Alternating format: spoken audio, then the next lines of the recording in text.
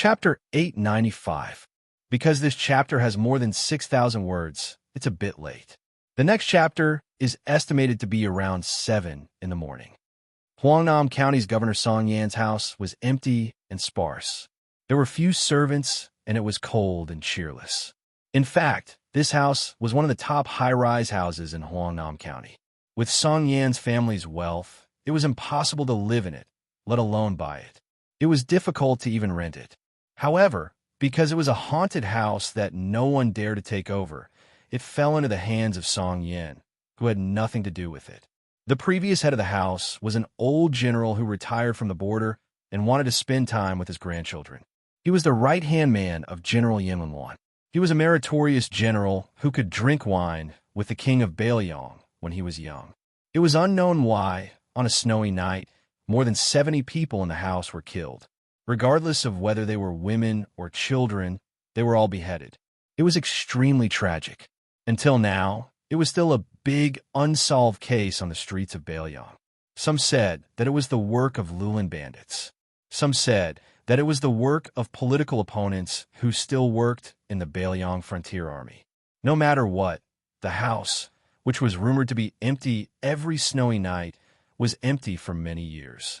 Later, Song Yin, who did not believe in ghosts and gods, became the head of Huangnam County. He did not do any water or land Taoist rites, nor did he set up any altars or rituals. He just moved into the house with his family and lived in peace these years. Although Song Yin admired the power of magic, he had another nickname that was related to Huang Lao, Kagan Taoist.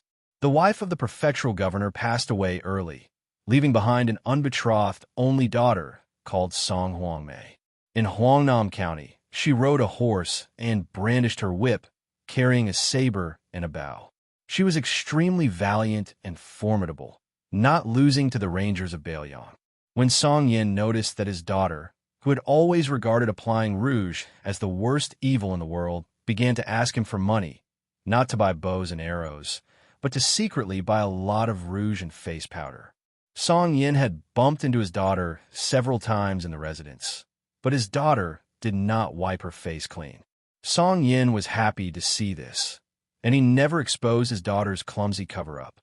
The library of the prefectural governor's residence was adjacent to the garden. Song Yin held a book and quietly stood by the window. In the garden, his daughter and 2 maidservants who were as close as sisters were laughing and talking happily. Her voice was particularly crisp. Song Yin, who was almost middle-aged, smiled slightly. His daughter deliberately spoke so loudly. Wasn't it to let the young man who had been standing outside the wall for more than an hour hear her?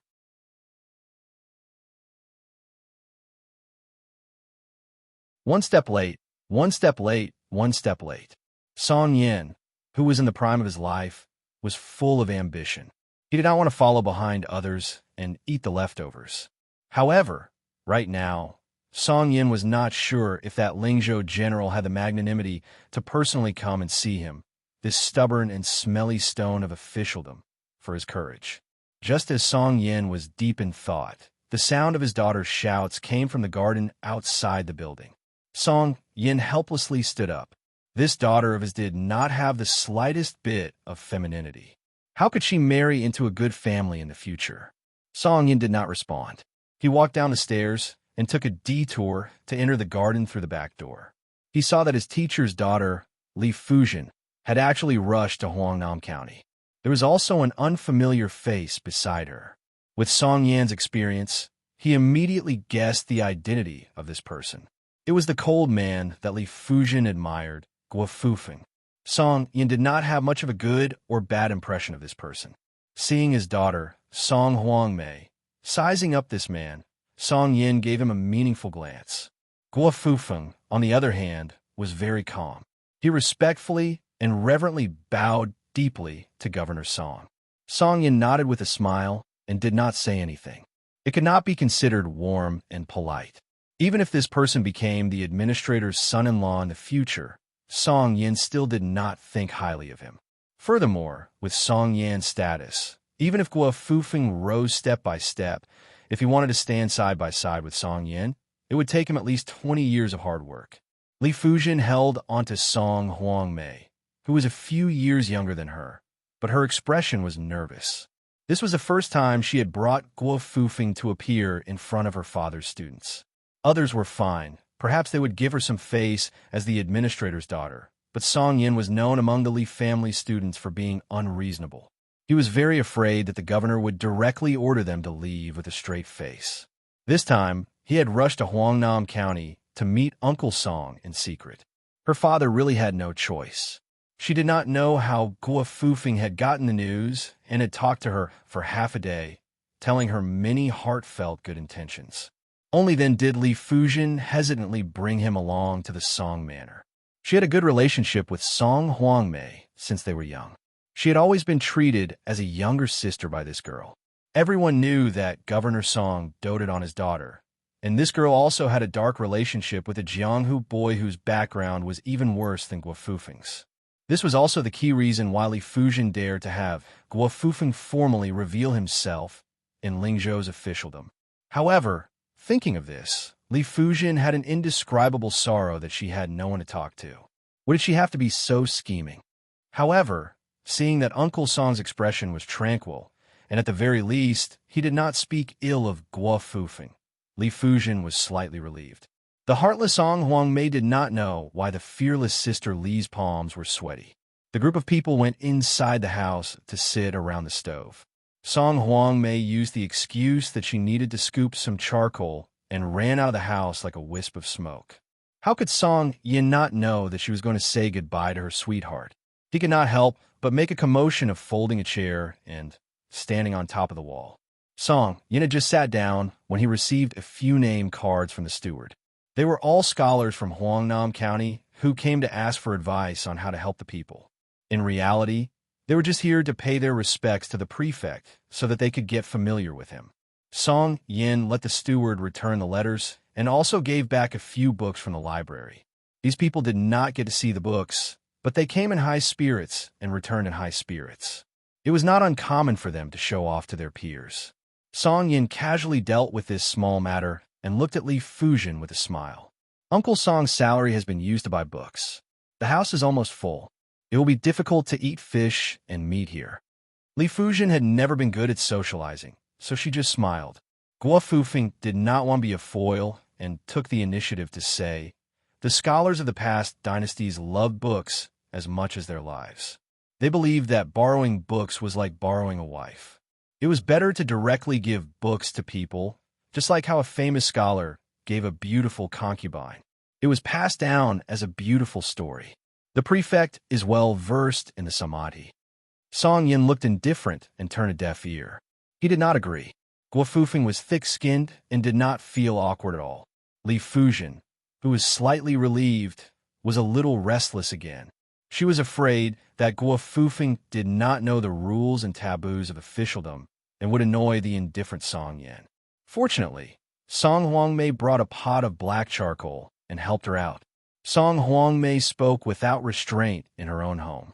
She frowned and said, "Father, Taya just told me that there were a few outsiders on the street outside the wall. They have been patient for some time. What are they doing in the empty alley in the middle of winter? Could they be bad people?" Song Yin laughed softly and said, "The road is open to the sky. Even if Father is the prefect, I can't control the footsteps of the pedestrians. Some people are willing to suffer the cold outside the wall. Even if they stay for a few hours, Father can't use the official's hat on my head to chase them away." Song Huangmei understood the meaning in her father's words. Her face suddenly turned red, and she lowered her head to fiddle with the charcoal fire. Chapter 896. The housekeeper stood at the door in a panic. Song Yin got up and walked out of the room. After hearing the news, he did not say anything. He turned around and told Li Fuzhen that he had some urgent business to attend to. He then asked Song Huangmei to help take care of the guests. After the governor left in a hurry, his footsteps gradually disappeared. Guo Fufeng lowered his head and reached out to warm the charcoal. His face was a bit gloomy. Guo Fufeng raised his head to look at Li Fuzhen and the governor's daughter, who each had their own merits, whispering intimately to each other. Guo Fufeng's smile quickly turned into a warm one. He was not displeased by the governor's neglect of the governor. After Li Fuzhen and Song Huangmei were done talking about women's whispers, Li Fuzhen wanted to say something but stopped. She caught a glimpse of Guo Fufeng's look from the corner of her eye and said, "Huangmei, do you know that there are many unethical and obscene temples in Huangnan County? Someone told my father about it. They said that not only did Uncle Song not ban it, but he allowed it to flourish. These temples were actually secretly manipulated by someone and became a means to amass wealth. It is a crime against public morals and morals. I came here this time to inform Uncle Song. Song Huangmei was shocked. She then narrowed her eyes and smiled. What do you mean by ruining public morals? Our Bailiang is like this. What is there to ruin? No matter how bad it is, it can't be that bad. I think those bastards who purposely slander my father must have nothing better to do. Either they are afraid that my father's position is too stable, and if my father doesn't move, they won't be able to climb up the ranks. If they don't get promoted, they won't be able to get rich. In the end, it's all because of money. I heard in the restaurant that a few counties in Lingzhou are pointing their spears at the Lingzhou general and purposely muddying the waters. Only our Huangnam County is peaceful. My father has become a target." Li Fuzhen's lips curled into a bitter smile. Guo Fufeng glanced at the girl and was a bit surprised. Song Huangmei glanced at the elegant Guo Fufeng from the corner of her eyes and said to Li Fuzhen, "Sister, Brother Han Lin is really something now. He is so successful that he has become the leader of the crossbowmen in the upper reaches of the border. I heard that he has killed hundreds of Beimang barbarians. There are so many heads on the back of his horse that they cannot fit. Is Brother Hanlin coming home for the new year this year? If he comes back, please remember to invite him to my house. I have to tell Brother Hanlin about my endless admiration for him. Men have to be like Brother Hanlin and go to the battlefield to kill the enemy. Otherwise, they are not men." Hearing these words, Guo Fufeng sneered in his heart, but his face remained calm. Li Fuzhen carefully glanced at Guo Fufeng, then turned his head and forced a smile. "Let's go out for a walk." Guo Fufeng naturally stayed behind. After the two sisters left, Li Fuzhen reached out and pinched Song Huangmei's ear. "Stupid girl, you dare to lecture your sister? Didn't I clearly write in your letter that you should not give him a dirty face? Look at you." Song Huangmei curled her lips and said, "Anyway, I didn't like that person at first sight. My father said that a scholar shouldn't be too enslaved and jealous. Such a scholar won't have a great future. I think the man surnamed Guo is not lacking in either of these two problems. Sister, listen to me. You refused our northern Liang devil incarnate at that time, which was such a great feat to vent your anger. Why are you becoming more and more useless in the end? If I had known it would be like this, it would have been better to follow the lecher surnamed Su and become the concubine of the king of Fan in the future. Our administrator will be grinning from ear to ear. Besides, Brother Hanlin was able to turn over a new leaf. Maybe one day that Su guy will suddenly wake up and really go to the border to kill the enemy. Of course, I think that with that guy's nature, it is as difficult as ascending to the heavens for him to kill people with his own hands like Brother Hanlin. He only dares to bully women. I really don't know what those people who say good things about him are thinking. What Bailiang soldiers sent to the capital? What Beimang soldiers? What Beimang soldiers? What Liang Lake? Who would believe that?" Li Fuzhen knocked hard on the forehead of the chattering Song Huangmei and angrily glared at her. "No one will think you are mute if you don't talk." The two walked to the corner and saw a group of people walking quietly on the bluestone path of the mansion in the distance. Except for the prefect Song, Yin, who was wearing official uniform without a sword, most of the other men had eye-catching Bailiang swords hanging on their waists, which added a bit of a cold winter atmosphere. Song Huangmei, who liked to join in the fun, quickly pulled Li Fuzhen's sleeve and said in surprise, "Hey, who is this handsome guy with gray hair and murderous aura? Sister Fuzhen, look, my father is such a proud person. When he walks, he is actually one shoulder away from him. No, I have to find an excuse to pay a visit to this hero." Li Fuzhen's expression was complicated and obscure. In the end, Song Huangmei still had some loyalty. She did not leave her sister Fuzhen alone. She was different from the ordinary girls from the noble families. Since young, She was obsessed with playing with guns and sticks. In order to secretly keep a Bailiang sword, she had been nagging her father for many years. In the end, Song Yin had to agree to give her one when she got married. This was because there was an iron law in Bailiang. As long as one was out of the army, even a general was not allowed to secretly wear a Bailiang sword. Even if one was bestowed one was not allowed to take it out. Of course, whether one abided by the law or not was another matter. Many playboys in Bailiang were proud of wearing a cold sword. As long as they were not exposed or seen, most of them would be fine.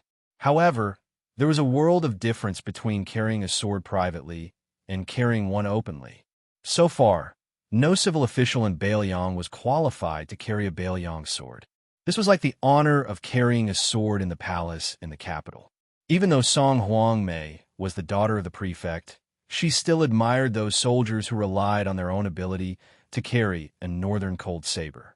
The disciple of the gang that she fell in love with also swore to her that in the future, before he married her, he would carry a northern cold saber and visit his father-in-law's house to propose marriage. Chapter 897. Song Yin led these uninvited guests into the meeting room at the back of the house. He dismissed the servants and personally poured tea for them. He was very polite, but there was not a hint of fear on his face. Even if the young man sitting in front of him was His Royal Highness of Bailiang and was the new Lingzhou general who had appeared out of nowhere. Su Fengyin took the teacup and said calmly, "Back then, Beimang's Jianghu wanted to infiltrate Bailiang under the orders of Spiderweb Li Mibi.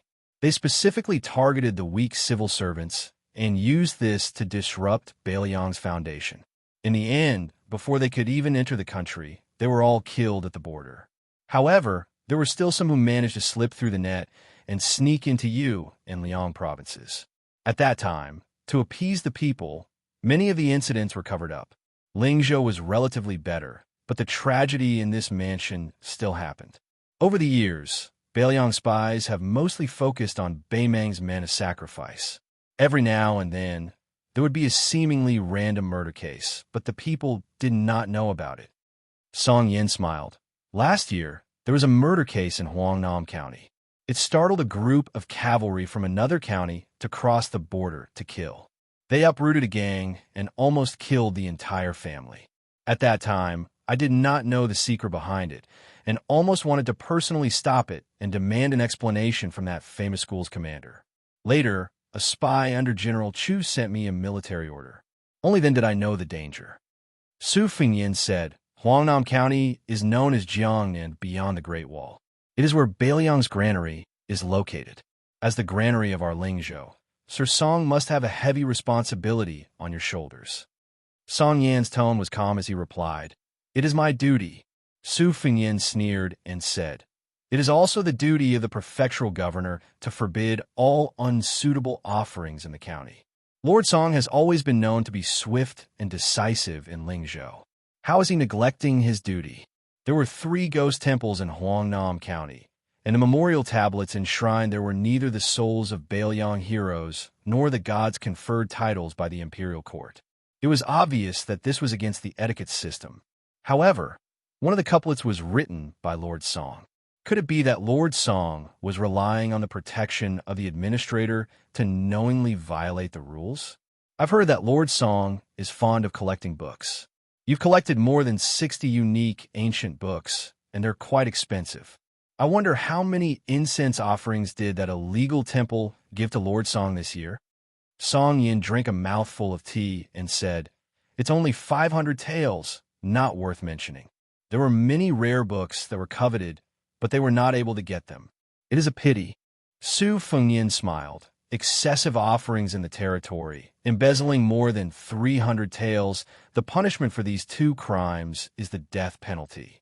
Does Lord Song want to use your head to help me establish my prestige in Lingzhou?"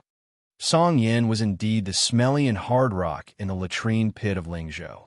He actually smiled. "Since your highness has brought a knife and I have admitted my crimes, then it's just a matter of 1 knife."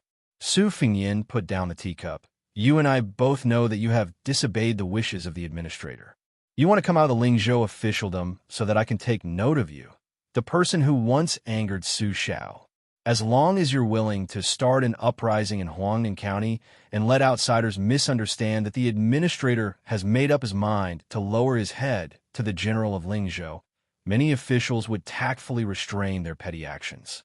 After all, if they were really dealt with later, those who came up with the idea would clean their hands and feet, while those who did the dirty work themselves would have to bear the consequences. Although the law did not punish the majority, who did not know how to punish the majority? After all, there would always be a few unlucky chickens that would be picked out. In fact, these crafty and slippery petty officials were also afraid of the consequences from the bottom of their hearts. Song Yin, do you think that without your Huangnam County, I will be stuck in the mud? Even if I go ashore, I will be covered in mud and can only run to Liangzhou to complain Su Xiao? Song Yin shook his head. Your Highness does not lack methods to break out of the situation. You just lack time. After all, even if your Highness kills randomly, you will be able to kill until they are not convinced. In the future, when a military confidants are all in place, and some local officials and scholars from Lingzhou keep each other in check, the Lingzhou officialdom will slowly be tamed. However, your Highness does not seem to have such ruthlessness and decisiveness, and you cannot wait. On this point, after your Highness personally came to Huangnam County to find me, Song Yin was even more certain. Seeing that Su Fingyin did not speak, Song Yin continued to speak slowly. If I become the Lingzhou provincial governor, I could be a vanguard for your Highness to get rid of the filth and also appease the administrator on the surface. Both sides will have a way out, and I can secretly weaken Sir Li's control in Lingzhou. Su Fingyin smiled and planned on what the prefectural governor would say. Prefectural governor, you overestimate yourself. The provincial governor of Lingzhou can only be Su Beiji, not you, Song Yin. At most, you can only be the governor of Lingzhou. However, I can tell you something straightforward. When Su Beiji becomes the administrator of Bailiang, you have hopes of becoming the Lingzhou provincial governor. However, that is still too early and you'll have to wait. This is because Bailiang will not touch Sir Li, who has done meritorious deeds without any mistakes. The Su and Li families have accumulated 2 generations of incense. Not to mention Sir Li's hard work. Just my relationship with Li Hanlin is enough for the administrator to enjoy being an official. Furthermore, it is better to not do something as immoral as killing the donkey after it has outlived its usefulness. Of course, if you, Song Yin, really have the ability with Su Beiji in front of you, even if you can't become the Lingzhou provincial governor, there are still 2 provincial governor seats for me to consider. There are 30 provinces in Liang. Let's not talk about Su Beiji, who is an anomaly. Count them. How many of them are under 40? Sir Song, you should be content. Song Yan's expression was uncertain. In the end, Su Fingyin said something that made Song Yin not know whether to laugh or cry. Also, there are many people who want to be promoted to Lingzhou provincial governor. If you, Song Yin, want to be promoted, you have to give me half of the books in the building. Many scholars have come to Bailiang, and I can use them to buy people's hearts. Without waiting for the governor to nod, Su Fingyin stood up and muttered to himself, Mother *******. No wonder so many people want to be the emperor. They can be so righteous when they're selling their positions for money. Chapter 898. It was probably because this self-proclaimed Lingzhou general was too direct that Song Yin, who had been immersed in officialdom for many years, found it refreshing. At the same time, he also felt a fear that the governor did not want to admit. For a moment, he was speechless and did not make a sound. The tea had already turned cold, but Song Yin still sat there and swirled the cup lid.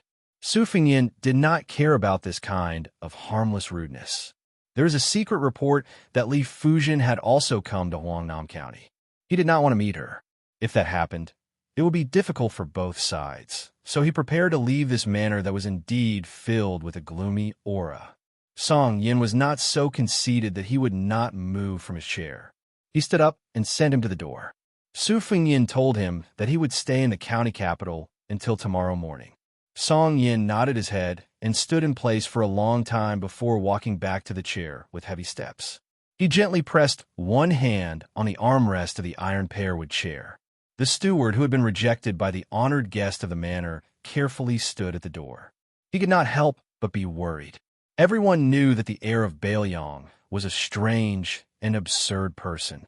Now that he had placed the title of Lingzhou general on his head, who knew if he was going to openly attack Lingzhou? His master had better not be the first. Song Yin patted the armrest and turned around to say, "Go to Wild Ape House and organize 2,000 books.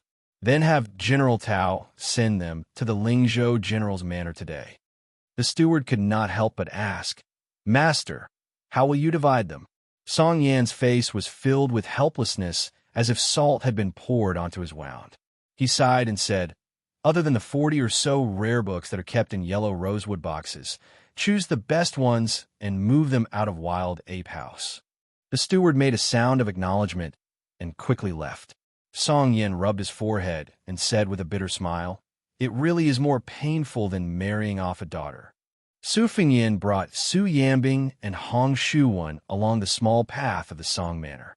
Huyen Guanyin did not enter the manor and remained in the carriage outside the manor. The reason why Su Fingyin chose Huangnam County Song Yin was mainly because this prefect was quite knowledgeable, but he did not have the temperament of an old scholar. Back then, Song Yin had purposely criticized Su Zhao's unclear rewards and punishments in public. It was just a ploy in the officialdom to attract Su Zhao's attention. It was not really Song Yin who did not understand the rules of the officialdom. It was a pity that he met Su Xiao, the king of Baelyong, who did not know how to read the customs. Of course, Su Fingyin also began to suspect that Su Xiao had intentionally left this stubborn Lingzhou rock for him to subdue. While Su Fingyin was thinking, he raised his head and saw a tall servant girl from the manor. She was dressed simply and strangely had a long sword at her waist. She had an unfriendly expression towards them. After she blocked their path, she pressed down on the hilt of her sword and asked sternly, "Who are you? You had bad intentions on the street outside earlier. Why did you barge into the backyard without permission?" Young people who did not wear armor but carried cold swords in Lingzhou were definitely those hedonistic sons who did not know the immensity of heaven and earth. She had followed the young miss and taught them a lesson countless times. These wastrels who only knew how to rely on their parents' achievements to do evil did not have any memory at all. This time, they actually dared to barge into the prefectural governor's manor to show off. Su Fingyin glanced at her. Hong Shuwen behind him was eager to try. His eyes were dark and cold, and he was about to use the scabbard to knock this girl unconscious. Su Fingyin threw a look at Hong Shuwen, indicating that he should not cause trouble. He smiled and explained to her, "I am a guest of your manor. The carriage is parked at the back door, and I am about to leave. It is not what you think. Barging into an official's manor is not a small crime. I do not have the courage to come to the prefectural governor's manor to cause trouble." Su Fingyin finished speaking and was about to walk around her. He did not expect her to take 2 steps to the side and block his path again. Hong Shuwen rolled his eyes. This girl really did not know how the word death was written. The maidservant said stiffly, "No, you have to tell me your name. I'll ask the steward, and only after I confirm that there's no mistake will I let you go. Otherwise, if you're a daring book thief or a bandit who intends to commit murder." Hong Shuwen could not help but scold, "Scram." The maidservant, whose temper was not much better than Hong Shuwen's, was furious and wanted to draw her sword. However, what scared her out of her wits was that no matter how much strength she used, her sword could not leave the scabbard. It was as if it was nailed to the scabbard. Su Fingyin knew that Hong Shuwen did not have this ability, but to Su Yambing, who had once suppressed Wang Xiao, it was just a small trick. Su Fingyin directly brushed past her. Su Yambing, who was as calm as an ancient well, followed closely behind. Hong Shuwen had a mischievous expression on his face as he swaggered past her. The maidservant, who had practiced swordsmanship for many years, only thought that she had seen a ghost in broad daylight. She did not dare to be rash and turned her head to look at the 3 people in a daze. Only when she found that they had shadows did she breathe a sigh of relief. She was really afraid that they were the wandering ghosts who had died tragically in this mansion. The maidservant no longer dared to move, but there was someone in the mansion who was still lingering around. His sword was like a rainbow as it flew straight towards them. Su Fengyan frowned. Hong Shuwen was happy that someone had bumped into his blade. However, with His Highness present, he did not act too ruthlessly. He quickly took out his blade and used the scabbard to stab the assassin's chest. Then, he kicked the man's abdomen. Hong Shuwen seemed to feel that he had let the man off easy. He quickly walked over and was about to fiercely step on the assassin's face when Su Fengyan spoke. "That's enough." Hong Shuwen took back his boots that were only an inch away from the man's face. He put on his Baelyong blade again and turned around to walk towards His Royal Highness, who had a bodhisattva's heart. The maidservant who had previously failed to draw her sword cried out with a sobbing tone, "Miss!" The maidservant, who had been poked and stepped on by Hong Shuwen, struggled to sit up. She pointed at the fallen sword to the maidservant. Then, she shouted towards the backs of the three people with difficulty, "Hey, hey, hey! The one with gray hair, don't be in a hurry to leave. I have something to ask you." Chapter 899.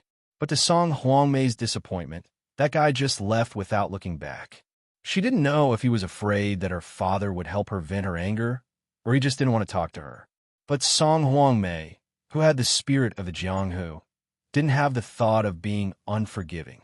She was in the wrong to use her sword to keep them, and she didn't think that the other party was unreasonable.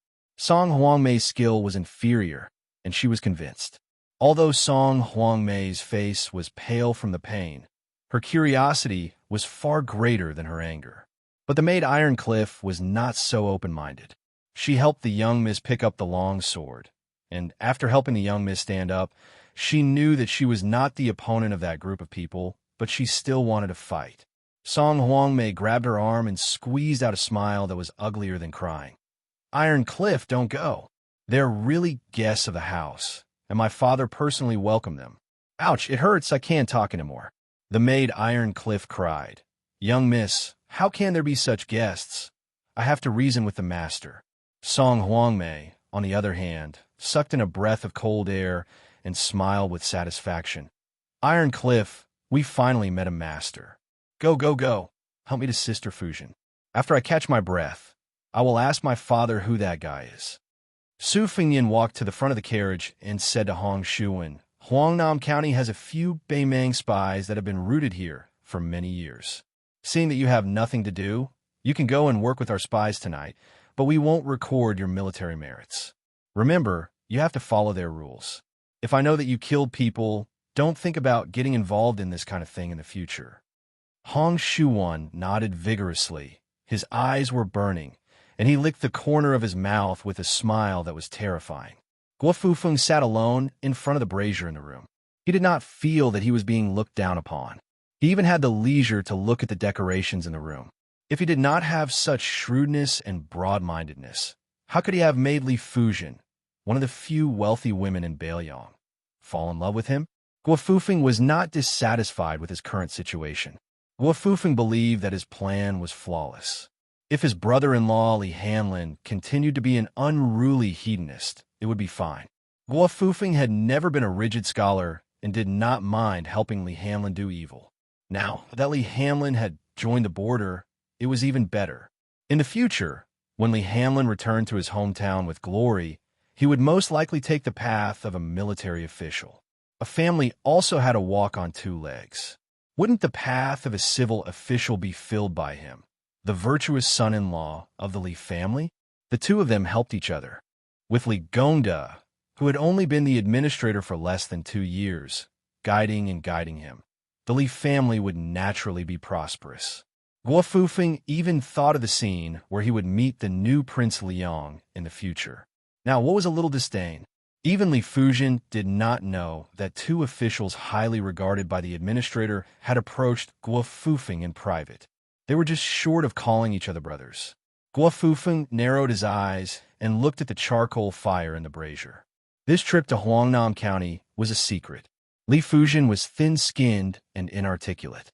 He still needed to rely on him to solve his father-in-law's problems. Huangnam County was the place of prosperity for the administrator.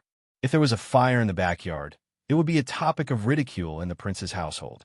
Guo Fufeng believed that Song Yin knew the severity of the situation. Previously, He was neither cold nor warm to him. Li Fuzhen sat down beside him. Guo Fufeng saw that there was no one around and said softly, I have my own plans on how to persuade Sir Song. Fuzhen, you don't have to worry. Also, according to what you said, the man that Miss Song likes is a disciple of a second-rate gang in Huangnam County. If there's a chance, the four of us can find an elegant restaurant to have a meal. Although I'm not a member of the Jianghu, I know a lot of Jianghu stories. I'm not afraid to have nothing to say to that person. Li Fuzhen suddenly asked, Fufeng, aren't you tired? Guo Fufeng smiled and asked back, tired? Li Fuzhen turned her head and did not look at him. Guo Fufeng hesitated for a moment and did not hold her hand. He placed his hands on the brazier and enjoyed the warmth. His voice was warm as he said, There's nothing to be tired about. In order for us to have comfortable days in the future, it's natural for me to be tired. One day, I will let Ling Zhou and even Bailiang remember the name Guo Fufeng. Li Fuzhen did not feel tired when she went on a hunger strike with her parents in order to be with him. She did not know why, but when she heard the bold words of the man she admired, she felt tired. Guo Fufeng said softly, Fuzhen, don't worry. Sooner or later, I will let your father and Hamlin acknowledge me. Li Fuzhen nodded her head. Song Huang Mei held his chest with one hand and his abdomen with the other. He entered the room and sat down. Li Fuzhen asked worriedly, What's wrong? Song Huang Mei said mysteriously, It's nothing. Didn't we see those people full of killing intent earlier? I personally want to test them. Guess what? I was taught a lesson by them. That's nothing. What happened to Iron Cliff was strange. They were not even able to draw their swords. Those people are definitely experts. Li Fuzhen asked with a panicked expression, Does your father know about this? Song Huangmei shook his head and said, Not yet. When I'm not in such a sorry state, I'll go and ask. Otherwise, my father will definitely ground me for half a month. I might not even be able to go to the lantern market. Li Fuzhen, who wanted to continue hiding the truth, grabbed Song Huangmei's hand and blurted out, The person in the lead is surnamed Su. He's the current general of Lingzhou. Song Huangmei was dumbfounded. He then shook his head and smiled. No way. Where did Su get his killing intent from? Him? Even if he wears a Bailiang sword, he's just an embroidered pillow. Impossible. If that person is Su Fengyin, then I'm a female sword immortal. Song Yin stood behind the three of them and inadvertently heard this. For the first time, he was furious at his daughter. He said angrily, Song Huangmei, fine. You're a female, sword immortal, right? You'll be grounded for a year. If you dare to go out, I'll break your legs. This time, I'll do what I say. Song Huangmei shrunk her neck and asked softly, Father, is it really that Su guy? Song Yin said sternly, What Su guy? It's His Royal Highness. It was the first time Song Huangmei saw her father scold someone with such a stern face. She did not even feel wronged when she was beaten by Hong Shuwen. Now, she was so wronged that tears welled up in her eyes. She sobbed and shouted angrily, It's that Su guy. Even if he's standing in front of me, I'll still call him Su. He's an ignorant and incompetent second generation. If he wasn't born into a good family and followed the general surname Su, then what is he? Su Fengyin. Outside the door, the housekeeper of the Song residence wished he could dig a hole and hide in it. He swallowed his saliva and turned his neck stiffly. He looked at the Su guy, who had left and returned. He did not know how to fix the situation for his young miss. Song Yin saw his daughter suddenly stop crying. He realized the change behind him. After he turned around, even the governor who had experienced the storms of officialdom felt his heart turn to ashes. Chapter 900. Li Fuzhen closed her eyes, as if she did not dare to face the disaster of the Song family. Su Fengyin's expression was calm, and one could not tell if he was happy, angry, or sad. He said to Song Yin, Official Song, I have something to discuss with you. After saying that, Su Fengyin turns around and walks down the stairs. Song Yin was angry with Song Huangmei before. In the face of a disaster, he quietly presses his hand to his daughter, who causes trouble from her mouth.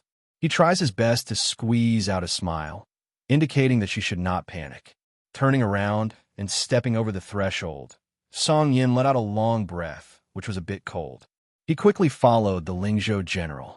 Song Yin had been in a high position for a long time, and his understanding of shrewdness was much deeper than ordinary people who did not have to worry about food and clothing. Many of his sons of Jianyang were not evil people who bullied men and women. Normally, they would greet and send off people, and when dealing with officials like Song Yin, who held real power, they would be very gentle and polite. When dealing with subordinates, they would also have the ability to control people. They would pretend to be profound, and their words and actions were strange, making people afraid. However, in Song Yan's eyes, this kind of shrewdness was not a high realm.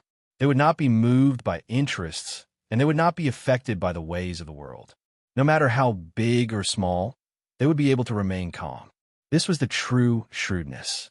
Song Yin was afraid that Su Fengyin was the former. When things were going well, he was easy to talk to, and when doing business with people, he would be fair. However, if things did not go his way, he would show his fangs and not treat people as people. Song Yin did not think that a governor of Huangnam County could make his Royal Highness, who was Bailiang, angry and not have any scruples in doing things. Su Fengyin slowed down his steps and walked side by side with Song Yin. He softly joked, "In the past, you scolded Su Xiao, and now your daughter scolded me. Does the Song family have a grudge with the Su family?" Song Yin was a bit embarrassed.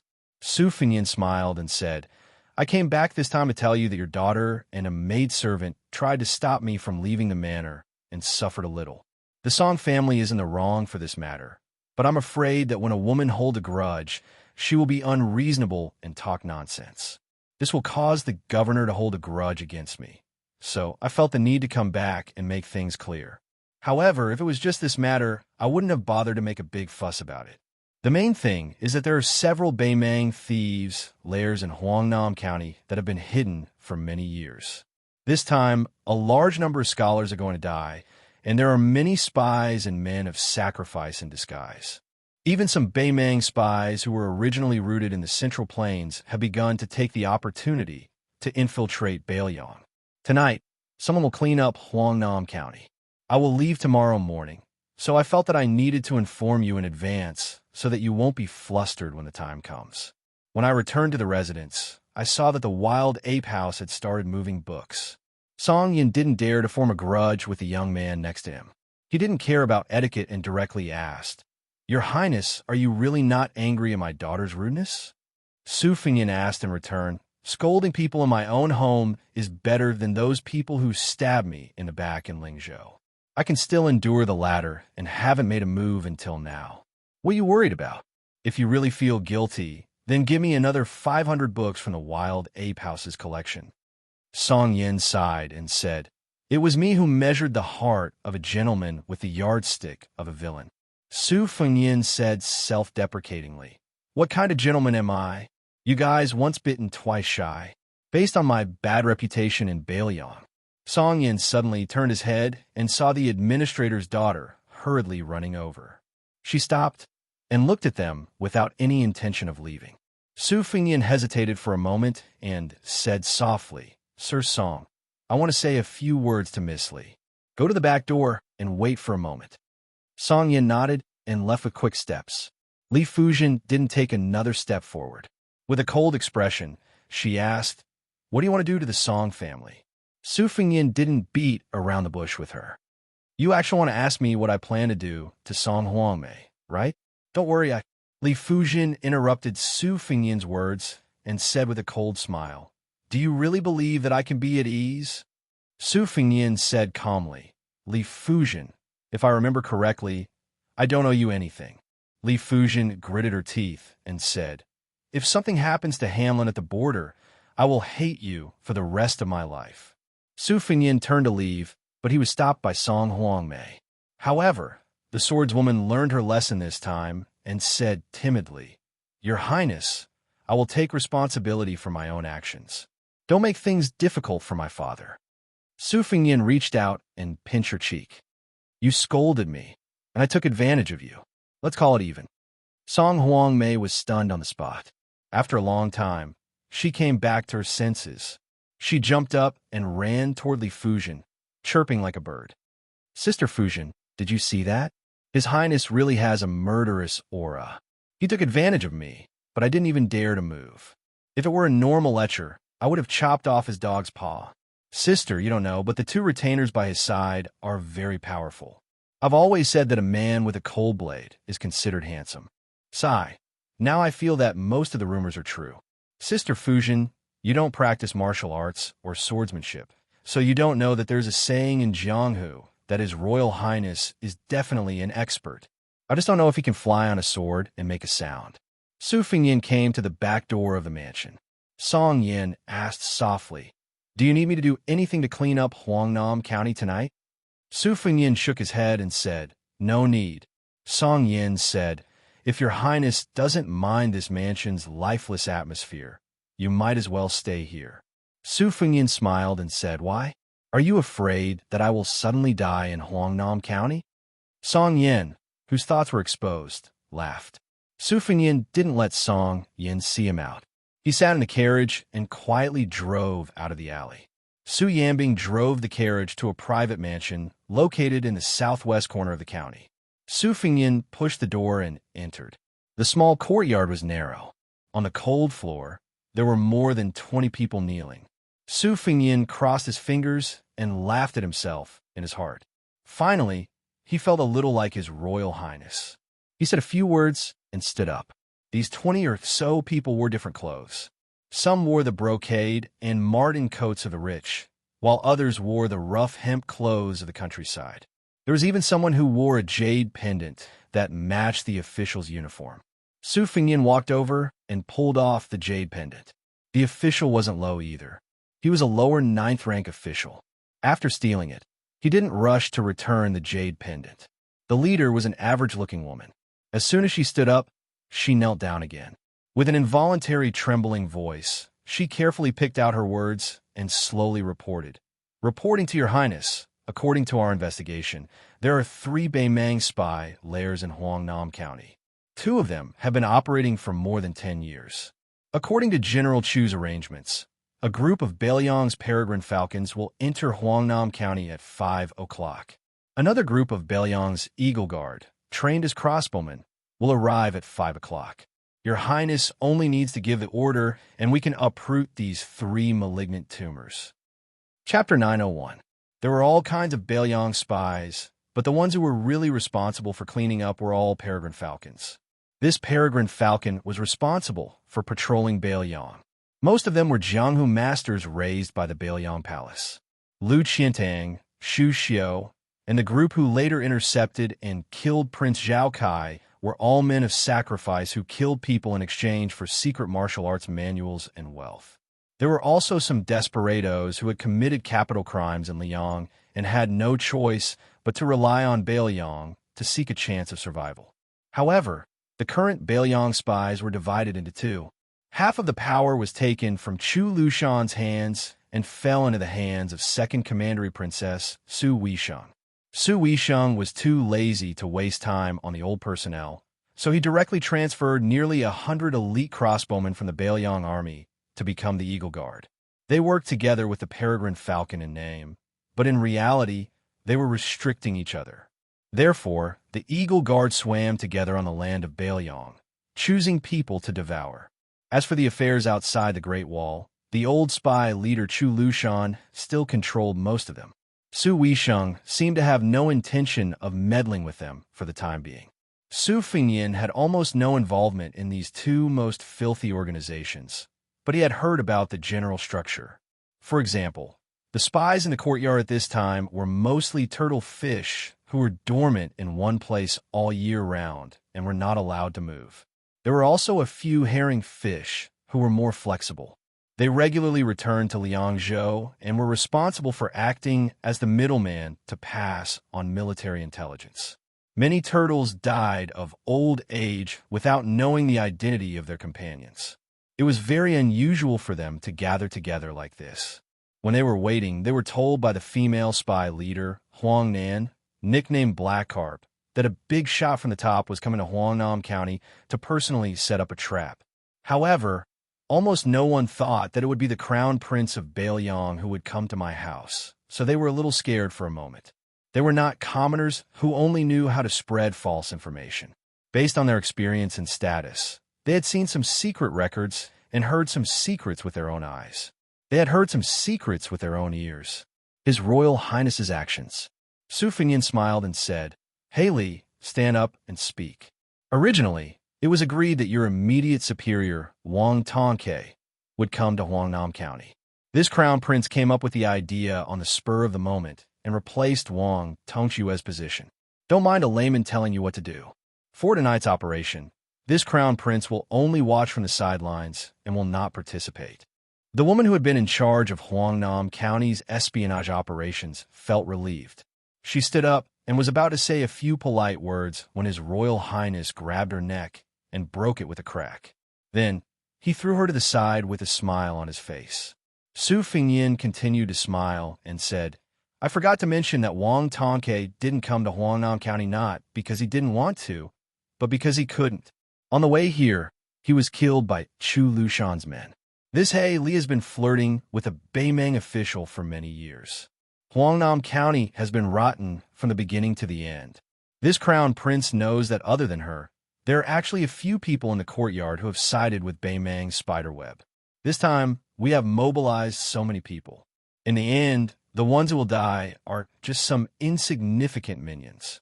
This won't do." The remaining people in the courtyard looked at each other in dismay. The jade turtle, who had already become a Bailiang official, took a step forward and gently looked at He Li's corpse. There was a desolate smile on his face, as if he had accepted his fate. Su Fengyan ignored this spy who had exposed his identity and ignored him.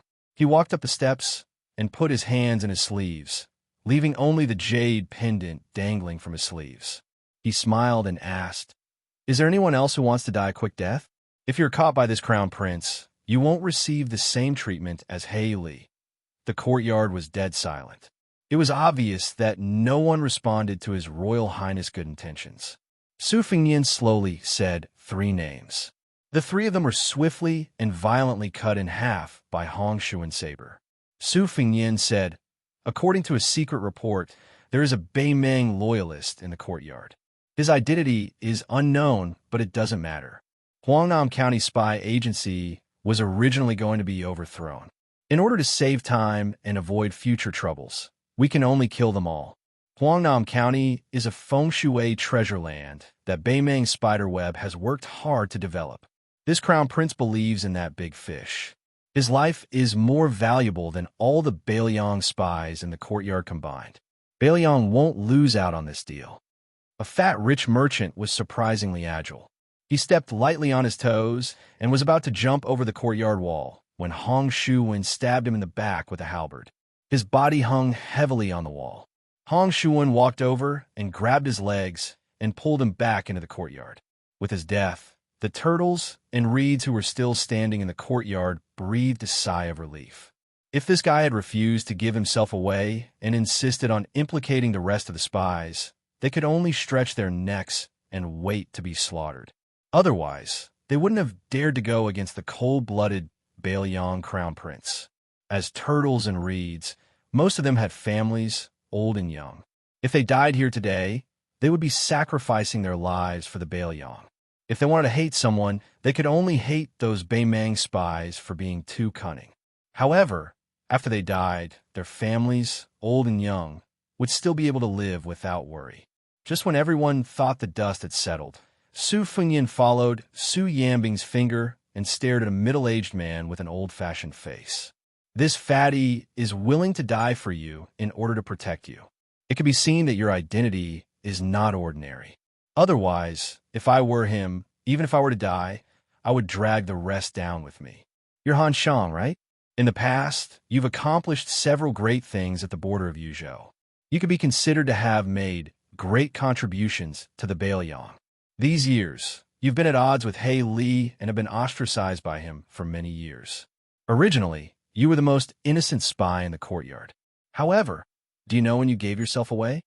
Han Shang smiled gloomily and looked at Su Yambing. "I've long heard that there are hidden talents in the king's mansion.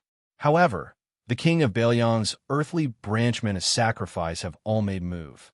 Only a guy called Su Yambing has been doing nothing all this time. No one could figure out his depth. The Beimang side speculated that this person's realm was higher than Spear Immortal Wang Xiu's junior brother, Han Lao's Han.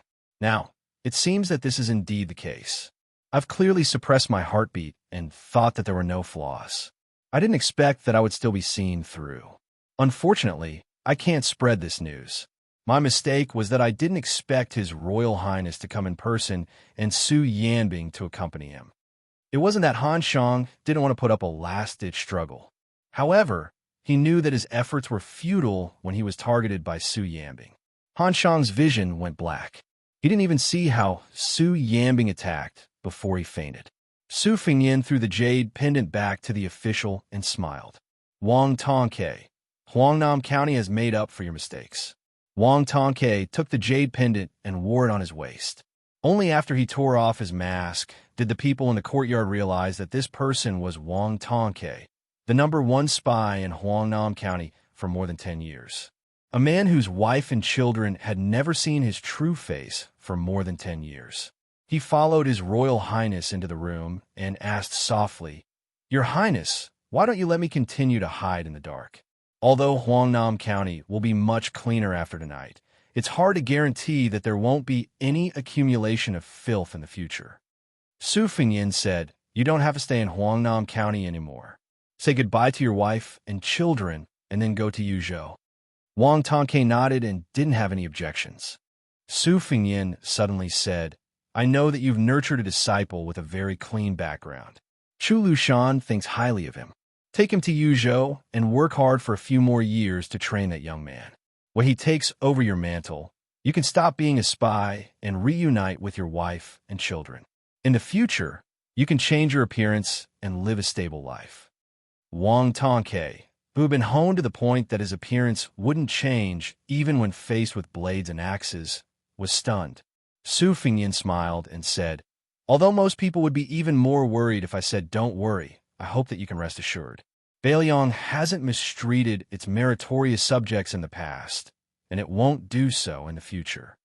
The man suddenly laughed and said, "I appreciate your Highness's good intentions, but Wang Tongchua's life is cheap, and he has long been used to scheming against others. If you suddenly ask this lowly one to plant flowers, this lowly one will feel even worse than killing this lowly one. Besides, our line of work isn't like mounting a horse to fight and killing enemies. It's useless once you're old. The older you get, the more proficient you'll be." Su Fengyin was speechless. Wang Tongke blushed for the first time and said, "Your Highness, my 10-year-old son is full of admiration for your Highness after listening to the storyteller's story. This kid has been very strong since he was young and wants to go to the Phoenix Battalion to be a White Horse loyal follower." Su Fengyin nodded and smiled. "Good.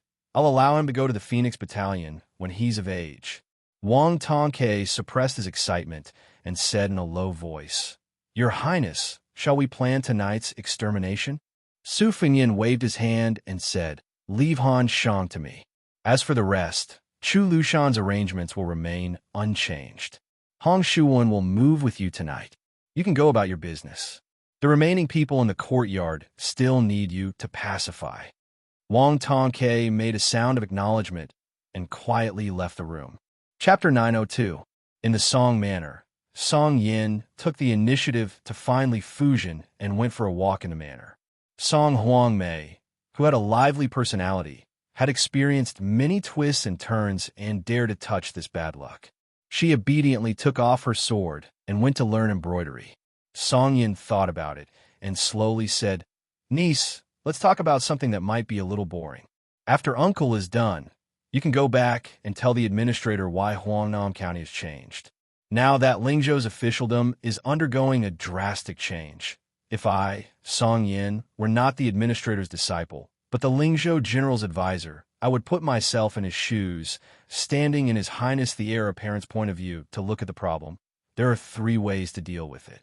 The worst way is to try to use killing people to convince the masses. There are also 3 levels of high, middle, and low.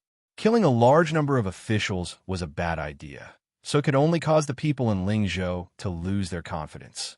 Not only did the local officials in Lingzhou feel that this Lingzhou general was useless, Even the scholars from other places who were watching the show thought that they had married the wrong man and had met the wrong person. If they could kill the officials that caused trouble today, they could kill them tomorrow. The situation was precarious. So what if they got an official position in a short period of time? The best plan was to kill a few officials like Song Yin, which was relatively better because Su Li was not the main instigator of the chaos in Lingzhou. He was ordered by officials around the same level as Song Yin. There were civil officials and generals, and they were all deep-rooted local snakes.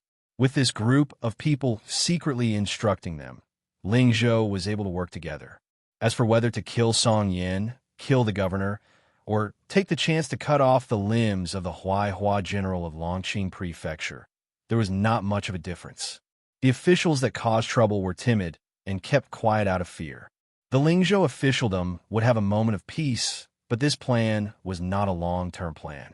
Once the Lingzhou general left, Lingzhou would still be Lingzhou. This was the same logic as the dynasty ruling over corrupt officials, treating the symptoms but not the root cause. When the spring breeze blows, the weeds grow. The best way is very simple. You just need to kill one person. Li Fuzhen had never been interested in the officialdom, but when the governor talked about it, she did not find it boring. However, Song Yan's following words caused her to lose all color in her face. That is to kill Administrator Darren. Killing anyone would be better than killing your father to intimidate Lingzhou.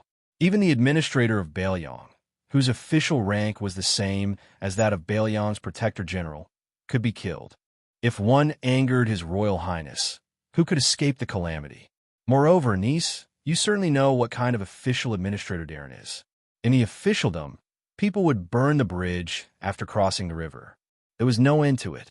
In the Liang one, there was the Song family, which had 3 heroes and 2 teachers. In the military, there was the Han family, which had been guarding the border of Jizhou for generations. Compared to official Li, they were all genuine pillars of the imperial court. In this sense, if they could die, official Li could die many times over. To put it bluntly, the Li family had plundered so much gold and silver. After the confiscation, the soldiers at the border would be able to enjoy a lavish new year. There were 20-30 pawn shops under the Li family's name. There were countless bribes from the subordinates. Rare toys, antiques, calligraphy, and paintings were bought by the Li family with their left hand and sold at a high price from the pawn shops with their right hand. Not to mention, there were also 2 horse caravans with more than 100 people that specialized in salt and iron trade and tea horse trade. Thus, when I, Song Yin, heard that His Royal Highness was the general of Lingzhou, my first thought was that the Su family wanted to deal with your Li family. I even sent someone to send a secret letter to the border asking if your brother Li Hanlin was under house arrest. I don't know if it was because teacher was under the light or because he trusted the old relationship between the Su and Li families too much. Li Fuzhen finally spoke. Our family would not have fallen to such a state.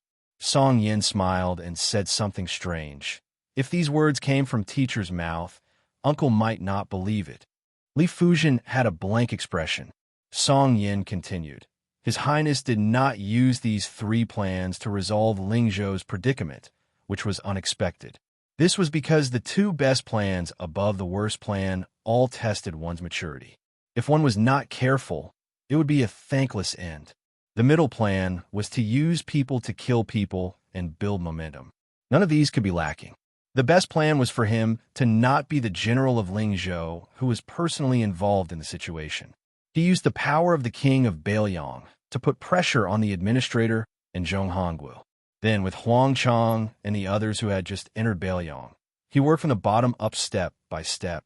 One on top, one on the bottom, one on the inside, one on the outside.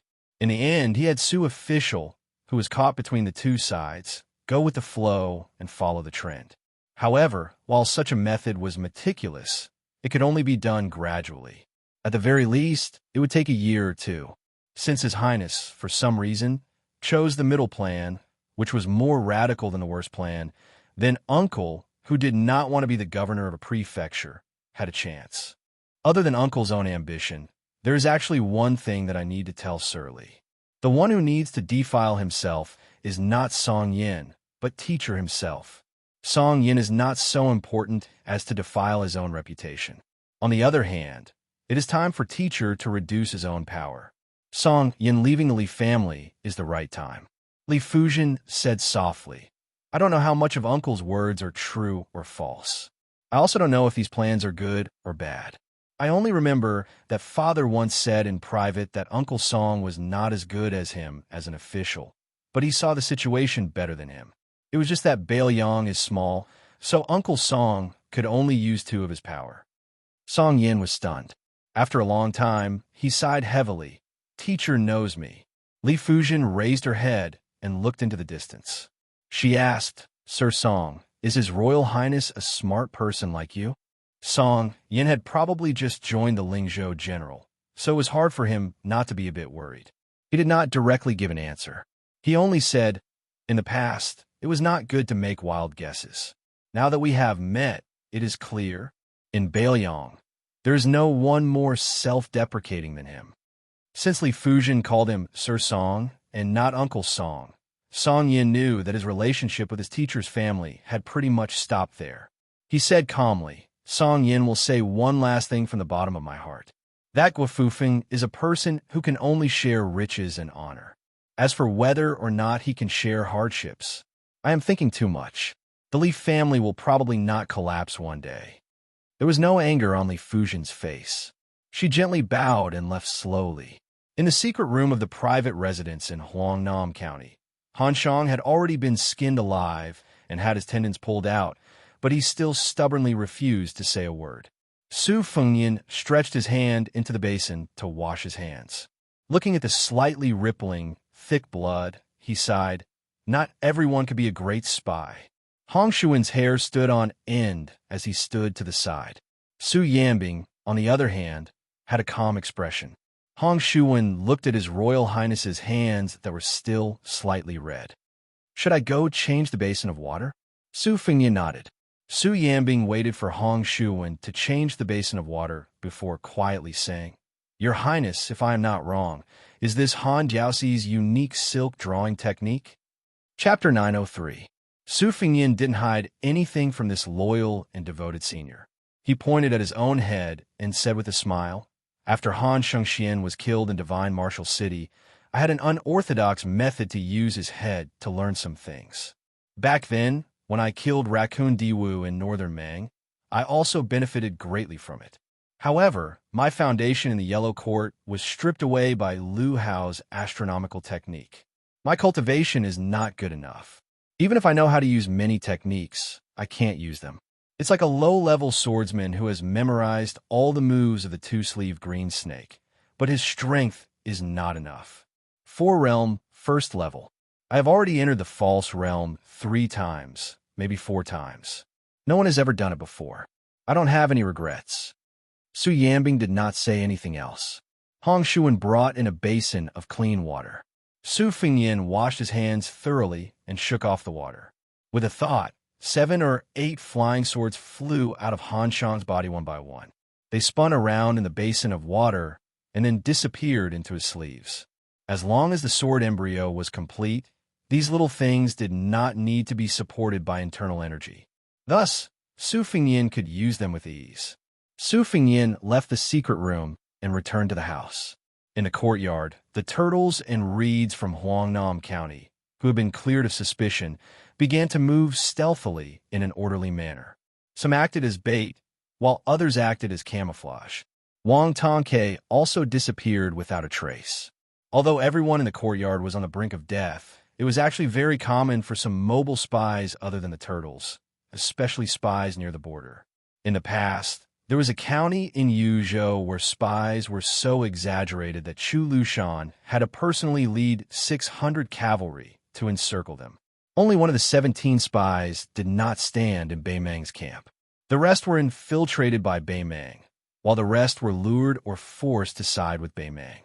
Chu Lushan walked in alone and faced the 17 spies. He said self-deprecatingly, I'm honored to tell you that after I joined, you only have 2 enemies. Of course, Beimang's southern dynasty was not much better than Bailiang's. Su Fengnian moved a chair and sat under the eaves.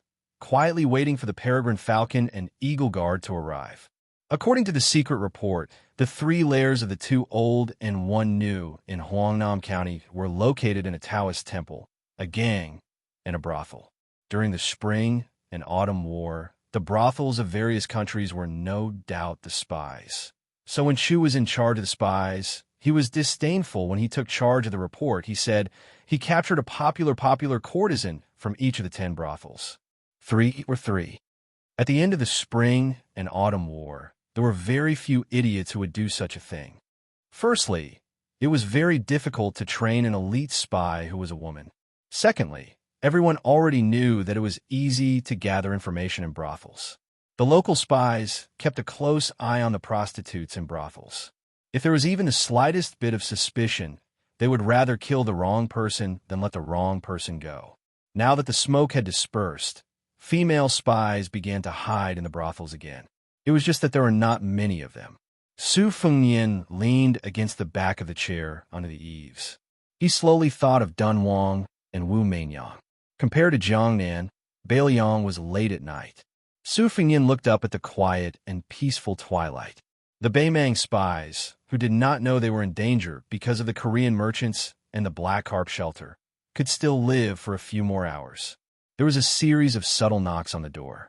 Hong Shuwan, who was in charge of odd jobs, went to open the door.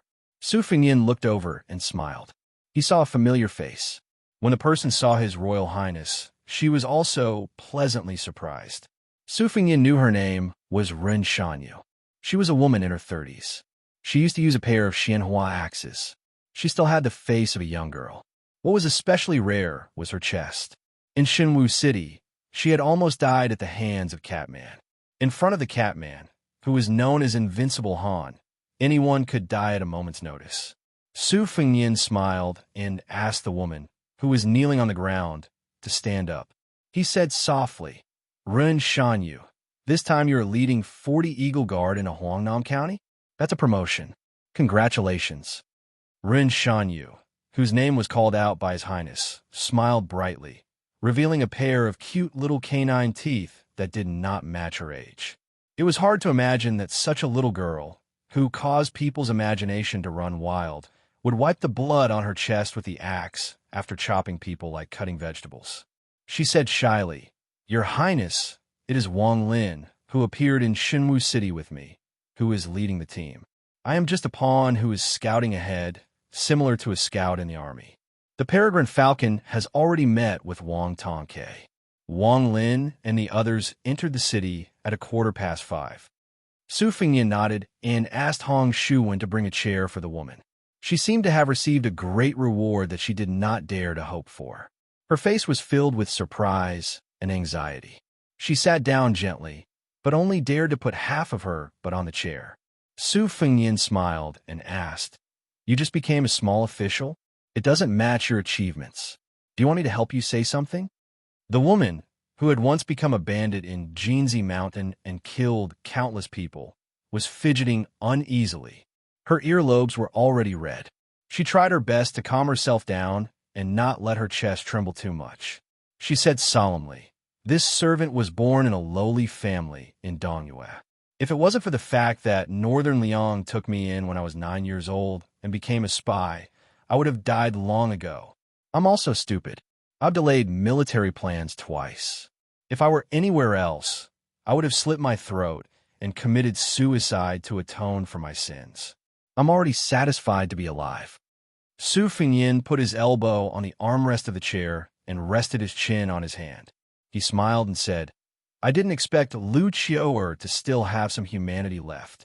Hearing His Royal Highness's frank comments about General Chu, whom all Bailiang spies respected like a god, Ren Shanyu thought she had made a big mistake.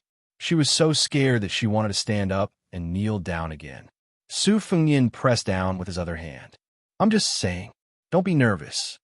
Ren Shanyu's but fell back on the chair. She was even more afraid to speak.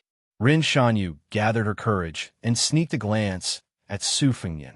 She saw His Royal Highness squinting his eyes and smiling enchantingly. She clenched the corners of her clothes tightly. Her face was covered in sweat. She wanted to say something. Su Fengyin said helplessly, "If you have something to say, say it." Ren Shanyu gritted her teeth.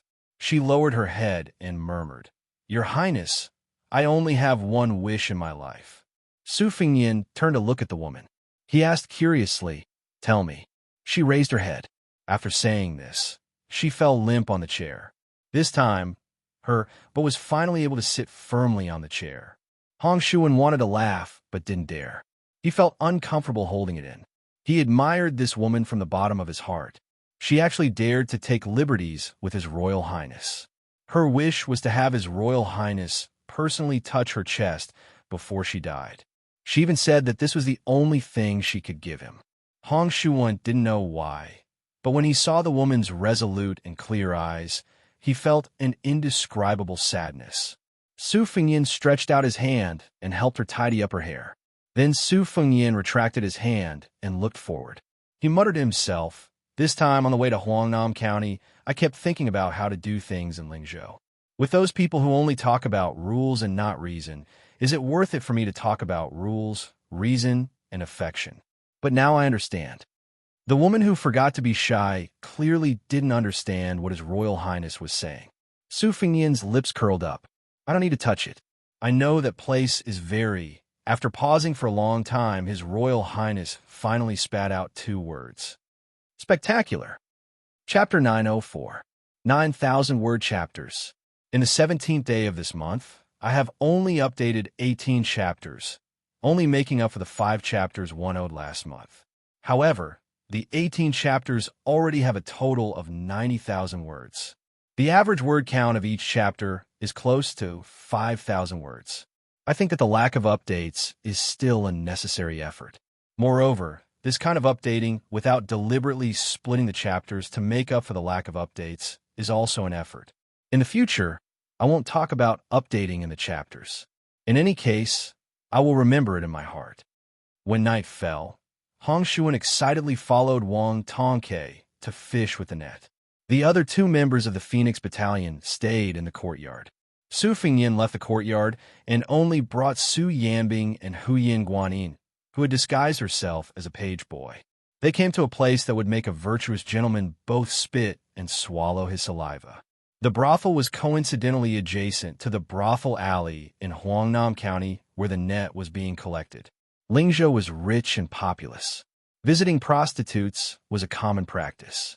Many of the bodhisattvas and heavenly maidens that merchants spent a lot of money to provide for also had plump bodies. Many monks who saw the sculptures and murals all lamented that the human heart was not what it used to be. Walking in the brightly lit and powdered fireworks alley, there were many ambitious and arrogant guests wearing mink coats. Huyin Guanin followed behind Su Fengyin, afraid that she would lose him. No matter what situation Su Yanbing was in, his state of mind was like an ancient well without ripples. Perhaps he was also like this when he attained Heaven's Gate. As the former hedonistic leader of Bailiang, Su Fengyin was familiar with this kind of work. He chose the most brightly lit Peach Cheeks brothel. The brothel was 3 stories high, and the lanterns hung high. It was not like the neighboring brothels where a few women with heavy makeup were sent out to solicit business. Su Fengyin waved his hand and threw a piece of silver to the brothel's turtle leg. The silver did not even need to be weighed and instantly slid into his sleeve. The young man's smiling face immediately became attentive. This kind of person was not simple. He had good eyesight, a good tongue, and a strong body. He sized them up from head to toe and decided that there were a few distinguished guests who could spend a lot of money. He immediately shouted, but in reality, he was sending a secret message to the brothel keeper. As expected, a woman walked out slowly from the brothel. However, compared to most brothel keepers who were middle-aged women, this woman was very young. Su Fengyin's discerning eyes saw that she was the brothel keeper's daughter, commonly known as the little boss. When she saw Su Fengyin, she was in high spirits and obediently snuggled up to him. Su Fengyin did not take advantage of the situation to take advantage of her. He pinched a piece of silver with 2 fingers and threw it into the white and tender cleavage between the woman's bright red silk tube top. He smiled and said that he wanted 2 musicians who could play music and not some courtesan. The little boss was very happy. In her line of work, there were two kinds of bastards that she was most afraid of. The first kind was those whose family background was neither high nor low. They were not rich, but they could still afford to enjoy themselves for 10 to 15 months. They were half a bucket of water, and as soon as they arrived at the brothel, they would start to show off, wishing that they could buy all the girls in the brothel. The second kind was those who did not have much money, but could not be considered the son of an official. Not only did they rely on their family background to eat and drink for free, they also liked to cause trouble. In the end, if they could not solve the trouble, they would only give the brothel a hard time. The gray-haired young master in front of her was very heartwarming. He was generous and tactful. Because he spent money on the courtesans, the amount of money he spent was not much less than those popular courtesans.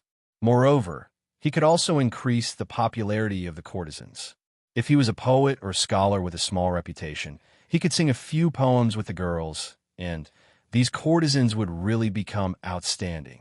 Without needing Su Fingyin to say anything, he was invited to an elegant room on the 3rd floor.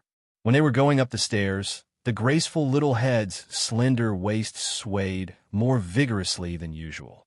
In her mind, if this elegant young master wanted her to accompany him, even if she offered a lower price, it would not be a big deal. Most of the men in Bailiang were strong and rough. With his appearance and temperament, which was similar to that of a scholar from a Jiangnan aristocratic family. In the end, she should be the one to take advantage of the job. When the young master reached the 3rd floor, he asked for a room facing the street. She kindly reminded him that it would be a little noisy here, but he dismissed it with a laugh. The little head was also happy to go with the flow. If the guest was willing to spend money in vain, she could not cry and shout to stop him. She pushed open the door and entered. In the room, there was already a young courtesan waiting for business. Before she went out to call for another guest, a young master with a pair of red phoenix eyes tugged on her sleeve. Without batting an eyelid, he asked her to hold a banknote. He smiled and said, "What's with riding a donkey, looking for a donkey, looking for a donkey, looking for a donkey?" The little head's eyes jumped with joy. She knew the answer, so she teased the young master and asked him what he meant by riding a donkey, looking for a donkey, looking for a donkey. But that young master did not overdo it. He did not say the word ride, which slightly tickled her heart. However, this kind of small ripple came and went in a hurry. It was much faster than many people with silver spears and wax heads taking off their pants and putting on their pants. Su Fingyin did not sit down. Su Yambing went out of the room and closed the door. He stood at the door with his eyes closed and focused. Huiyin Guanin's back was almost leaning against the wall. She was wearing a large mink hat as she stared fixedly at her own boots. The young manager's eyes were sharp. How could he not recognize that this was a woman? Bailiang had always had an open culture. Women were not only experts in riding horses, drawing bows, and hunting. Some bold and unrestrained women would not only pay to invite the courtesans into their manors to sing, they also dared to personally come to the brothel for a stroll. Some of the more bold and unrestrained women would not only pay to invite the courtesans into their manors to sing, they would also dare to personally come to the brothel for a stroll. Some of the more unique and gluttonous women had long been accustomed to this sight in larger brothels.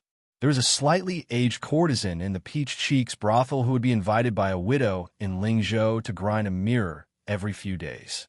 Every time she returned, she would still be radiant and radiant. The young manager privately asked her how she felt, and the courtesan would reply with the word excellent. Then, everything would be revealed without a word. This almost caused the young manager's heart to be moved, and he wanted to give it a try. Unfortunately, the courtesan said that the unattainable widow liked women of the same age as her. Only then did the young manager resentfully give up. Taking advantage of the slender and handsome young master admiring a clear bottle with a few winter sweet flowers, the young leader introduced herself as Chao Jun. Not to mention in a brothel, this was a vulgar name that was considered rare anywhere. She also introduced the girl who had a good relationship with her as Snowsuit. There was a bamboo cage in the room with a parrot whose feathers were as white as snow. While Chao Jun was talking, Su Fengyin touched the opening of the bottle. Then, he tilted his head and tapped the mysterious cyan bottle with his finger. Not only did Chao Zhuan find it interesting, but even Snowsuit, who was obviously not familiar with serving customers, also had a look of surprise in her eyes. The corners of her mouth curled up slightly. Living in a brothel, they had seen many rough men who reeked of alcohol. They had seen many old men whose bodies were soft and fleshy, but had lecherous looks. They had even seen many scholars who were gentle and refined when opening the door and closing the door impatiently. This young master, who had the patience to make things difficult for a cheap bottle behind closed doors, was very amusing to them. Huyen Guanyin extended a finger and gently lifted her mink hat. Seeing that he did not do anything that she did not know whether to say was dissolute or vulgar, she, who was sullen, snorted softly, but her mood was slightly better. Su Fengyin, who had his eyes fixed on the bottle as soon as he entered, exhaled and winked at the three women in the room. Then, he tapped the slender neck and the round body of the bottle. He smiled at Chao Zhuan and said, "Listen, one bell and one chime. If you carefully distinguish them, you can tell that the sounds are very distinct. This is a bottle produced by the Dongyue Imperial Kiln. Not to mention the whole bottle, even a fingernail-sized fragment, is more expensive than gold or jade. The reason why it is so priceless, other than the scarcity of porcelain produced by this kiln, is because of the sound of the bell." In the Book of Music, Sage Zhang wrote a very famous sentence. When a gentleman hears the sound of the bell, he thinks of the military officials in danger. When he hears the sound of the bell, he thinks of the officials in charge of the border. How could Chao Zhuan believe in the Dongyue Imperial Kiln's gallbladder bottle? She also did not know what a scholarly gentleman's bell was. She only thought that he was a man who flaunted his knowledge. She threw a coquettish glance at him and smiled tenderly. "Young master, did you come to visit a brothel or to knock on a bottle? If you want it, go ahead and take it." If Chao Zhuan frowns in the slightest, Chao Zhuan and Snowsuit will recommend themselves to you when you come to Peach Cheek's house. They will even give you money every time. Su Fengyin smiled and shook his head. He took out all the banknotes, rolled them into a ball, and gently threw them into another flower vase. "It's up to you to believe it or not. In any case, I only have this much money on me. If I take the bottle, I can live with my conscience." Chao Zhuan suddenly widened her eyes and said, "Young master, you're not joking?" Su Fengyin sat down and asked with a smile, "Are you regretting it?" Chao Zhuan hesitated for a moment, then laughed heartily and said, "What's there to regret? If young master didn't say it, sooner or later, it would have been broken by that clumsy girl. I would just take a dustpan and dump it on the street. Maybe someone would even think it was a hindrance. However, since young master is penniless, Chao Zhuan won't ask for an extra copper coin tonight. But young master must promise to come to Peach Cheek's house often to visit my little sister Snowsuit. Is that all right?" By the time she finished speaking, Chao Zhuan was already glued to Su Fengyin's body. The two of them sat on the same chair. He sat on the chair, and she sat on his lap. They didn't delay each other. Chao Zhuan had a graceful figure. Her full breasts were cleverly rubbed together. Her charming face was full of charm. Su Fengyin patted her leg and motioned for her to get up without hurting her feelings.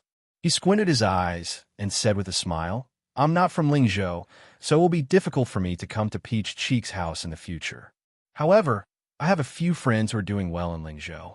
If Peach Cheek's house wants to move to the county capital or meets with some trouble in Huangnam County, I can ask them to help say a few words.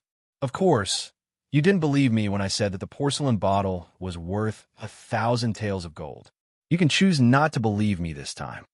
After Chao Zhuan got up, she didn't care about pretending to be reserved anymore. She was afraid that there wouldn't be another opportunity like this. She hurriedly and carefully asked, "Young master made friends in Lingzhou's county capital. Chao Zhuan doesn't dare to have extravagant hopes to associate with them and doesn't dare to disturb them. However, may I ask who is the son of an aristocratic family in Huangnam County? Our Peach Cheek's house is willing to worship him like a bodhisattva." Chapter 905. Su Fengyin glanced at the window from the corner of his eyes. The Peach Cheeks building was only slightly shorter than the largest brothel in Lingzhou. Looking from here, it was clear a glance. If the porcelain bottle fell into the hands of someone who knew its value, it would be impossible to get it without 2,000 to 3,000 taels of silver. Su Fengyan was always in a good mood when doing business. No matter if it was a big business that made him a lot of money or a small business that made him a pitiful few copper coins. It had been a few years since he went to a brothel. Furthermore, after being in love for so many years, he only had the part of being absurd and prodigal. It was the first time that he had made money, so it was a good sign. This made Su Fengyan not have any ill feelings towards Chao Zhuan's scheming. After sifting through the names in his mind, he knew that with the Peach Cheeks building's little boss's vision, she was coincidentally from Lingzhou in Huangnam County. Not to mention that Su Fengyan did not know any of them. Even if he knew a few of them, they would only be laughed at by her. However, Li Hanlin, who grew up in Huangnam County, did not dare to bring few of them to embarrass himself in front of him. The few that he brought to Liangzhou were more beautiful and enchanting than women. They were all young Master Li's old sweethearts. This made Su Fengyan feel a little troubled. Could it be that he could only bring up Song Yin, official song?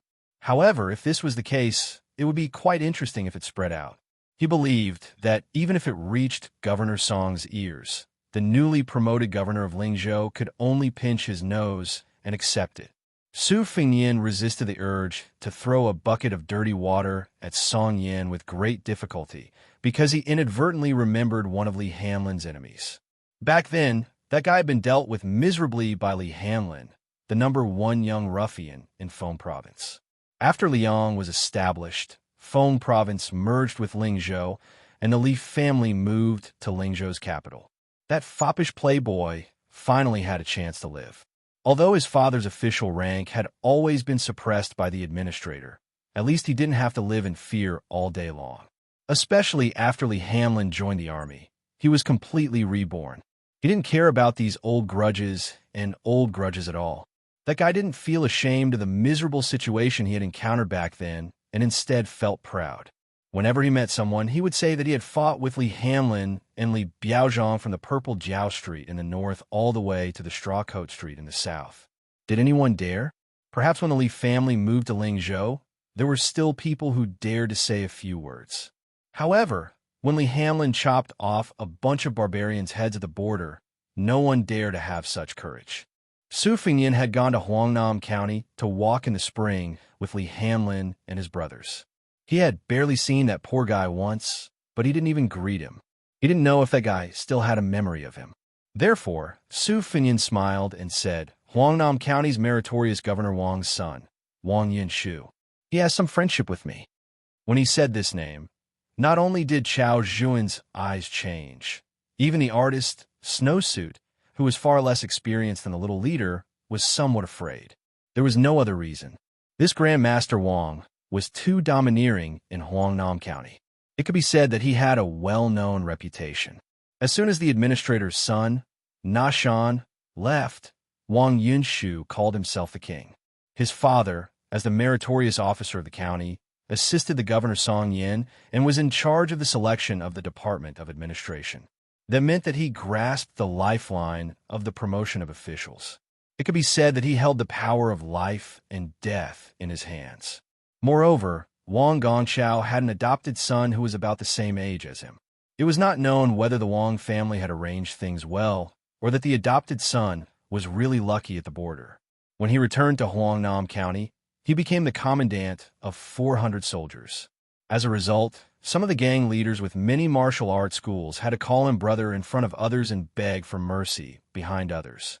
The reason why Chao Zhuan of Peach Cheeks Brothel was so attentive was mainly because young Master Wang was a big benefactor of their brothel. The Shiitake Inn on the street in Huangnam County had once annoyed young Master Wang. If it were not for the relatives of the Shiitake Inn and the administrator who sent women and money, young Master Wang would have brought people to demolish the brothel long ago. Since then, young Master Wang often came to Peach Cheeks Brothel to throw money and money. Coincidentally, Wang Yunshu monopolized 2 courtesans in Peach Cheeks Brothel tonight. They were having fun on the same floor, but there was some distance between them. After all, the little leader was Snowsuit, a courtesan who was close to Chao Juan. Her status in Peach Cheek's brothel was not high. Chao Juan was kind and only led some pleasing guests into this room, afraid that Snowsuit would be wronged. This was a rare tenderness in a brothel that did not know what the word friendship meant. More of them were poor young prostitutes who were forced to break their buds because they did not want to be eliminated. More of them were women who were bruised but still forced to smile. Chao Juan was also cruel and merciless to the women in Peach Cheek's brothel, except for Snowsuit. If she did not do this, even if she was the little leader, she would not be able to stand firm. Chao Juan took a step forward and then stepped back. She threw a glance at Snowsuit, and the courtesan began to play the zither. Chao Juan then smiled and said, "What a coincidence! Master Wang is on the first floor. Is he with you?" Chao Juan had already regarded the child in front of her as talking nonsense. As long as he said no and casually found an excuse, Chao Juan would not ask the root of the matter. He came to Peach Cheek's brothel in the winter to seek pleasure, so there was no need to make a scene. Otherwise, Chao Juan initially had the mischievous idea of going out to invite Wang Yinshu to verify his identity. However, if she did that, it would not benefit her. After Wang Yinshu came over, he would beat the child in front of her out of the brothel. As the main culprit, Chao Juan would not gain any benefits, so why bother? They saw the child walk to the window and lean against the window frame. Out of Chao Juan and Snowsuit's expectations, his voice was warm as he said, "Just in time. I'll have to trouble Miss Chao Juan to go and tell him that an old friend of his has come to Peach Cheek's brothel in Lingzhou's capital." Chao Juan smiled and asked, "Child, then I'll really go?" Su Fengyin smiled and said, "If you don't go, then you're a puppy." Chao Juan's charming eyes were like silk. To think that child is a scholar and likes such indecent positions. Hu Yin Guanin, who had been quietly listening, felt that it was strange at first.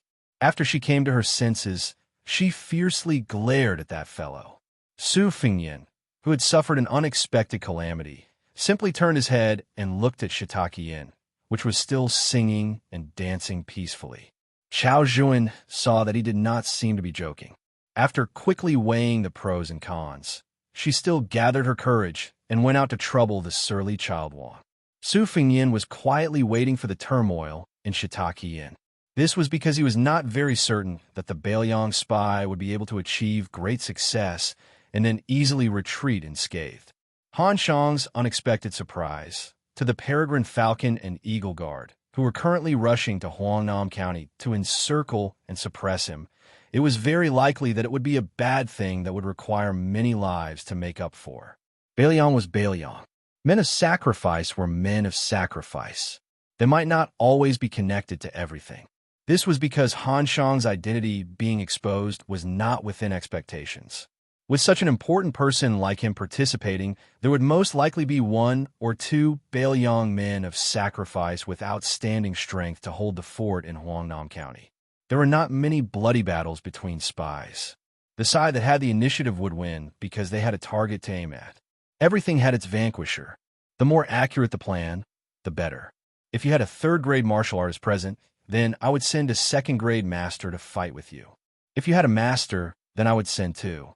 If you had three, then I would not hesitate to use a first-grade Vajra realm martial artist to play with you. It was difficult to survive in the Jianghu. Those who were at the peak of the Jianghu were not necessarily free and unfettered. This was especially so for those who had become lackeys. They had no choice but to cherish their reputation. This was because they would never know if their next life and death battle would be a mortal enemy of the same realm or even an expert of a higher realm. These experts who stood on the opposing side, even if they were known as rare and transcendent figures, once you encountered them, once was enough. Decades of hard work, decades of martial arts training, decades of martial arts training. Even if you were in the Jianghu, when you were alive, you would still end up with nothing. Of course, the battle between spies was more like Wang Tongke and Han Shang's climbing. It relied on acting skills, adaptability, and luck. Su Fengyin listened to the melodious sound of the zither and turned to look at Huyin Guanyin, who was finally willing to approach him. She looked up and asked softly, "That Sister Rin in the courtyard, she likes you?" Su Fengnian laughed involuntarily and said softly, "She likes someone who is not the next king of Bailiang. Otherwise, she would have worked for Bailiang since she was 9 years old and would feel that she was not worth it. However, to be honest, if she found out that I was an ugly pig head after meeting me in Shenwu City, then she would definitely not have told me her wish when we met in the courtyard today." Huyin Guanyin raised her chin and looked away. "Then why didn't you fulfill that sister's wish? Isn't it as easy as lifting a finger?" On the way to Huangnam County, Su Fengnian, who had been separated by a thin layer of silk, had a smile on his face. She did not get an answer, but her mood was lighter than if she had gotten one. She turned around with a straight face and secretly smiled. Su Fengnian turned to look at the brothel and said in his heart, "Death warriors don't even have any thoughts. They will only die faster." The reason why he did not participate was not only because he did not want to get too involved in the spy system, but more importantly, he and Su Yambing had acted too early, making the extermination go too smoothly. Some old bastards hiding at the bottom of the quagmire would rather watch their disciples and grand-disciples die one after the other than stay in the quagmire and not be willing to rashly come ashore. Many things that could have been handled simply would often become very complicated because he was Su Fengnian. He had no choice but to consolidate at every step. Chapter 906. Su Fengnian listened to the gradually mixed sound of the zither. One of the reasons was that her fingering technique was not skillful enough. Another reason was that although this new zither was forced to use a trick, it was not possible to go to the peak of a mountain to obtain good materials, so it used an old cedar beam as the body of the zither. This was the helplessness of many poor zither masters, but this was not the problem. Many novices, and even veterans who had been immersed in the zither all their lives, did not realize that the body of the zither was not necessarily neat and smooth. Those who could play the zither might not be able to hack the zither, but those who could hack the zither must be good at playing the zither. When Su Fengnian was young, he did not know how many famous zither he had dissected. He found that these grooves were not as smooth as a mirror, as described in the zither score. With Su Yambing outside the room, he did not have to worry about Shitakian not knowing what was going on. Since Chao Zhuan had not invited Master Wang, Su Fengnian had nothing to do, so he walked over to Snowsuit and asked her to get up. Under the incredulous gaze of this woman, he cut the zither open. He quietly took out a flying sword from his sleeve and helped her hack the zither a little. He smiled and said, "If you break the zither, I will buy you a new one later. I still have the money." In fact, a good zither lies in the sound that wants to come out but cannot. To put it in a more vulgar way, it is like a woman taking off her clothes seductively. When she is about to take off her clothes, but not completely, it always makes a man daydream. When there is nothing left. Let's not use this analogy, it will spoil the mood. What I can do now is very limited. However, when you find someone to hack the zither for you in the future, you can tell them. Snowsuit listened to this elegant young master's seemingly endless warm and mellow talk. At first, she was able to remember every word, but later, she could not help but ask with a smile, "Young master, did you really come to the Peach Cheeks house to get drunk?" Su Fengnian did not raise his head. He teased, "From beginning to end, you did not give me any wine. There was tea, but even if I drank the whole teapot, I would not get drunk." Huyin Guanyin came to the front of the bamboo birdcage and made a face at the parrot. Snowsuit was about to get the wine when Su Fengnian shook his head and said, "No need." Then, Snowsuit saw the young master carefully playing the zither. She was in a daze. Su Fengnian abruptly stood up and then sat down again. He stared blankly at the broken zither that he had personally chopped. He withdrew his gaze and closed his eyes. He tapped his forehead with a finger and murmured softly. In fact, he was constantly repeating his sentence, "When things are unfair, they cry out." Snowsuit only thought that this young master had gone mad from playing the zither. That young master was still talking to himself, but his words were fragmentary. In addition, she was also frightened, so she couldn't hear him clearly. Uncle Sun Ping once said that there is a vast expanse between heaven and earth. I, too, Once wandered the world in a trance, Su Fingyin reached out and tried to grab something. Then, his fingers began to draw in the air in a disorderly manner. Snowsuit moved even further away from him. Outside the room, Su Yanbing suddenly opened his eyes as if he was facing a great enemy. As for further away, Chao Zhuan felt as if she was risking her life by knocking on Wang Yinshu's door. Inside, there was laughter and laughter. Outside the room, there was a large group of retainers. There were the armed soldiers of young Master Wang's sworn brother, as well as the direct disciples of the masters of the major gangs in Huangnam County. The way they looked at her, the little leader was not serious. As expected, the door did not open. Only Wang Yinshu's scolding could be heard. He threatened that if anyone dared to spoil his mood, he would break the legs of the men and feed them to the dogs. As for the women, he would reward more than 10 of his subordinates. Chao Zhuan was so frightened that her voice trembled. She did not dare to push the door open. She said in a trembling voice, "Young Master Wang, I am Chao Zhuan. I have something to report. A young man from Lingzhou City just came to our Peach Cheeks house. After drinking some wine, he claimed to be young Master Wang's old friend. I don't know if it's true or not." Chao Zhuan boldly came to inform young Master Wang. Just in case he is really young Master Wang's friend, she said that he drank wine, but she lamented in her heart. That young master has done his best, but this is the best he can do to smooth things over for you. Inside the house, there was a unique, crisp sound of fat jiggling. Grandmaster Wang panted and scolded angrily. "Tell that guy to get out of here as soon as possible. If he comes to bother me again, I'll let you have fun with him on the street outside the Peach Cheek house." Chao Zhuan did not have a trace of luck anymore. She scolded herself for being obsessed. She hoped that Wang Yinshu would not go to Snowsuit's room to do evil. She immediately apologized and was about to leave. The unbearable noise in the room suddenly stopped. "Wait a minute, is he from Lingzhou City?" Chao Gu quietly made a bitter face and wished she could slap herself. Even though Wang Yinshu was in the room and couldn't see her, she still obediently squeezed out a smile and said, "That's right, it's Lingzhou. Master Wang is wise. How is his appearance? Not bad. K off.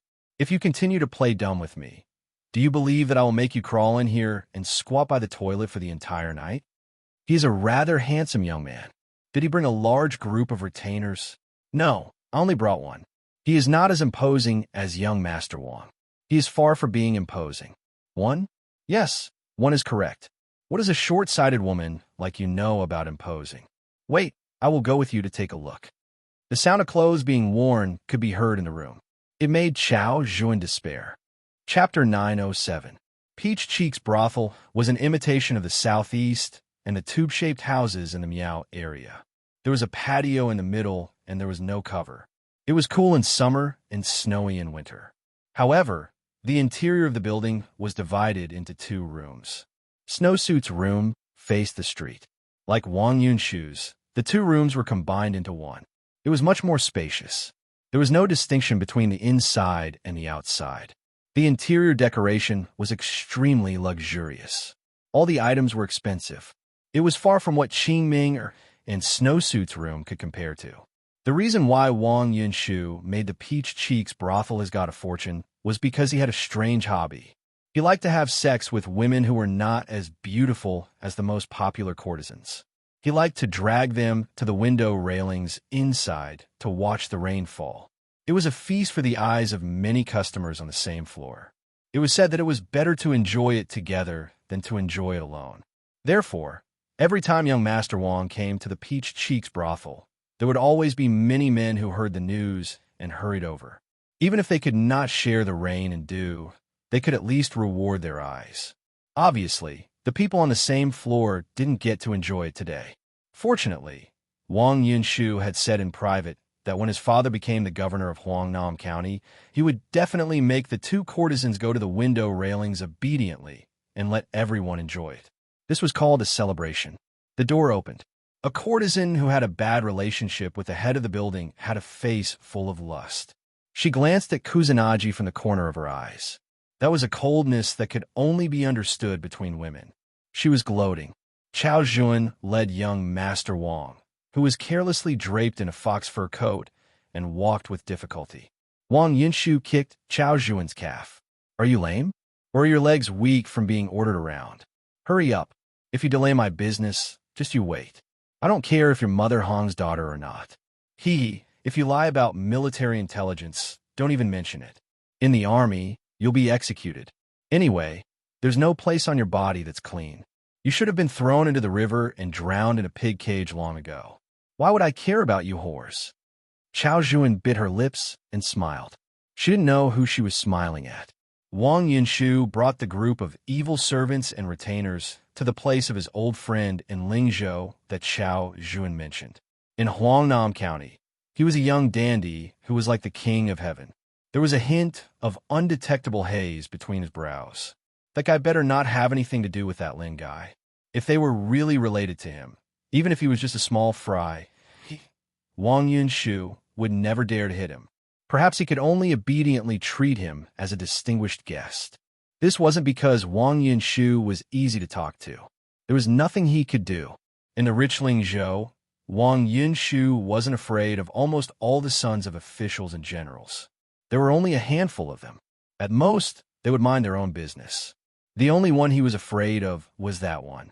In terms of family background, that guy's father was a primary second-rank official. Not to mention Lingzhou, in the entire Bailiang, only the great general and the new protector of Bailiang, the great demon Chu, could suppress him. His own father was a few steps behind. In terms of skills, 100 Wang Yinshu wouldn't be able to beat him. In terms of military achievements, even someone as thick-skinned as Wang Yinshu didn't have the nerve to compete in this. As long as Wang Yinshu thought of that Li guy, his mood would become gloomier. When he saw the tall and sturdy man standing outside the house with his arms crossed, Wang Yinshu subconsciously stopped and didn't dare to move forward. This was because he felt an aura that was even scarier than when his sworn brother was angry. It was a strong sense of danger, like a cat meeting a tiger. It was true that Wang Yinshu was domineering and unreasonable, but he wasn't so stupid that he couldn't be cured.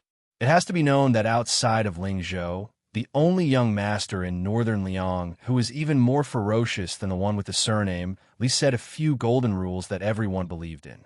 For example, if we wastrels want to live a long life, we have to rely on our merits, servants, brothers, and money.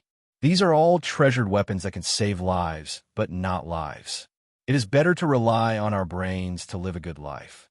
At first, Wang Yinshu scoffed at these words.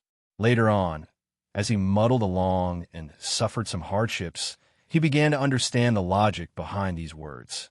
It was only when Wang Yinshu truly relied on his reputation to fall to the ground that he realized.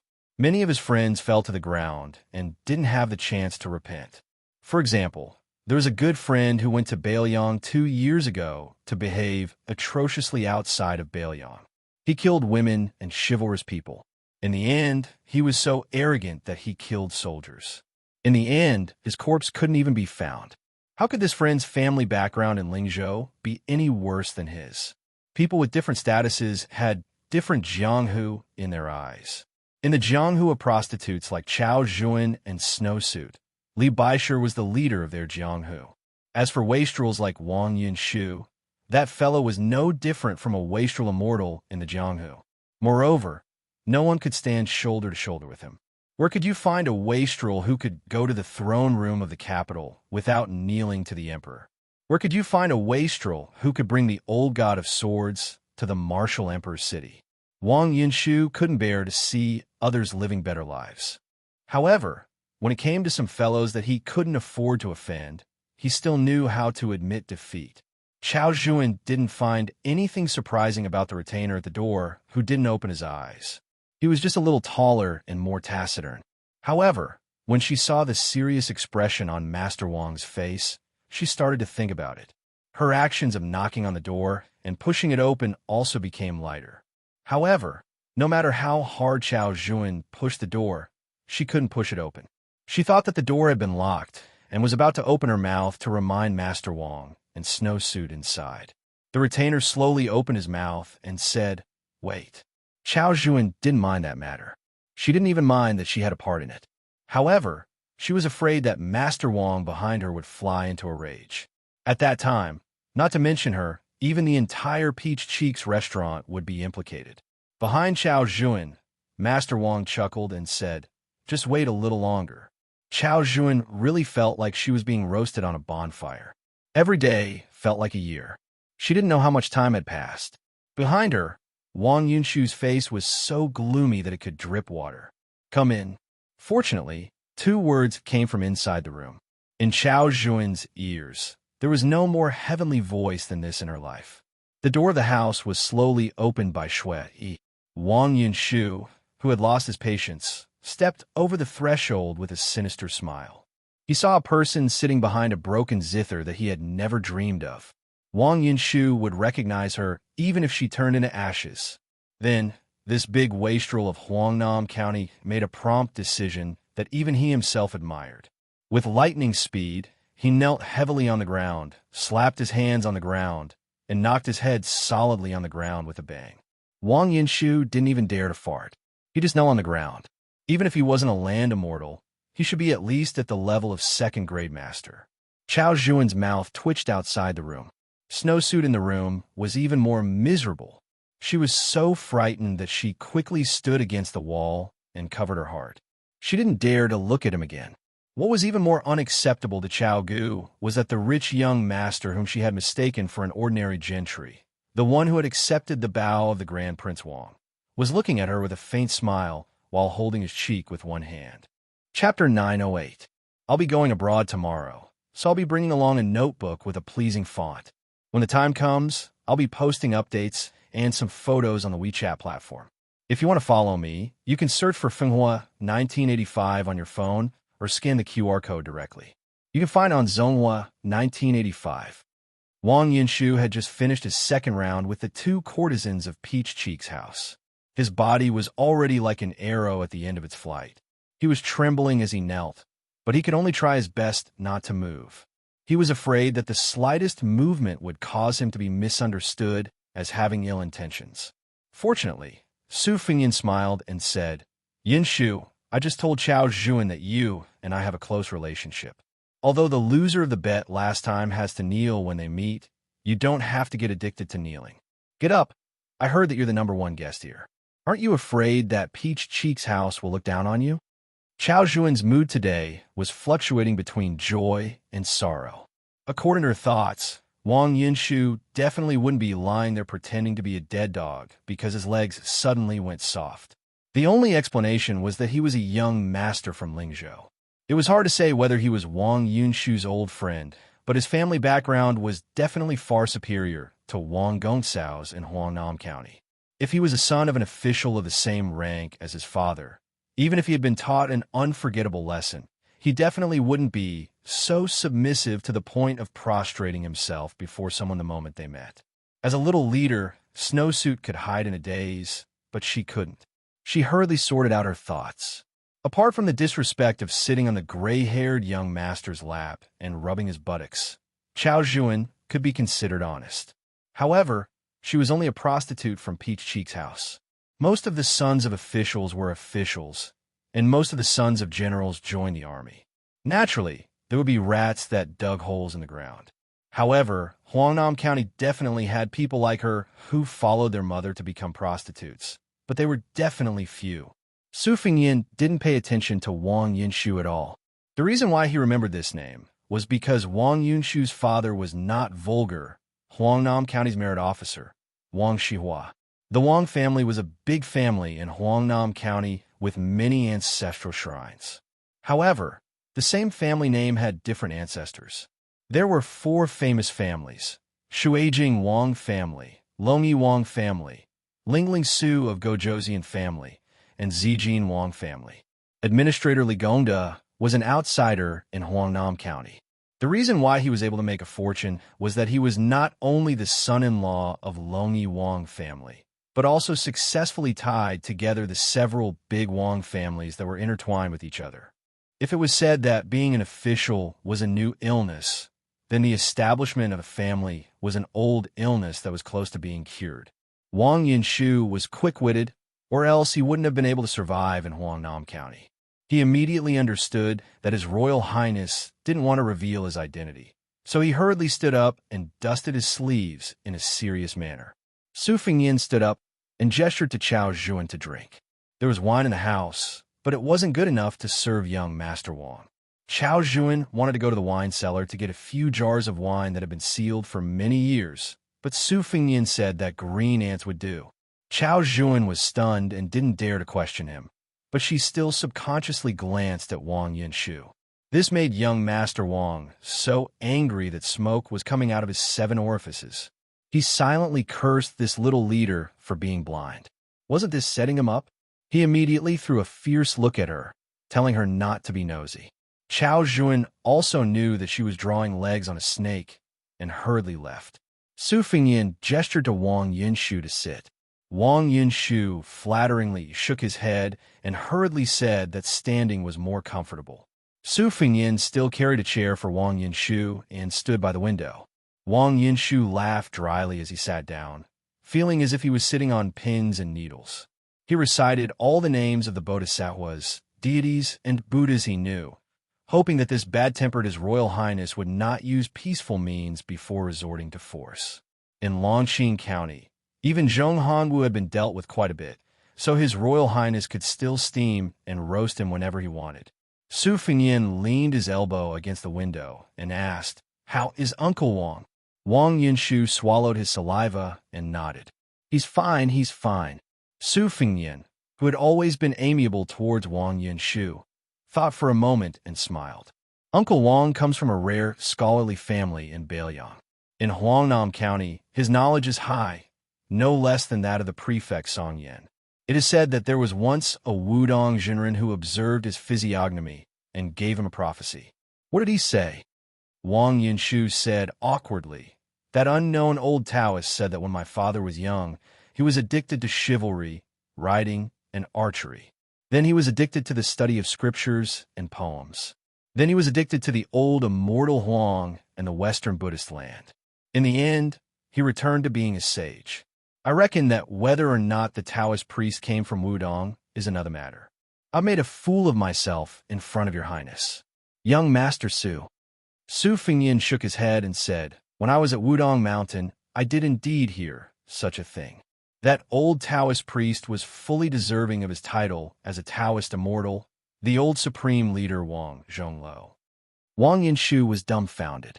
To be honest, even the Wang family did not take this prophecy seriously. They only saw it as icing on the cake. However, when his father was young, he did indeed ride a horse, carry a sword, and travel to study. He was full of chivalry. However, now that Wang Gongqiao was addicted to Taoism, Wang Yinshu had never seen his father practice martial arts with a sword. He had not even seen his father ride a horse many times.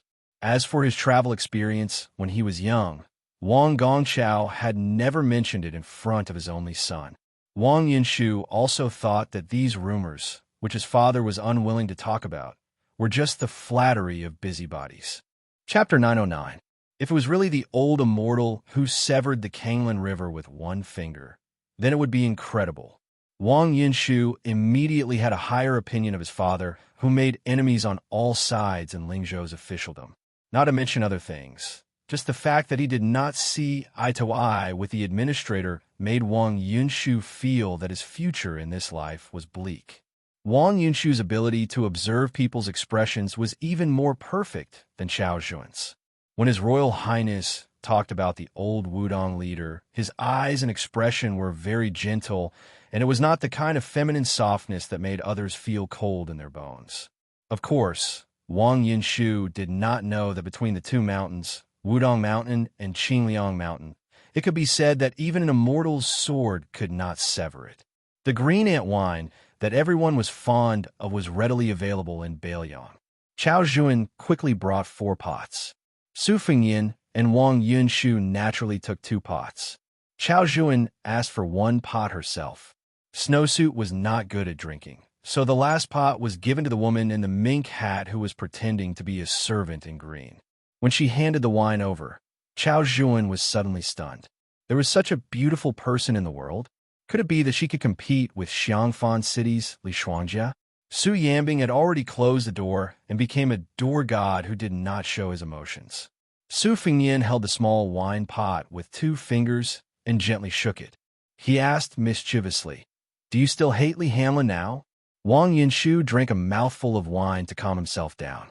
He had never touched the green ant wine before, but when he drank with his royal highness, not to mention the barely tasted green ant, even the dregs of the wine would give rise to the feeling of getting drunk. When he suddenly heard this sentence, Wang Yunshu's weak point, he almost spat out the mouthful of wine.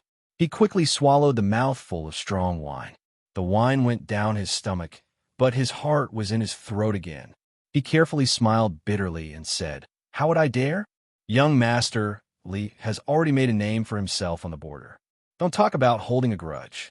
If young Master Li comes to Huangnam County to pay respects to his ancestors, I will lead his horse for him." However, before young Master Li left Huangnam County, he said that if he ever sees me again, he will beat me up until even my father won't recognize me. Even if Wang Yinshu wants to apologize, I really don't dare to go to young Master Li and be beaten up. Chao Zhuan thought that she had grasped the mystery. This young man from Lingzhou must have some kind of relationship with the administrator's son, Li Hanlin. He might even be a relative of the administrator. This was why Wang Yinshu was scared out of his wits. Su Fengnian nodded as if he believed Wang Yinshu. He casually asked, "I heard that you have a sworn brother who is a military officer in Huangnam County. He is in charge of a battalion of soldiers and horses. He has 300 to 400 armored soldiers under his command. All of them are light cavalry, and their war horses are all B grade. They wouldn't be bad, even if they were placed on the border of Yuliang. They are far more elite and skilled in battle than the military officers in the county."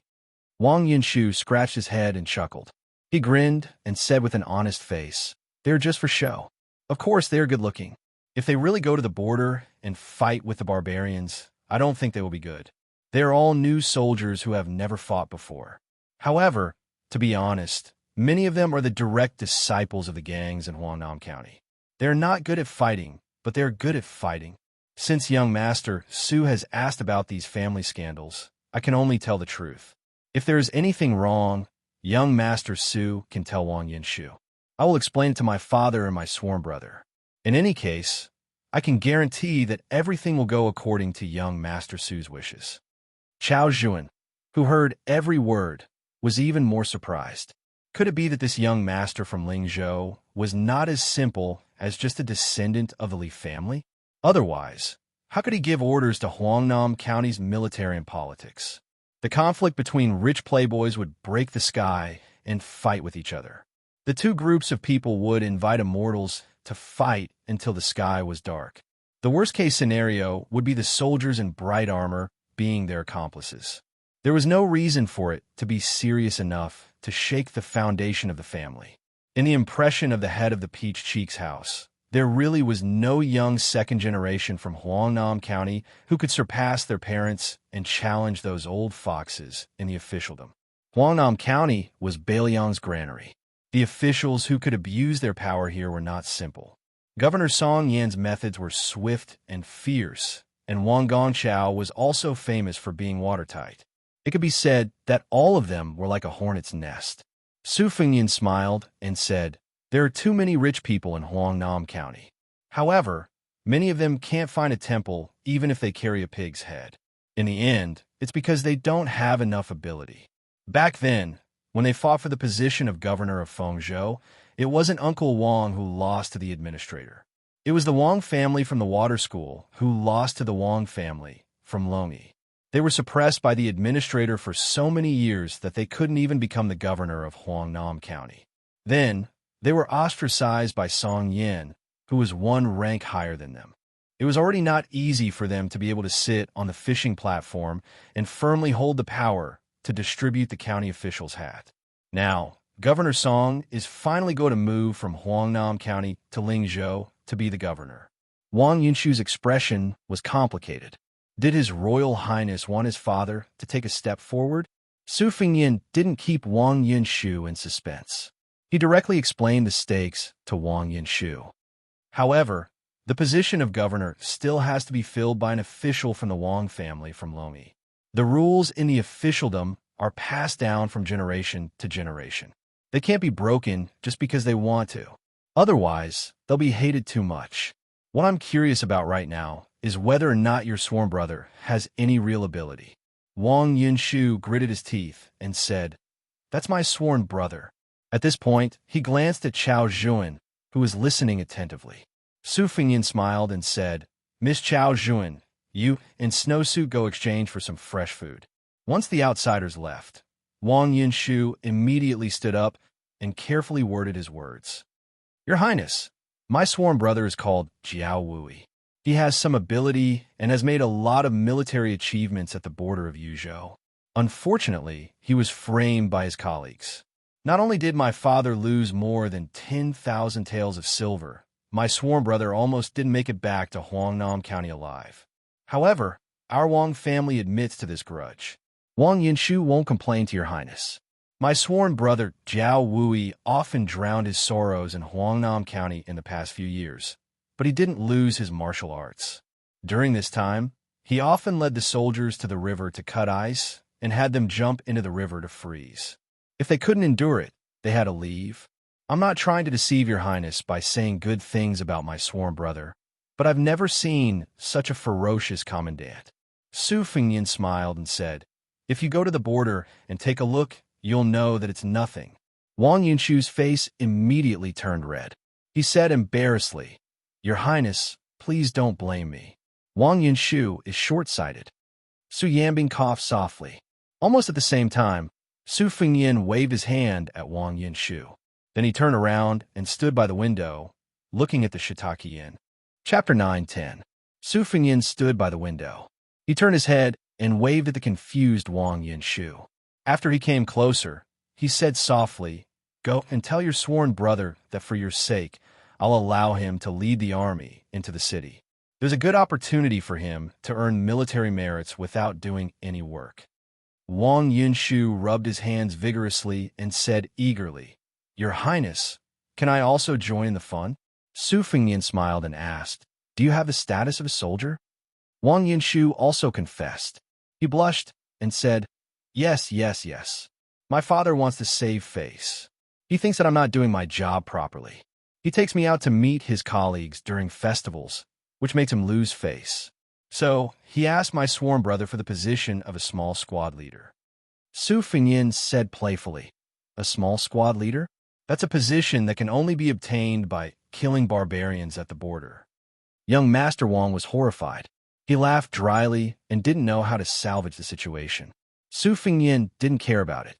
He waved his hand and said, "Hurry up and discuss with your sworn brother.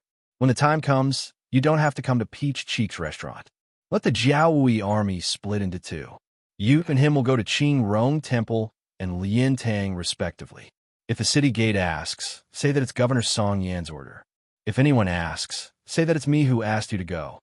Wang Yunshu said goodbye and ran out of Peach Cheek's restaurant with the retainers and evil slaves in the corridor. In order to avoid arousing suspicion, Chao Zhuan and Snowsuit, who were a little further away, looked at each other in dismay. They didn't know what was going on. Su Yanbing walked to the window and looked at Shiitake Inn. He smiled and said, "Congratulations to your Highness for your enlightenment while playing the zither." Su Fengyin nodded and lamented, "The world only knows that there are big mistakes in the false realm, but it seems that there are also good times when there are mistakes." Su Yanbing shook his head and said, "His Royal Highness's fake realm is like a painting that a collector would like to borrow for a look. The collector would uncover a corner of the painting and then quickly take it back. This kind of fake realm is obviously less harmful than the artist's own painting going astray. Furthermore, what His Highness has comprehended this time is not the profound finger of inquiring immortality, but the vast azure heavenly phenomenon. This was due to His Highness' 20 years of studying, as well as what he had seen and heard in his 3 travels. Reading 10,000 books, traveling 10,000 miles, was the reason why scholars passed down from generation to generation and had to travel 10,000 miles.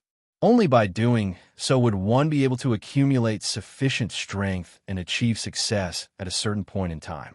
However, what Su Yanbing said is all theoretical.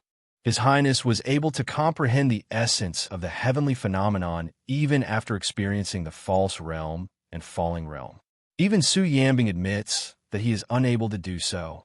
Su Fengnian smiled and said, "Uncle Su, you are someone who is about to transcend the mortal world and enter the divine world. Don't put in good words for me, a second-level internal force half-baked guy." Su Yambing dismissed it with a smile. Su Fengnian muttered in his heart.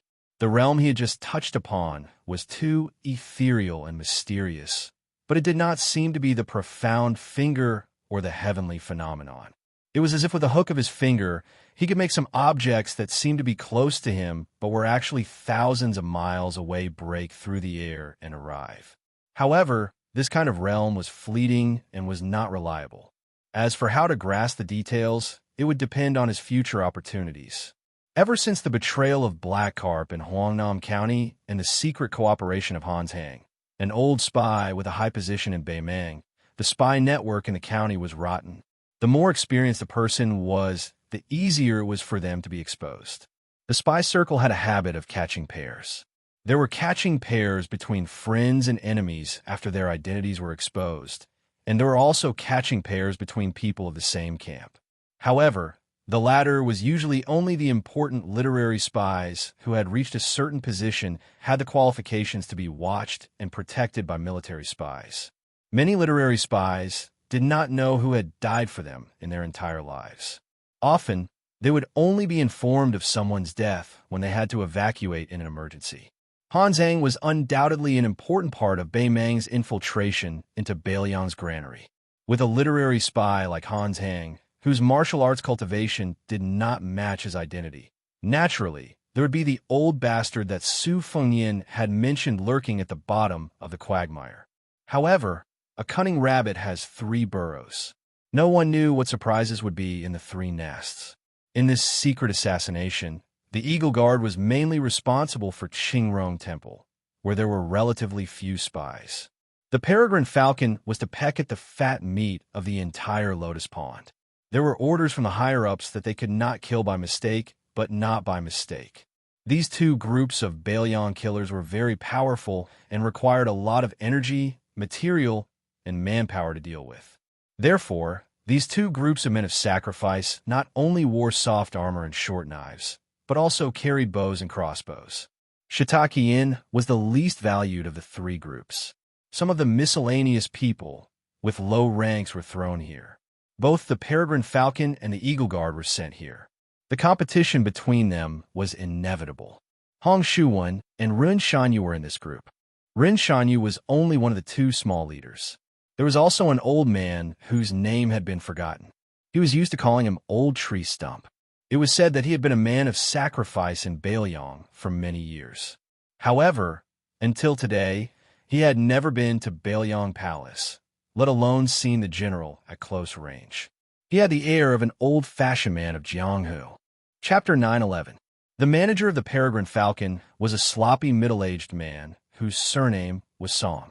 This time, other than the 2 groups of people who were on the lookout and hunting down the fish that slipped through the net, there were 6 people who entered Shiitake-in. This man with the surname Song pretended to be a rich man from another place and wore a thick gold chain that weighed several kilograms around his neck. Hong Shuwen was his bad friend, and Ren Shanyu was Master Song's private foxy woman. The other 3 people were the elites of the Peregrine Falcon. They wore retainer outfits and didn't carry any weapons, but they all had daggers and short hooks hidden inside. Before entering Shiitake-in, they had roughly communicated with each other about what they were good at and what kind of weapons they used. Being men of sacrifice was not a joke. No one was allowed to be a hero alone. Once there was a battle that was roughly evenly matched, whether there was cooperation or skillful cooperation, the outcome would be completely different. It might even be the difference between life and death. Chai Filu's main target was a woman who had recently become the most popular courtesan. She wasn't necessarily more beautiful than the previous courtesans, but men liked the new and disliked the old. This made her business seem particularly good. Tonight, a lord from Fengyang County spent 700 taels to get her out of the competition, which meant that she would have to spend the night outside. However, he had underestimated the market for courtesans in Shiitake Inn. As soon as he heard that this lord from Fengyan County was going to be kicked out, someone immediately offered 600 taels. The old man had no choice but to ask for 100 taels back and give up on the idea of being kicked out of the competition.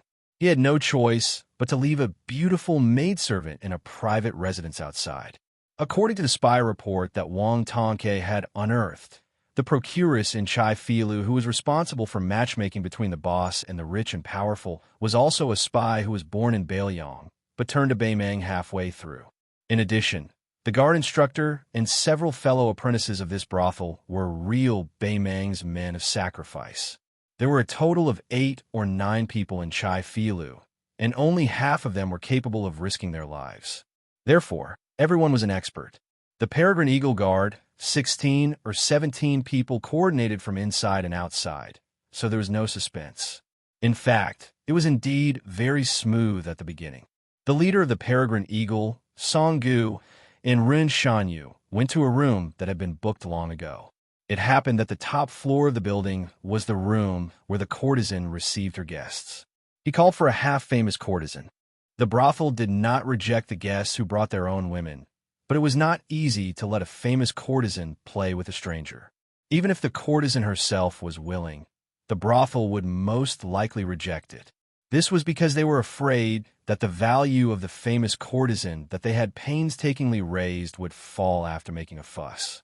Therefore, without a high price, it was impossible to invite her. Hong Shuwan, who was hired by Songgu, got a big bag of silver. He kept pestering the brothel keeper and shamelessly asked her to make an exception for him. In fact, Hong Shuan was not bad-looking. He was a disciple of a rich family in Bailiang, and he killed people to show his heroic spirit. The woman, who was about 27 or 28 years old, might have taken a fancy to this guy. Even though Hong Shuan's money was not enough for her, she still agreed. However, she was a brothel keeper in Shiitake Inn and had countless trivial matters to deal with. So, she asked Hong Shuan to be more efficient and finish the job quickly. Hong Shuan agreed with a smile and exposed his shortcomings. He said that he was famous for riding fast, which made the woman look at him coquettishly. The spring night was short, and no one thought that life was too long.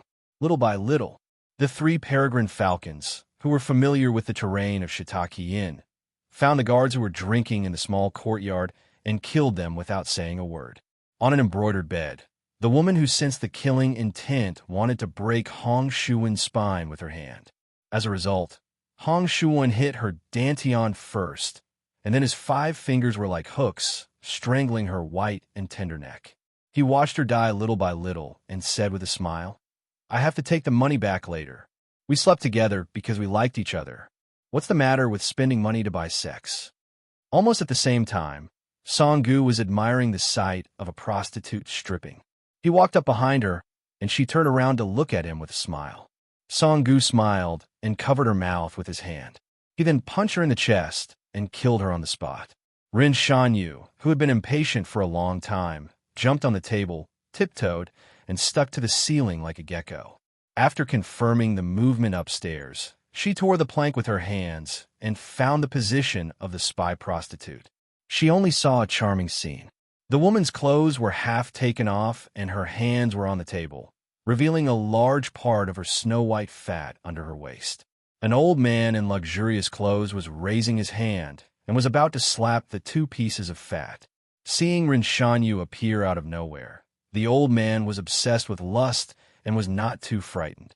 Instead, he looked at Rin Shanyu's soft breasts with a playful smile. However, the Shiitakean prostitute with a perky but had a strong murderous look in her eyes. Instead of lifting her skirt and putting on her clothes, she slapped the table and twisted her 5 fingers slightly. She was like a gorgeous butterfly, spinning toward the uninvited guest Rin Shanyu. The female Eagle Guard, who did not carry a pair of Xianhua broad axes, was about to block when an arm appeared from the floor. It grabbed the prostitute's slender ankle and pulled it down hard. She was dragged downstairs and disappeared without a trace. Rin Shanyu's face was full of anger. She had a deep grudge against Songgu. Originally, she planned to assassinate the prostitute, Songgu to deal with the Shiitake Inn brothel, and Hong Shuwen to support the 3 peregrine falcons. However, Song Gu let Hong Shuwen do the hard work and stayed in the room. The prostitute in the same room did not need to die at all. She only needed to be knocked out. Just when Ren Shanyu was in a trance, the gentleman from the neighboring county, who came back to his senses, quietly stretched out his hand. His palm was facing up under the table, and he gently lifted the table. The table quickly spun and smashed toward Ren Shanyu. With a sudden murderous intent, Ren Shanyu kicked out and broke the heavy hardwood table. Then she saw an old and gloomy face getting closer and closer. She was hit on the forehead by a palm. Her petite body directly broke through the wall and was slapped out of the building. When she was about to fall on the street, Ren Shanyu, whose consciousness was getting more and more blurred, regretted. If she had the pair of axes in her hands, maybe she would not be so useless. Chapter 9:12. The Taoist temple was the place where Taoism was observed. The monk was the person who left the world. The Taoist temple observed Taoism honestly, and the monks left the world dutifully. They should not be too involved in the world. Don't forget, this was Bailiang. The culprit who once turned the people of Jianghu into rats was either patrolling the border or watching Bailiang coldly from Mount Qingliang. Huangnam County's Qingrong Temple was famous in Bailiang for its towering ancient trees. The path to the temple was covered with greenery. It was the best place for the county officials and dignitaries to escape from the summer heat. As the Bailiang Palace was built on Mount Qingliang, Qingrong Temple also had the reputation of being cool. Qingrong Temple had always had a deep relationship with the officials of Huangnam County. For example, Wang Shihua, who worshipped Elder Huang, even though he did not have a teacher, he worshipped Taoist Qing Huai as his teacher. Moreover, this old Taoist was Wang Shihua's political enemy, Governor Song Yin, for many years. Song Yin did not alienate his relationship with Qingrong Temple just because Wang Shihua worshipped this Taoist as his teacher. Now that Liang had destroyed Buddhism, only Bailiang's Taoism was close to Buddhism. Many monks rushed into Bailiang to seek refuge. Qingrong Temple also opened its escape from the summer heat door. Most of them did not refuse. Fortunately, Qingrong Temple was prosperous, otherwise it would be eaten by so many mouths. Among the monks who stayed in Qingrong Temple, the most famous one was monk Huang Deng of Gangnam-do. In this half a year, the monk and the Taoist have been learning from each other. Both sides debated Buddhism and Taoism and did not close the door. This made the scholars of Huangnam County scramble for it, regardless of whether they could understand it or not. At night, the Taoist temple's night sky was green and close to ink. Only a lantern was hung in one place. The light was dim, and there were 2 unfamiliar songs alternating. At first, it sounded barren and out of tune, but if one listened carefully, one might be able to taste something unique. The old Taoist had white hair and a ruddy complexion. He held a horsetail whisk in his arms and sat on the ground with his back leaning against a pillar. He was none other than Taoist Qing Huai, an expert in the Zhai Jiao Kai. There was an old monk clapping his hands beside him. He was humming a line, snatched the swallow's mud, shaved the Buddha's golden makeup, sliced the mosquito's leg meat. He was none other than Yellow Lamp Zen Master, who had drifted from Gangnam-do to Bailiang during the Buddha annihilation catastrophe. The 2 old men looked at each other and smiled. Monk Huang Deng asked softly, "My old friend Qing Huai, I heard in Gangnam-do that there was a Guqin belonging to the Lei family of Shishu in Qingrong Temple. Back then, the Lei family followed the king of the fallen country to his death. The hundreds of Guqins that the family had kept were all smashed to pieces. I wonder if this Guqin can still be played?" The old Taoist said regretfully, "When I got my hands on it, more than half of the Rao Jianlei had already been burned. Not a single string was left. Every time the remnants of Shishu looked at it with tears in their eyes." Monk Huang Deng sighed. The rise and fall of fate. The old Taoist raised his head and looked at the lantern hanging high. He suddenly laughed and said, "Isn't there a competition between Buddhism and Taoism?" The old monk nodded. After a moment of silence, he asked, "What do you think of the Lord of Bailiang?" The Taoist spoke without hesitation. He said, "Of course he has made great contributions. According to the system of our dynasty, There are 6 categories of contributions: founding the country, quelling difficulties, capturing rebels, suppressing the vassals, resisting the barbarians, and conquering the barbarians. The king of Bailiang, Su Shao, has 5. His contributions are more than just the lord's. However, as a subject, if the lord wants the subject to die, the subject is disloyal. The old monk smiled calmly. The Taoist was looking at the big red lantern, while the monk was looking at a string of wind chimes that were mute even though there was no wind. There was a buzzing sound. Although it sounded like there was only one sound, there were more than 40 crossbow arrows shooting towards the eaves. The old Taoist furrowed his brows, but he didn't withdraw his gaze. With a flick of his horsetail whisk, he wrapped a few crossbow bolts in the white strands of the whisk. Then, with a flick of his wrist, he pretended to use the crossbow bolts to knock against the crossbow bolts. He actually managed to block the rain of arrows outside the eaves. 2 armored soldiers came out of the shadows, one in front and one behind. When they were 10 steps away from the corridor, they changed into a bunch of arrows that flew over the soldiers' heads. The old Taoist stood up. He held the horsetail whisk in one hand and the white silk in the other. He pulled out most of it and threw it into the air. The old Taoist, who was good at observing qi, focused more on the soldiers behind him. The eagle guard was covered in iron armor. His body was as graceful as a woman's, which made him look very unique. Taoist Qing Huai, who was already at the peak of grade 2, had been stuck in a state where he wanted to break through but couldn't. For cultivators, as long as they broke through to the master realm, most of them would reach the mystic realm as soon as they reached grade 1. This was also why Tao sect masters were called little Taoist masters. However, Taoist Qing Huai never showed his strength to outsiders. Even when he did show his strength, he was still around grade 3. Therefore, in Huangnam County, he was only known for his research on Taoist techniques. Taoist Qing Huai used the Dipper Steps. Just as the hidden talisman formation was about to be activated, a Buddhist chant sounded. Taoist Qing Huai's face turned cold. He climbed from grade 3 to grade 2. He shouted softly. The iron horse wind, chimes jingled, and the big red lantern swayed. The old monk chanted again, but the talisman formation was still unable to be activated. At this time and place, the Tao was 1 foot tall, and the Buddha was 10 feet tall. Taoist Qing Huai finally stopped hiding his strength. His entire Taoist robe puffed up like a ball. However, the old monk had already closed his eyes. The old monk entered a meditative state and listened to the gentle sound of the bells. The leading soldier stepped onto the corridor and broke through the aura shield with 1 strike. The price was huge. His entire body was covered in blood. He didn't care about his face and cut open the Taoist's abdomen. His other hand held the hilt of the sword and increased his strength. He charged forward and knocked Taoist Qing Huai, who was determined to multitask, into the wall. The tip of the sword didn't just pierce through the old Taoist's body, it even went a few inches out of the wall. The soldier who was close to the diamond body spat out a mouthful of blood. He raised his arm and wiped the blood off his face. The armored soldier behind spoke. Her voice was clear and crisp. She should be a young woman. Wutangen's secret order allows you to change Qingrong Temple into a temple. The old monk put his palms together and chanted, Amit Ba. Chapter 9:13.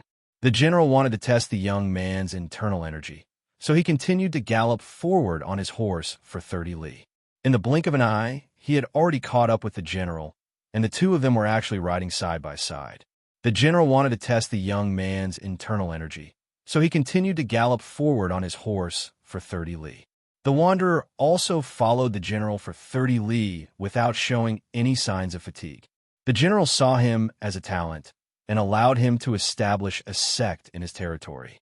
Lotus Pond vaguely became one of the top 3 sects in Feng province at that time. However, following the general's death, this sect leader's personality was perverse, and his martial skill was not high. When he clashed with others, he would either die or be injured. Only then did he move to the neighboring Huangnam County. These years, he had been supporting the sect by himself. When he reached 40 years of age, his temperament changed, and he gradually began to stand firm. However, Lotus Pond was still not as prosperous as it was in the past. Fortunately, in these years, he had accepted a few unnamed disciples with good innate abilities. These young talents probably learned from their master's mistakes and were good at interacting with officials in the county. Thus, they reluctantly helped Lotus Pond expand in Huangnam County. Do Yangwan, who had nothing better to do, entered Lotus Pond at this time. He could be considered to be from a well-off family. Since he was young, he liked to fight for power and ruthlessly. However, if he wanted to become a genuine expert, logically speaking, he shouldn't even think about going bankrupt.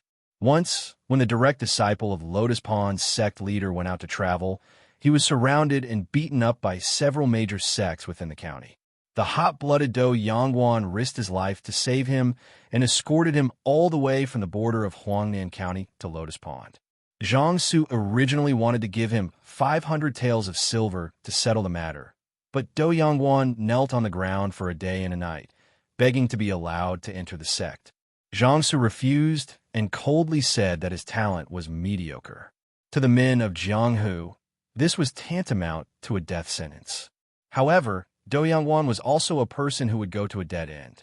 He would rather not give up the silver that was envied by ordinary people and only wanted to be allowed to squat on the martial arts field of Lotus Pond's outer sect for a month. A month later, Do Yangwan was mercilessly kicked out of the sect. Zhang Su's disciple, who was saved by Do Yangwan, also had a sense of brotherhood. In order to repay Do Yangwan's kindness, he did not hesitate to violate the sect's rules and privately imparted martial arts to Zhang Su. In a fit of rage, Zhang Su expelled him from Lotus Pond. Do Yangwan knelt outside the door and continuously kowtowed for nearly 100 times. In the end, a grandmaster of Huangnan County, who had visited Lotus Pond to compare notes on martial arts with Zhang Su, interceded for him. Zhang Su reluctantly accepted him as an outer sect disciple. Jianghu was like this. Without rules, nothing could be accomplished. This was also the reason why so many nameless people racked their brains to become disciples of the gangs. Whether or not there was a master leading the way was of utmost importance. Even with the same aptitude, there would be a world of difference in cultivation level after a few years. On the roof of a side house, there were two young men drinking wine and admiring the moon. One of them was dressed shabbily and sat there drinking slowly. The other was dressed in bright clothes and had a handsome appearance. He had sharp eyebrows, and all the items on him were the most fashionable and expensive items in Huangnam County. He was lying on the roof, shaking a small vermilion-colored porcelain wine pot. The wine was green ant wine. However, after changing to this gourd-shaped wine pot, the price was not much lower than white dragon wine. When the handsome man was not smiling, he had the demeanor of an aristocratic family. However, once he smiled, he exposed himself. He laughed and said, "Brother Yin, I really didn't expect that I would be able to drink 6 taels of silver a pot of wine one day." The shabbily dressed man with the surname Yin turned his head and laughed softly. "In the future, even if it's 60 taels of silver a pot, you can still afford it. Listen to Brother Yin. It will be difficult for you to find a woman as good as Miss Song in your lifetime. Don't take it lightly." The handsome man who was about to become an inner disciple of Lotus Pond smiled and said, "Brother Yin, in terms of martial arts, I will never be as good as you in this lifetime. However, when it comes to dealing with women, especially those rich young ladies, you are far inferior to me." The shabbily dressed man, sitting and drinking wine, shook his head and laughed. "Yangwan, your talent in martial arts is not inferior to mine. Although you have missed the best time to temper your body, Master is a dual cultivator with unfathomable inner strength. As long as you are promoted from an inner disciple to a direct disciple, your future will be limitless. Even if Miss Song is the daughter of the governor, you will be worthy of her. Yangwan, don't despise Brother Yin for being rigid. When you meet a good girl, no matter how much she can't bear to part with you, as a responsible man, you have to make her proud of you. You can't always think that she's such a high and mighty girl who's only obedient to you and only cares about ordering her around like a cow or horse. You've gained face in front of your fellow disciples, but later on, you've become a family with her. Do Yangwan's face suddenly turned gloomy.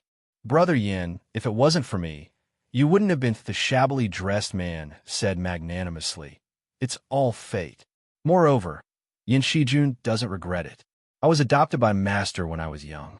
After following Master for so many years, from Fengyang County to Huangnam County, I have only learned Master's stubbornness and stubbornness. Eldest martial brother has the best perseverance and learned martial arts from Master. Second martial brother has the best talent. Even if he doesn't practice martial arts diligently, his martial arts didn't fall behind. Moreover, when he was with the governor, he was smooth and slick. In all aspects, it was thanks to second martial brother's connections that our Lotus Pond was able to expand in Huangnam County.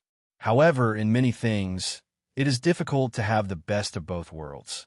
No matter how you choose, you will not live happily. I also don't know if entering Lotus Pond will help you or harm you. You may find out in the future. However, I hope that you don't know. When you become the son-in-law of the governor, don't mix in Jianghu anymore. You won't be able to make a name for yourself. If you mix in the government or the military, you'll have a better future than in our line of work. Do Yangwan was speechless. He sat up and saw a few outer disciples of Fish Pond patrolling near the martial arts field tonight. He was somewhat dispirited.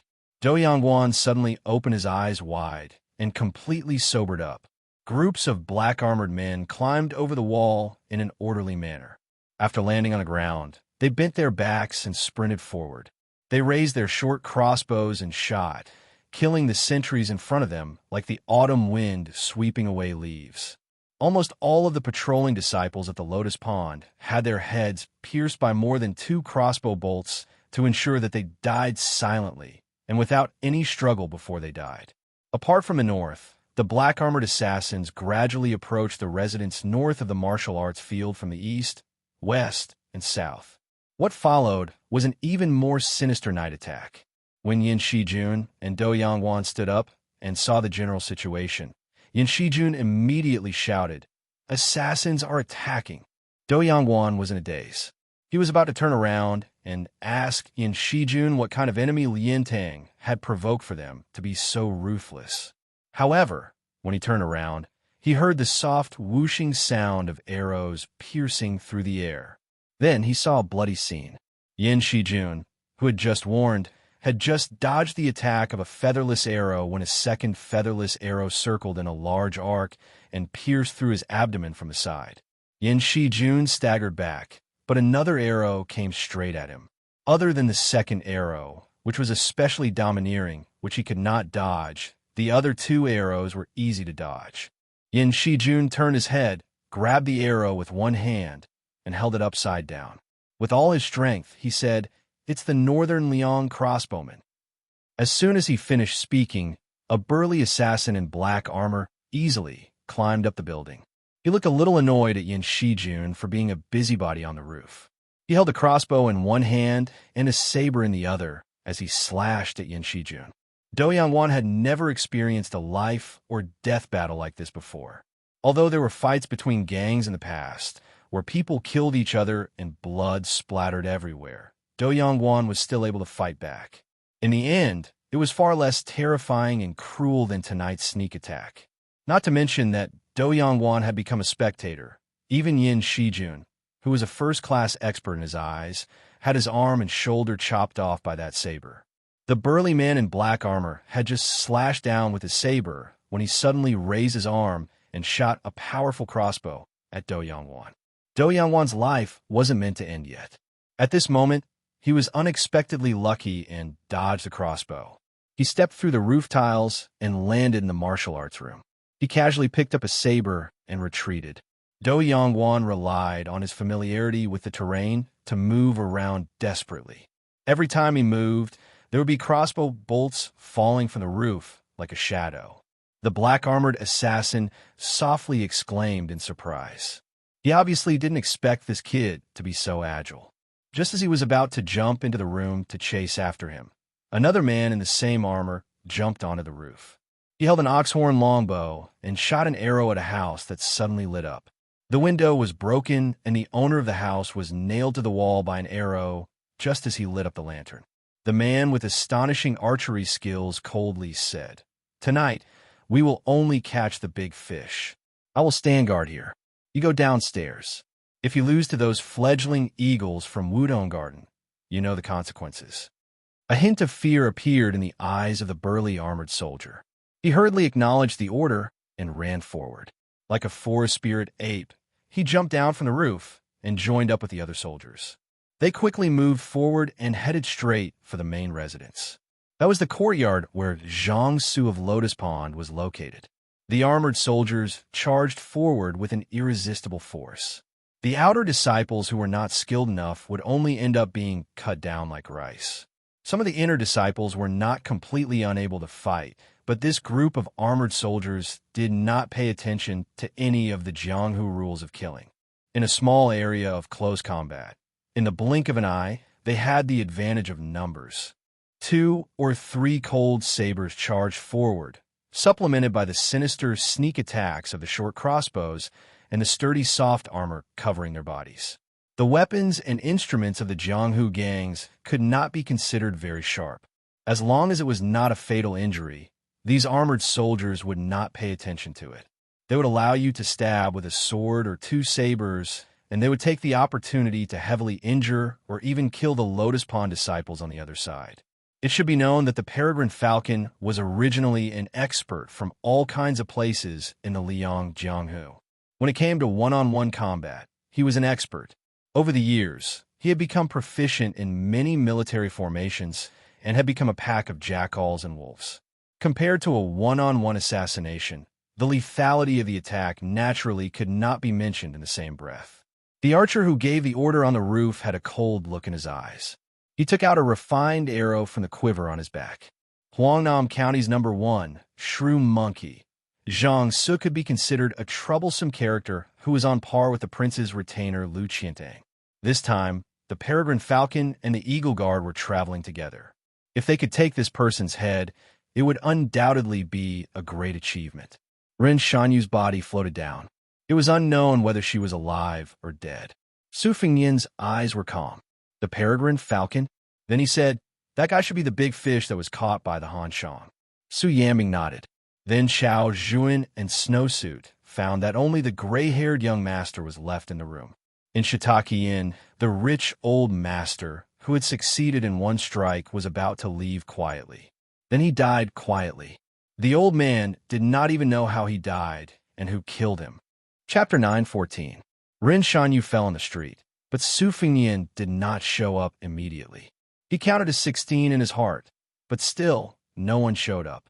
From Su Fengnian's perspective, he could clearly see that Ren Shanyu struggled a few times. It was impossible for her to even sit up, let alone stand up. Just as Su Fengnian was about to take action, someone from Shiitake Inn finally rushed out of the embroidery house, picked up Ren Shanyu, and disappeared into the alley. It was Hong Shuwan, who was neither an Eagle Guard nor a Peregrine Falcon. Su Fengnian's face was clouded. Su Yanbing, who came and went like a ghost, stood back at the window and nodded to Su Fengnian, indicating that Shiitake Inn had been dealt with. Su Fengnian turned his head, and his expression returned to normal. He asked Chao Zhuan for the detailed location of Wang Yunshu's family mansion, and then asked Snowsuit for the broken zither that was made for flying swords. He held the vase of flower gall with the sound of bells under his arm, and did not say much to Chao Zhuan and Snowsuit. He told them not to see him off, and just smiled at them, which made the 2 brothel girls feel flattered. The usually smooth and slick little shopkeeper of Peach Cheek Brothel did not dare to draw legs on a snake. She stood in the corridor and watched the 2 people disappear around the corner. She noticed the side profile of the gray-haired young man, which was angular. She did not know if it was an illusion, but the young man had a kind of spirit that could make Huangnam County feel like a storm was coming. Chao Zhuan waited for him to leave and leaned against the porch. She turned her head and saw that Snowsuit clearly wanted to take another look, but she was shy. Chao Zhuan could not help but laugh at her and pointed to the window to Snowsuit. The latter was stunned and then immediately understood. She quickly lifted her skirt and ran to the window. Chaibu didn't do anything superfluous. She looked at Shui Yi's back. Mother always disliked this girl for not being feminine enough. She couldn't learn how to seduce men. So why didn't she come out? Chao Juan collected her thoughts and began to think about the appearance of the young master of Lingzhou. Would the peach cheek brothel, which had always been suppressed by Shiitake Yin, have a turn for the better? As for the broken zither and the vase that she did not know whether it was genuine or fake, they were all insignificant small things. As long as that person was willing, even if it was a girl like Snowsuit in Peach Cheek Brothel, as long as there was one, Peach Cheek Brothel would give it to him. Outside the building, Su Fengyin boarded a carriage while Su Yanbing drove the carriage to Wang Gongcao's residence in the county. Wang Xihua was the current head of the Wang family of the water school. Following the rise of his mortal enemy, Li Gongda, to the rank of second-rank Dao administrator of Bailiang, Long Yi's Wang family was known as the dragon raises its head, arrogant and despotic. The Wang family of Zijin, who had always been on good terms with Long Yi, could no longer tolerate him. The Wang family of the water school took the opportunity to rope him in. With the addition of the Ling Su of Gozhouzian, the three families with the same surname had secretly joined forces to contend against Long Yi. With Wang Xihua, who had great accomplishments and knowledge, as the leader, Wang Xihua's days were not as difficult as outsiders imagined. For the past few years, the Wang family's residence had been bustling with people and carriages. Even a few scholars who had recently entered Bailiang had come to seek guidance from this great scholar of exegesis. However, it was still uncommon for a carriage to visit in the middle of the night. Although Wang Yinshu had a notorious reputation in Huangnam County for not teaching him strictly, the gatekeeper of the Wang family's residence was someone with hidden authority who was no less than a 7th or 8th-ranked official. If he was the slightest bit careless in his treatment of others, he would be severely reprimanded or even expelled from the residence. Thus, when he saw an unfamiliar young master step down from the carriage, the gatekeeper hurriedly walked out from the side door and walked down the steps to inquire about the matter. However, what surprised the gatekeeper was that this young man was completely different from the other aristocratic sons who were eager to open the E-gate to welcome them grandly. He actually said that it was fine to wait at the entrance. The gatekeeper immediately understood that he was most likely looking for the eldest young master. In Huangnam County, it was more effective to look for the eldest young master than to look for anyone else. The eldest young master was extremely influential in Huangnam County. Not long ago, an elder of the Ling Su of Gozhouzian had hidden a mistress in a golden house and was blocked by a shrew at the entrance. His disgraceful behavior was completely exposed. It was only when the eldest young master stepped forward that the matter was resolved. Since he wasn't here to compare notes with his master, he was most likely a good-for-nothing playboy. The gatekeeper subconsciously looked down on him, saving him some polite greetings. Walking back to the side door, he looked back and saw the young man squatting on the steps next to the stone line. The gatekeeper couldn't help but think that this young master must have encountered a threshold that he couldn't pass. Otherwise, he wouldn't have used the stupidest method to wait for the eldest young master. In the middle of winter, which young master wouldn't be enjoying wine and beauties? The gatekeeper glanced at the burly man standing at the bottom of the steps.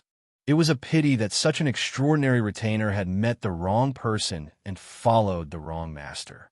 Su Yanbing hesitated for a moment. Squatting on the steps one step lower than Su Fengyin's, in the eyes of others, he was overstepping his boundaries. In the cold weather, Su Fengyin put his hands in his sleeves and laughed softly. I've implicated Uncle Su. Originally, I could have introduced myself and then asked Wang Gongxiao for a few cups of hot tea to warm my stomach. But since I'm going to put on a show, I have to put on a good show. Otherwise, I'll have to leave tomorrow morning. The water classic Wang family won't be able to understand the sincerity of a Lingzhou general. Su Yanbing raised his head to look at the sky. You need a heavy snowfall? It seems more sincere. Su Fengyin said in surprise, That's possible. Su Yanbing smiled slightly and said, When I was young, I traveled extensively. My luck wasn't bad, and I met some hidden experts. I learned a lot of unorthodox methods. Now that my realm is high enough, I think the heavens will give me face if I ask for a snowstorm in the middle of winter. Su Fingyan asked curiously. Does Master Lu Hao have the ability to do so? Su Yanbing thought for a moment and said calmly, that old thief probably can't. It doesn't mean that my realm is higher than Master Lu Hao's. This is probably the principle of specialization in learning. Back then, I went to the South Sea and killed a bunch of Qi cultivators. I obtained a few secret manuals. But when it comes to killing people, two Master Lu Hao's won't be of much help. All these years, I heard that Dong Tai is the best in the world when it comes to killing people. I've always wanted to learn from that peach blossom sword deity.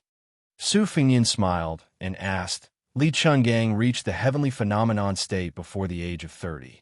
There's also Dong Tai and Uncle Su. All of you seem to have a smooth journey in martial arts. How did you do it? Su Yanbing thought about this question very seriously. Finally, he gave Su Fingyan an answer that made him not know whether to laugh or cry. Just go with the flow. As if he found Su Fingyan's expression funny, Su Yanbing said something that was very suitable for the current weather. Actually, Su Yanbing has always felt that his achievements today are because of this handsome face that didn't lose to His Highness when he was young. Su Fingyan held his belly and laughed. After he stopped laughing, he said helplessly, Uncle Su, you and second brother Yuan will definitely get along. Su Yanbing smiled indifferently and said, that blockhead on horseback spear and lance was indeed taught by me. Su Fingyan was speechless. Chapter 9:15. Su Yanbing suddenly asked, does your highness not know that Yuan Zhuozong started practicing blade techniques at the age of 21? However, after losing to Gu Jiantang, he stopped showing off his blade techniques in front of the world. In the ranking of the experts in the Li Yang army, Bailiang had Chun Jibao and Yuan Zhuozong. Now, if Gu Jiantang only had the Thunder Heart, he would probably be at the bottom.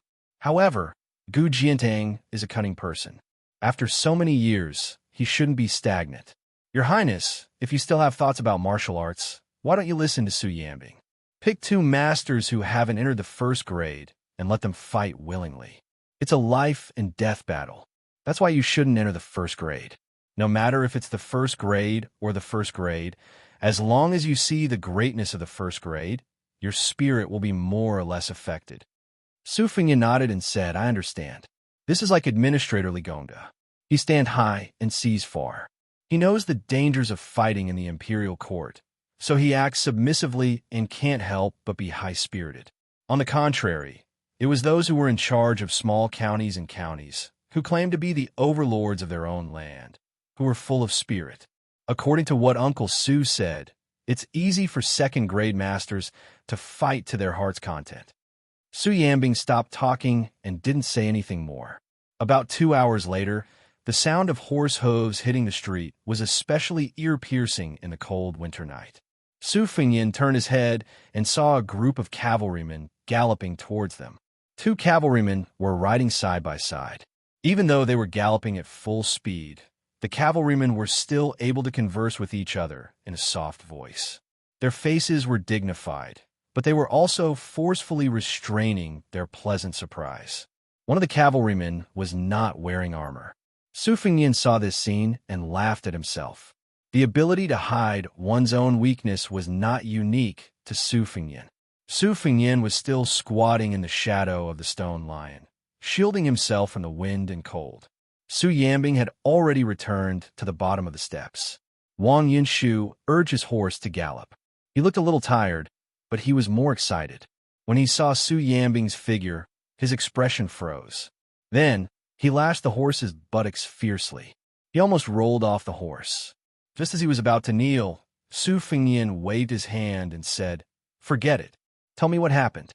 Wang Yinshu jogged to the bottom of the steps and asked cautiously, "Shall we enter the mansion and tell His Highness in detail?" Su Fingyan pointed to the seat beside him and shook his head. "I'm going back now. Just give me a rough idea."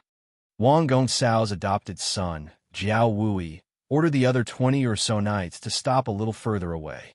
He got off his horse and knelt on one knee.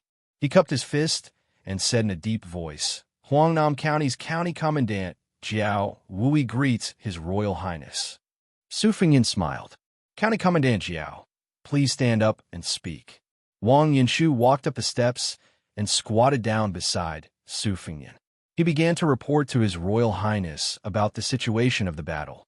His sworn brother had gone to Qing Rong Temple and coincidentally met a Taoist priest and two highly skilled Taoists about 3 li away from Qing Rong Temple. They said that they were there to welcome back a few disciples who had obtained crowns and headscarves from other temples. Originally, Jiao Wui would not be too concerned about this. Those middle-aged Taoists were real Taoists from the number 1 temple in Huangnam County. Perhaps they would even greet him with a smile. However, Jiao Wui's purpose for going to Qing Rong Temple this time was to obtain riches and honor. Without a second word, he wanted to capture the 3 people. At first, the 3 Taoists surrendered and did not resist. However, when the scouts under his command returned and reported that there were Taoists who had sneakily escaped, there were already 30 light armored cavalry who went to pursue them. The 3 Taoists immediately revealed their ferocity.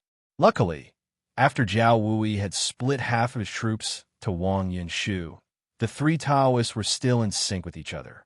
Apart from the dozen or so hidden scouts, each of them had 60 riders a li away.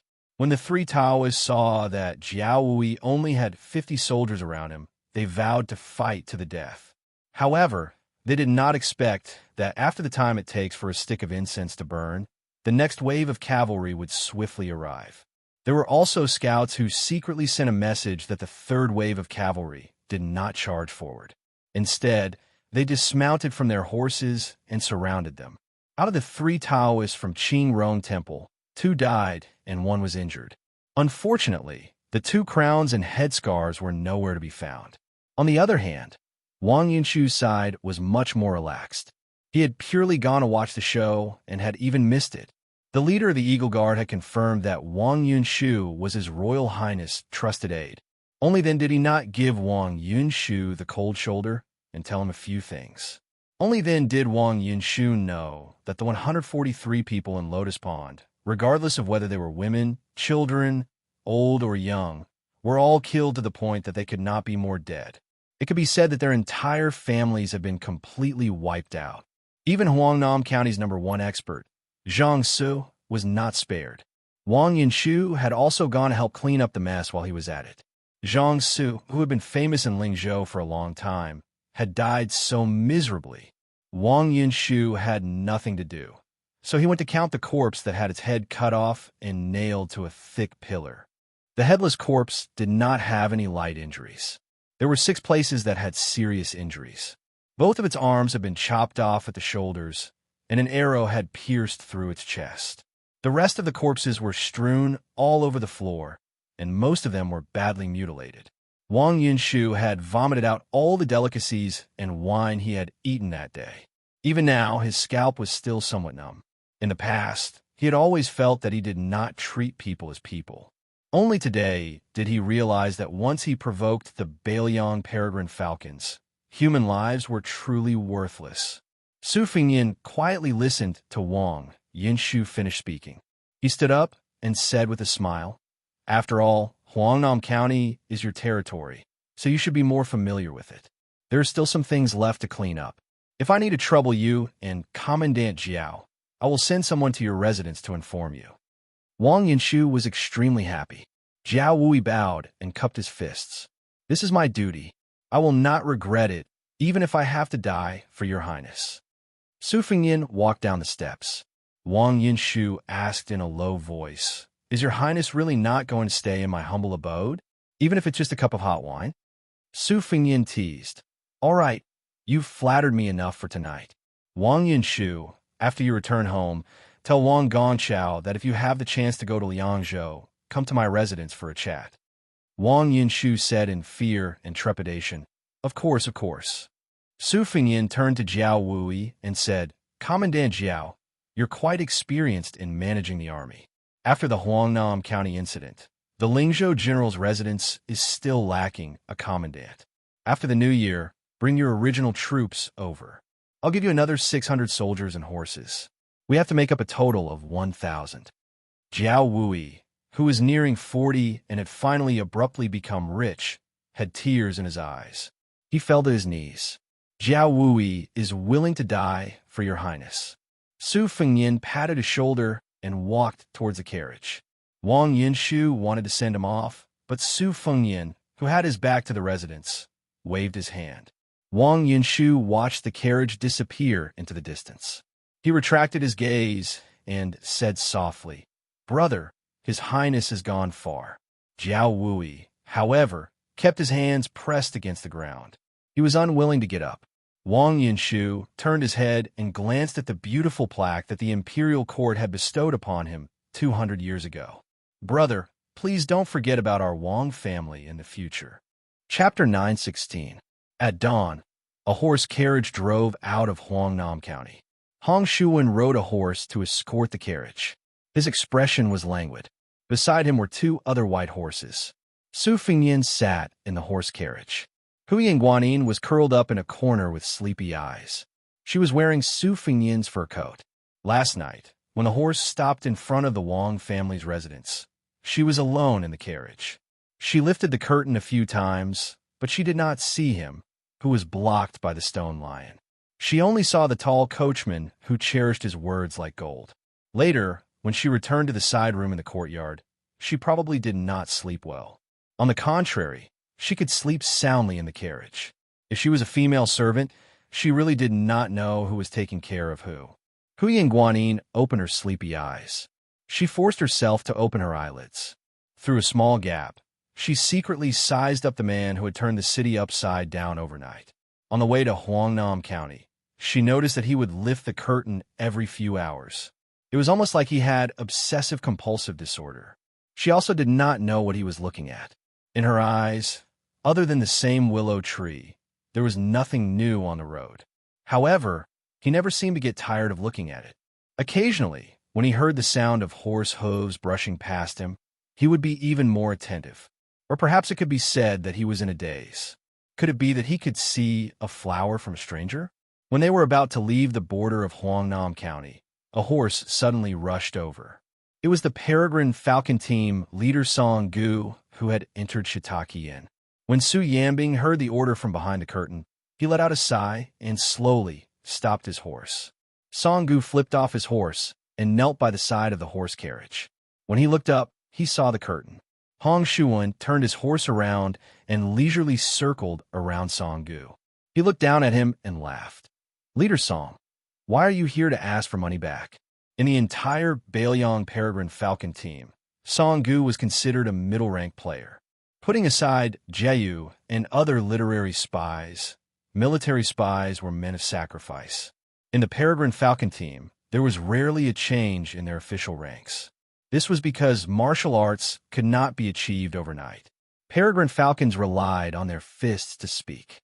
The capable ones were mediocre, while the mediocre ones were at the bottom. Song Gu had the strength of the third rank and was once a commoner in Lietsong County, Bailiang. Martial arts were the norm in Lietsong County. There were 7 major surnames, and each of them had their own unique skills. Spear Immortal Wang Xiu's wife was from the chief family in Lietsong County. Song Gu's martial arts training was a legend in the marketplace. When he was young, he met a foreign spear master who came to Lietsong County for a martial arts competition. That spear master's enemy put a huge bounty on his head, and an ambush began.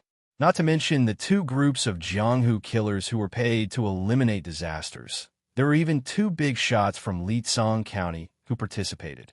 The master, who was close to the Vajra realm, killed most of his enemies. After all, it was difficult for a single person to save the situation. Before his death, he escaped to an abandoned house in Lietsong County and coincidentally met the young Song Gu who was there to stew dog meat. He taught Song Gu all his life's work. Unfortunately, Song Gu didn't even learn half of it. Later on, when he was impulsive, Song Gu revealed his moves and was recognized by his master's enemy. He had no choice but to join the Bailiang Peregrine Falcon. After 10 years of hard work, he was finally able to make a name for himself. Only Chu Lushan and Su Weisheng knew how many first-grade martial artists there were. However, everyone in Bailiang knew that there were 14 second-grade martial artists. 2 years ago, there were as many as 20 second-grade martial artists. However, Lu Qianang died in the battle at the Reed Marsh, and Xu Xiu withdrew. One died at the border, one went missing, and one died on Chun Jibao's way of entering Shu. One person retired successfully and was conferred the title of general.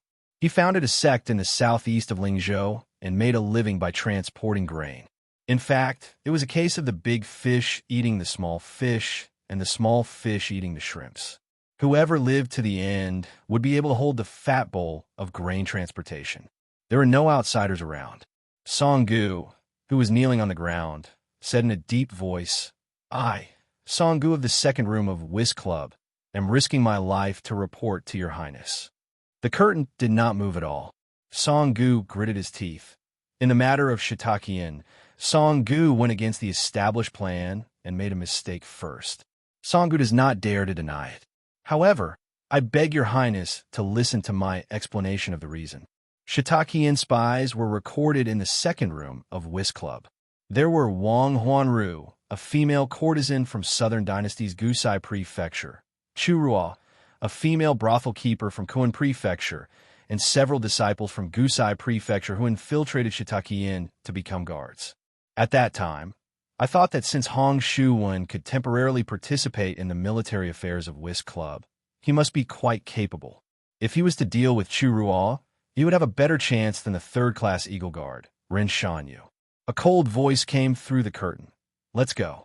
Song Gu felt as if he was struck by lightning. He pressed his hands on the ground. Although he deliberately suppressed his tone, it was still difficult to conceal his sadness. "Your Highness." This time, Song Gu did not deliberately slack off. Su Yambing did not care about a peregrine falcon raised by the second room of Whist Club. He just drove the carriage forward. Hong Shuwen pulled the reins with both hands and sat high on the horse's back. His body leaned back lazily, and he turned his head to glance at Song Gu coldly. Chapter 9:17. As dusk approached, the dark green city walls of Lingzhou grew taller as the carriage approached. As they passed through the city walls, they could see that it was almost the new year. Red lanterns were hung all over the walls and were lit early. In fact, it was not only here. Many of the city's streets were filled with lanterns overnight. It was hard to imagine that this was the handiwork of the administrator, Li Gongda. It was said that the officials and odd-job workers of the various yamens were complaining. They were all silently cursing him for being the administrator. Yet he still had to flatter a general of Lingzhou who was besieged on all sides. However, when the people of the city went out, their faces were filled with joy. Su Fingyan had the carriage stop at a bustling crossroad. He picked a restaurant and said that everyone would be having dinner outside. The restaurant was overcrowded. The group finally managed to find 2 empty tables on the first floor. Su Fingyan had Hong Shuwen go to the counter and choose a bamboo stick engraved with the names of the dishes. As soon as they sat down, there was a commotion. Huyan Guanin followed the sound and saw a young man with a protruding mouth and monkey-like cheeks. She did not look any further. Instead, it was Su Fingyan who turned around and sat on the bench. He looked over with a smile. The skinny monkey-like man had one leg on the bench. He picked his teeth as he shouted, "If I were the heir of Bailiang and had a great general as my father, if I were practiced martial arts, I would have mastered a peerless martial art since Tide Listening Pavilion is such a large armory full of secret manuals. There are also countless masters. I would have easily mastered the top 10. If I were to lead an army, I could just casually bring a few 100,000 cavalry. I won't brag about killing all the northern barbarians in one breath. Wouldn't Bei Meng's southern dynasty and Gu Sai Long Yao have long been wiped out?" Someone immediately joined in the fun and poured cold water on him. "Are you for real? I remember that there are 300,000 to 400,000 barbarian soldiers at the border of Liangmang. They are not made of paper. Fortunately, only our Bailiang can stop them. Moreover, Bei Meng has the military god Tuoba Bodhisattva. The fall of the southern dynasty is meaningless as long as Tuoba Bodhisattva is gone. However, this guy is fierce in battle. What if he goes crazy and takes your head without regard for his life? This guy is only inferior to old Monster Wong of Wu City in the world. Isn't taking the head of a general among millions of soldiers easy?" The skinny monkey-like man shrank his neck when he heard the name Tuoba Bodhisattva. "Then let's let Bei Meng go for now. We'll lead all the Bailiang cavalry to attack the east. It's only 2,000 to 3,000 li. Other than General Gu Jiantang on the eastern border, the two elite troops of Yanqi Prince Zhao Bing and Guangling Prince Zhao Yi are far away and can't take care of them. Old Man Gu was suppressed by our great general in the past and is no match for him now. We'll directly charge into the palace and sit on the dragon throne. Who cares about purple beard and blue eyes Zhang Jilu? No matter how smart he is, he's just a civil official who doesn't even dare to kill a chicken. If he dares to stand in front of me, I'll immediately give him a big slap and make him lose his sense of direction. Someone immediately followed up with a face full of anger and said sarcastically, "It's just that our prince is timid and useless. He went to the capital for nothing and didn't do anything. At the very least, you should be able to bully a few of the most popular courtesans in the capital. God knows if this grandson went to the capital and gave the officials and lord a lot of Bailiang's hard-earned money. I heard that on his way to the capital, there were dozens of boxes of gold, silver, jewelry, and antiques. It's absolutely true. This little bastard who only dares to bully others in his own nest is now the general of Lingzhou. He must have been taught a lesson in the capital and wants to return to his own territory to abuse his power." The skinny monkey-like man lowered his voice slightly and said mysteriously, "Did you guys hear? Our Royal Highness was originally going to return to Bailiang with his tail between his legs. However, the general couldn't stand it anymore and personally made a trip to Bailiang. Only then did he manage to bring back 2 daughters-in-law for this disappointing son of his. It said that they are both women from Qingzhou. For the general to have such an eldest son, he really has 8 lifetimes of bad luck. If the little prince becomes the next king of Bailiang, that would be a great thing." A young man who looked like a scholar said with a heavy Jizhou accent with a smile, "Choose the eldest son over the concubines. Choose the eldest son over the youngest son." An old man at the next table sighed. "That's right. The little prince reincarnated too late. Because Su Xiao only married one princess, there was no distinction between the eldest son and the concubine that was common in other noble families. In the past, everyone felt that even though his Royal Highness was absurd and heartless, he was still the eldest son. The second son, Su Longxiang, was also born silly. As for who would inherit the throne and who would become the king of Bailiang, there were no objections. However, the little prince led the dragon elephant heavy cavalry and broke through the border. His military achievements were outstanding. He personally led the troops and led the charge. No one disagreed with him. It was rumored that Yin Wenwan, Zhong Hongwu, and the rest of the old generals were full of praise for the little prince. An undercurrent was surging. This undercurrent had no doubt converged with the storm in Lingzhou. Su Yanbing naturally ate at the same table as Su Fengyan. He did not hesitate when he ate. Ever since he was by Su Fengyan's side, he had never had a fawning expression. He did not pay attention to the noise in the restaurant. Huyan Guanyin did not like the dishes of the Central Plains. When she heard the words of the man beside her, she pricked up her ears and did her best to listen clearly. Then she carefully bent over to see if Su Fengyan was angry. However, she only saw a calm, smiling face. Su Fengyan turned around and wolfed down the food. When he was full, he glanced at Huyan Guanyin. She nodded, indicating that she had eaten enough. After paying the bill, the group walked out of the restaurant. Su Fengyan looked at the setting sun and silently walked towards the carriage. Su Yanbing sighed in his heart. Only he could understand the complicated thoughts of the young man in front of him. If there really came a day when Bailiang was broken through by the Beimeng heavy cavalry, then if there were a few more Bailiang people like this in the restaurant, as the new king of Liang, Su Fengyan would feel less guilty. Chapter 9:18. Finally, they returned to the Lingzhou general's manor. When Hong Shuan got off his horse, he loudly shouted that they were home. Then, Hong Shuan's eyes widened. A large group of small fries were sneakily hiding in the empty space on the right side of the general's manor where the stone lion was. Hong Shuan's family was wealthy. With one glance, he could see that these people were pretending to be Jianghu heroes and had come to the general's manor to scam a living. If they weren't wearing gray mouse fur or raccoon fur, they were exceptionally new. They were all the most worthless types of fur. Among them, There were two people whose fur was exactly the same. It was clear that they were trying to make themselves look good, but unfortunately they were in the same shop and had bought leather clothes that were currently being sold at a low price. Hong Shuwen moved closer and casually looked around. Among the 20 to 30 men, he did not find a single one with the demeanor of an expert. This made Hong Shuwen, who was prejudiced against Jianghu people, feel very bored.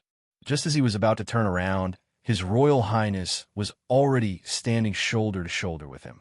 Hong Shuwen hurriedly took a step back without leaving a trace. Su Fingyin smiled and said, "Heroes, who has the strength of a 4th level, please step forward." There are 9 levels of martial artists. 4th level was a large dividing line. To be able to reach the 4th level, one could be considered an expert in a province. In a county, one could practically do whatever they wanted. In a small place where martial arts were not strong, one could establish a sect. Not to mention becoming rich, at the very least, one could become a tyrant. Hong Shuwen made a sound of surprise. He originally thought that it would be lucky if there were 2 or 3 4th-level experts among this group of half-baked heroes. He did not expect that there would be 14 or 15 people walking out at once. Su Fingyin saw a man whose eyes were wandering. He threw a look at Hong Shuwen, who was next to him. Hong Shuwen took a few steps forward. His murderous aura was immediately awe-inspiring. He leaped up, pressed his hands on the hilts of the 2 Baoyang sabers at his waist, and slammed his knee into the man's chest. The man who was caught off guard was about to receive a heavy blow when a skinny old man who had not stepped forward slid a few steps forward. The soles of his shoes were less than an inch off the ground.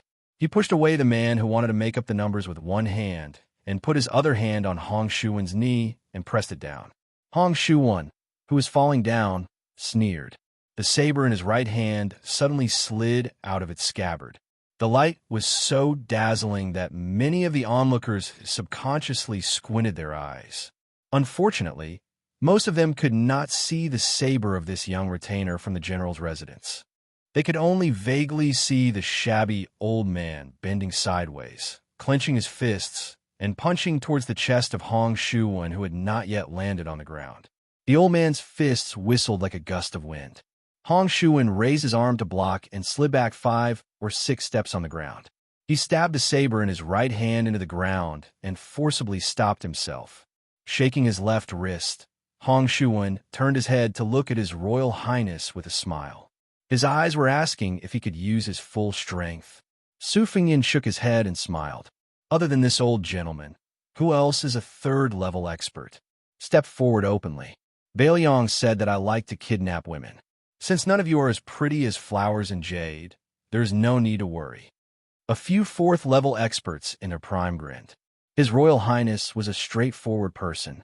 Some of the men who had tried to bluff their way through also took a few steps back. Other than the old man from the Yang family from Lichang County, who was proficient in long fists and cannons, there were 2 other tall and sturdy men who were skilled in external martial arts. They stepped forward and announced themselves. Su Fingyin nodded with a smile in his eyes.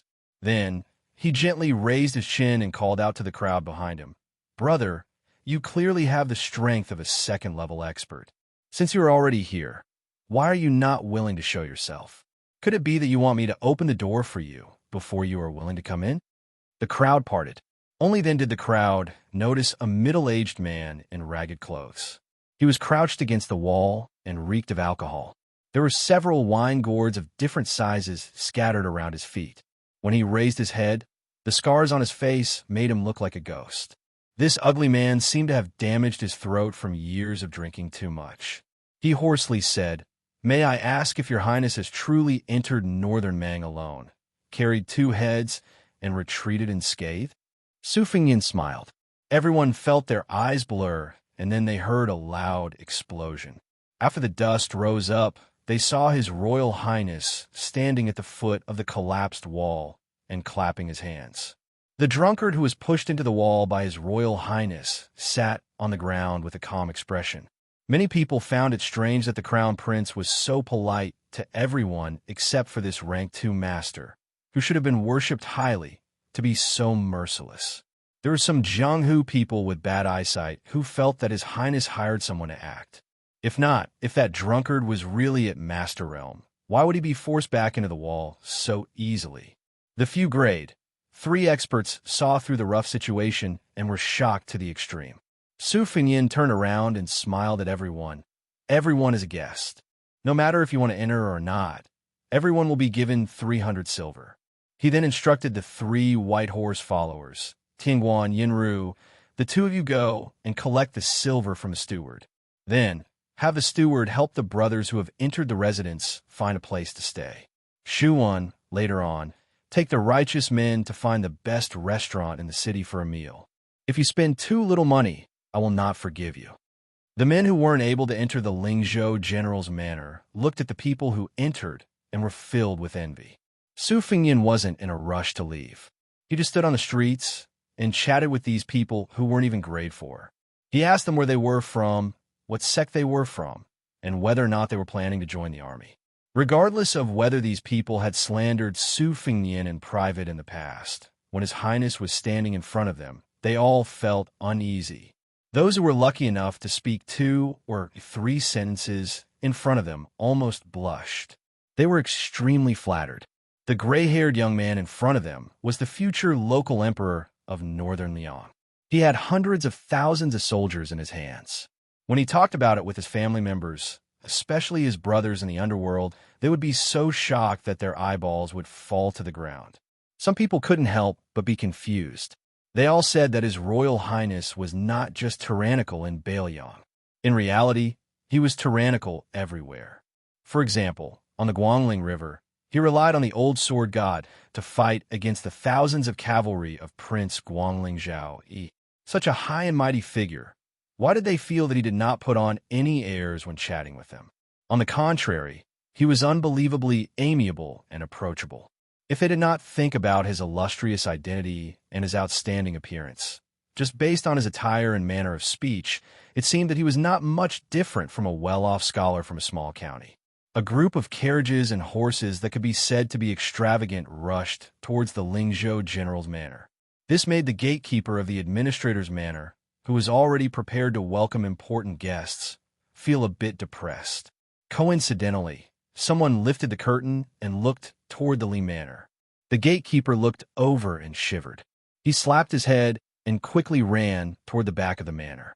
Damn, the mortal enemy that had fought with his master for half his life in Huangnam County had actually appeared in the capital of Lingzhou. In the past, when the officials of the 6th rank and above in the 7 counties of Lingzhou needed to rush to the administrator's manor to discuss important matters, the person sitting in the carriage would always use illness as an excuse to not come out. Su Fingyin heard the unusually loud sound of horse hooves and turned his head. Seeing the 3 carriages in a row, he understood. In the end, he told the good men of the Jianghu who were not able to become retainers of the Lingzhou general's manor. The general idea was that there were 2 paths they could take. One was to join the army. As long as they passed the test, it would be easy for them to become a squad leader. The other path was even easier. The various yamens of Lingzhou were in urgent need of a large number of Jianghu men with great martial arts. They would come out of the mountains to temporarily take up a position that was not considered to be an official. It was similar to the military and penal departments that were directly under the jurisdiction of the county magistrate. It could be considered getting rid of evil and bringing peace to the people. In the future, as long as they had some achievements and showed real merit, the Lingzhou government would definitely give them priority in promoting them. When everyone heard that it was only the Lingzhou government that wanted them and not going to the border to fight for their lives, they felt relieved. Many of the men who were passionate about fame all had smiles on their faces. They looked at each other and saw the eagerness in each other's eyes. After Su Fingyin calmly finished talking about the important matters, he smiled and told them to eat and drink well. Furthermore, if they really became part of the Lingzhou government in the future, they were welcome to be guests in the general's manor. Su Fingyin turned around and slowly walked towards the 3 carriages. After the owners of the carriages walked down, they all walked faster. When they were 5 steps away, the 3 scholars of different ages knelt down at the same time. Huangnam County's Wang Shihua greets His Royal Highness. Huangnam County's Wang Jinlu greets His Royal Highness. Huangnam County's Wang Wolfting greets His Royal Highness. Chapter 919. The three of them were the current masters of Huangnam County's water classics Wang Clan, Spiritual Su of Gojoseon Clan, and Zijin Wang Clan. Wang Shihua was Wang Yunshu's father, the current merit officer of Huangnam County. He had an elegant temperament and had the style of an ancient sage. The water classics Wang Clan was famous for having a rich collection of books. The famous scholars in the clan were especially good at exegesis and annotations. The Imperial College's new left chancellor, Yao Baifeng, was determined to turn the family's learning into national studies. When he was young, he concealed his identity and became a private tutor of the water classics Wang Clan. It was so that he could be close to them and read books. Later on, Yao Baifeng's reputation rose, and everyone knew that he was knowledgeable. He became more determined with age and was regarded as the master of the northern literary world. Together with the two masters of the Song clan, he often borrowed books from the old master of the Wang clan. The gray-haired Wang, Jinlu, came from the spiritual Su of Gojoseon clan. There was a great Jinren who ascended on a crane. The Wang clan of Zijin's history was not as good as the other three princes of Huang and Nan. However, due to the fact that three princes of Zijin had appeared in the previous dynasty, there was a scene where 3 generations of the Wang clan of Zijin sat in the same court. Unfortunately, it was short-lived. In the current era, the Wang clan of Zijin did not attract much attention. The current Wang clan head, Wang Wolfting, was not only young, she was only 3 years old. She was also famous for being unorthodox. The outside world did not know how such a disreputable young man, who was as famous as Wang Yinshu, could suddenly become the head of the Wang clan of Zijin. Su Fingyin was not arrogant enough to make the 3 masters kneel on the street for a long time. He let them get up and brought them into the residence. They agreed to rest for a night and talk about the details tomorrow. In a Li mansion, the administrator, Li Gongda, was tending to a hollyhock in the garden. When he heard the steward say that Wang Shihua had gone to the general's mansion to see the crown prince, along with the old and frail Wang Jinlu and the immature Wang Luding, Li Gongda's face darkened. He sneered and said, "Old he, don't you think some people are strange? You give them 1 copper coin every day, and when you don't give them any more, they will jump and curse. You slap them every day, and when you stop, they will be grateful. Others say that Huangnam County has produced 4 princes and that it is a blessed land with good feng shui. However, in my opinion, this Huangnam County is a place full of white-eyed wolves.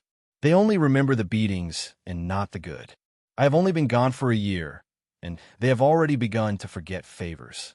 If I did not pave the way and build bridges for them back then, how would they be where they are today? Let's not talk about the other 3 families.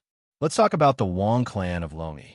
It is true that I have used them to achieve a meteoric rise, but what I have returned to Longi over the years is more than what they gave me back then. Father-in-law waited until I became the governor of Fengzhou before he was willing to eat his first New Year's Eve dinner with me, a son-in-law from a humble family. Now, he is begging to bring his family to this residence so that 5 generations can live under the same roof. The steward surnamed, he was scared into silence by the master's words.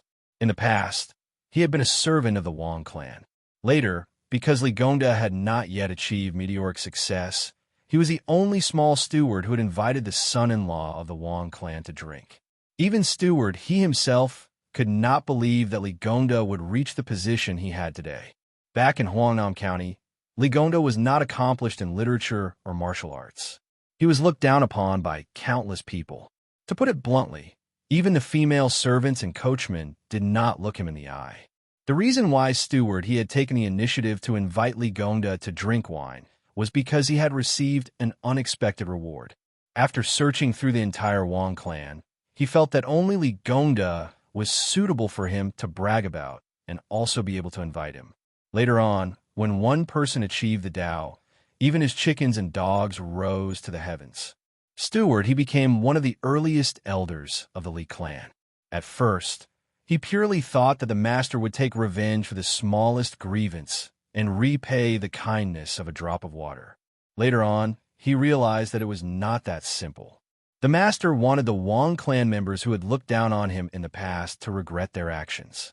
In reality, the master did not view him, He Chong, in a new light. Li Gongda had sent people to expose and impeach Song Yin regarding the matter of the obscene sacrifice. Li Fuzhen had personally gone to the Huangnam County Governor's manor. He wanted his daughter to be honest with Song Yin on his behalf in order to maintain their relationship. Li Gongda originally believed that Song Yin would understand his good intentions. Of course, he also had the intention of knocking Song Yin down. If Wang Shihua became the Huangnam County Governor, Li Gongda, who was about to lose the Lingzhou provincial governor, did not want to implicate the Li clan's backyard in Huangnam County. However, his daughter did not have much experience in politics, but Li Gongda predicted that she would definitely bring Guo Fufeng along to Huangnam County to meet Song Yin and Song Huangmei. With him personally negotiating, it was better than his muddle-headed daughter doing bad things out of good intentions. Also, Li Gongda already knew that many of his students, who were familiar with the dog hole, had begun to flirt with Guo Fufeng. This young man looked shrewd, but he was actually impatient. Li Gongda also wanted Song Yin to give him the cold shoulder, so that Guo Fufeng would know that if he truly wanted to enter the Li clan circle, he would not be able to put in enough effort. The hearts of parents in the world were really pitiful. It was because before children became parents, it was very difficult for them to understand this painstaking effort, which was why they were pitiful. An outer courtyard manager hurriedly ran over with a weird expression on his face. "Master, the young miss has returned." Li Gongda thought about it for a while before impatiently saying, "Let that person in." The manager lowered his head, his face filled with joy. Unexpectedly, Li Gongda laughed. "Jia Ge, that young man gave you a few dozen taels of silver?" Jia Ge immediately took out a silver note from his sleeve and bowed as he ran over to the administrator. He did not waste any time and honestly said, 50 taels. Li Gongda waved his hand and glanced at the note. His face was helpless as he muttered to himself, "This silly girl, using the silver that father gave you to fool him." Li Gongda's eyes narrowed as he slowly placed the note into his sleeve. "Surnamed Guo, you dare to accept this note? Aren't you afraid it will burn your hands?" One of the managers of the inner courtyard, He Chong, took the initiative to leave. Li Gongda, who was alone, continued to deal with a hollyhock that was as tall as a person. He stretched out 2 fingers and broke off branches and leaves, sometimes nodding and sometimes shaking his head. After the general's mansion housed the first batch of Jianghu people to follow the dragon, the 3 Wang family heads from Huangnam County stayed. Finally, there was some life. Su Fengyin sat in the study, using the afterglow to appreciate a precious calligraphy and painting with dense inscriptions. Huyan Guanyin tiptoed into the study, holding the pot of phoenix spirit that was criticized as a chrysanthemum made with both hands and placing it on the window. With the light blocked, Su Fengyin did not raise his head and waved at her. The calligraphy and painting on the table were the original works of the former Beiliang tycoon, Yao Baifeng.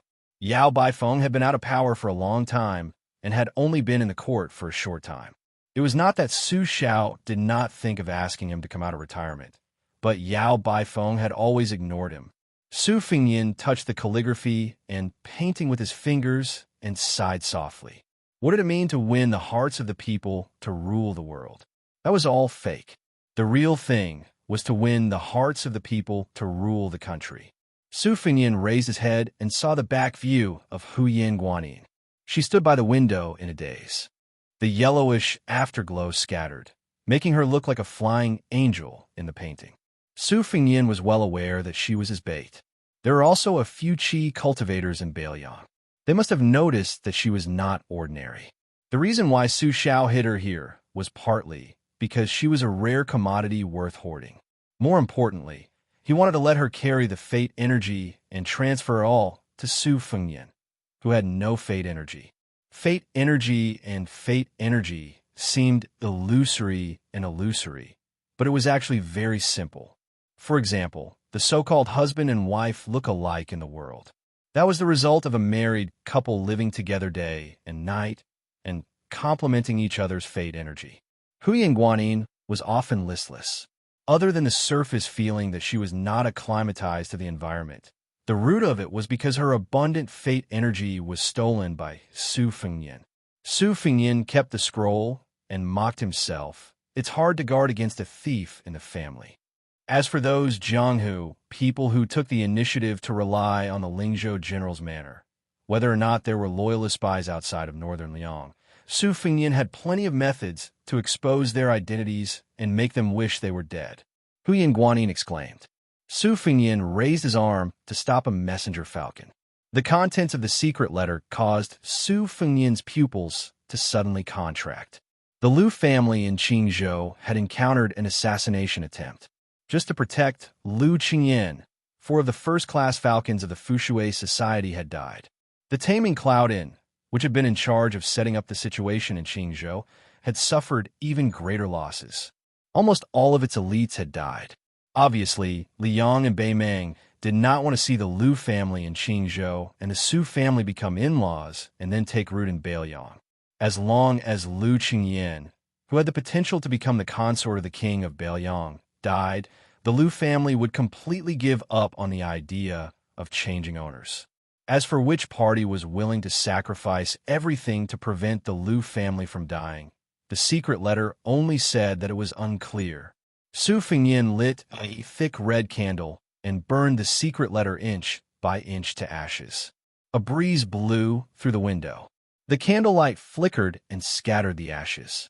Huyan Guanyin saw that the letter had long been burned, but he still maintained his attentive posture of 2 fingers close to the candle flame. Su Fengyan flicked his fingers and walked to Huyan Guanyin's side. His eyes were obscure and difficult to understand. He gently looked at a raised eave of the administrator's residence.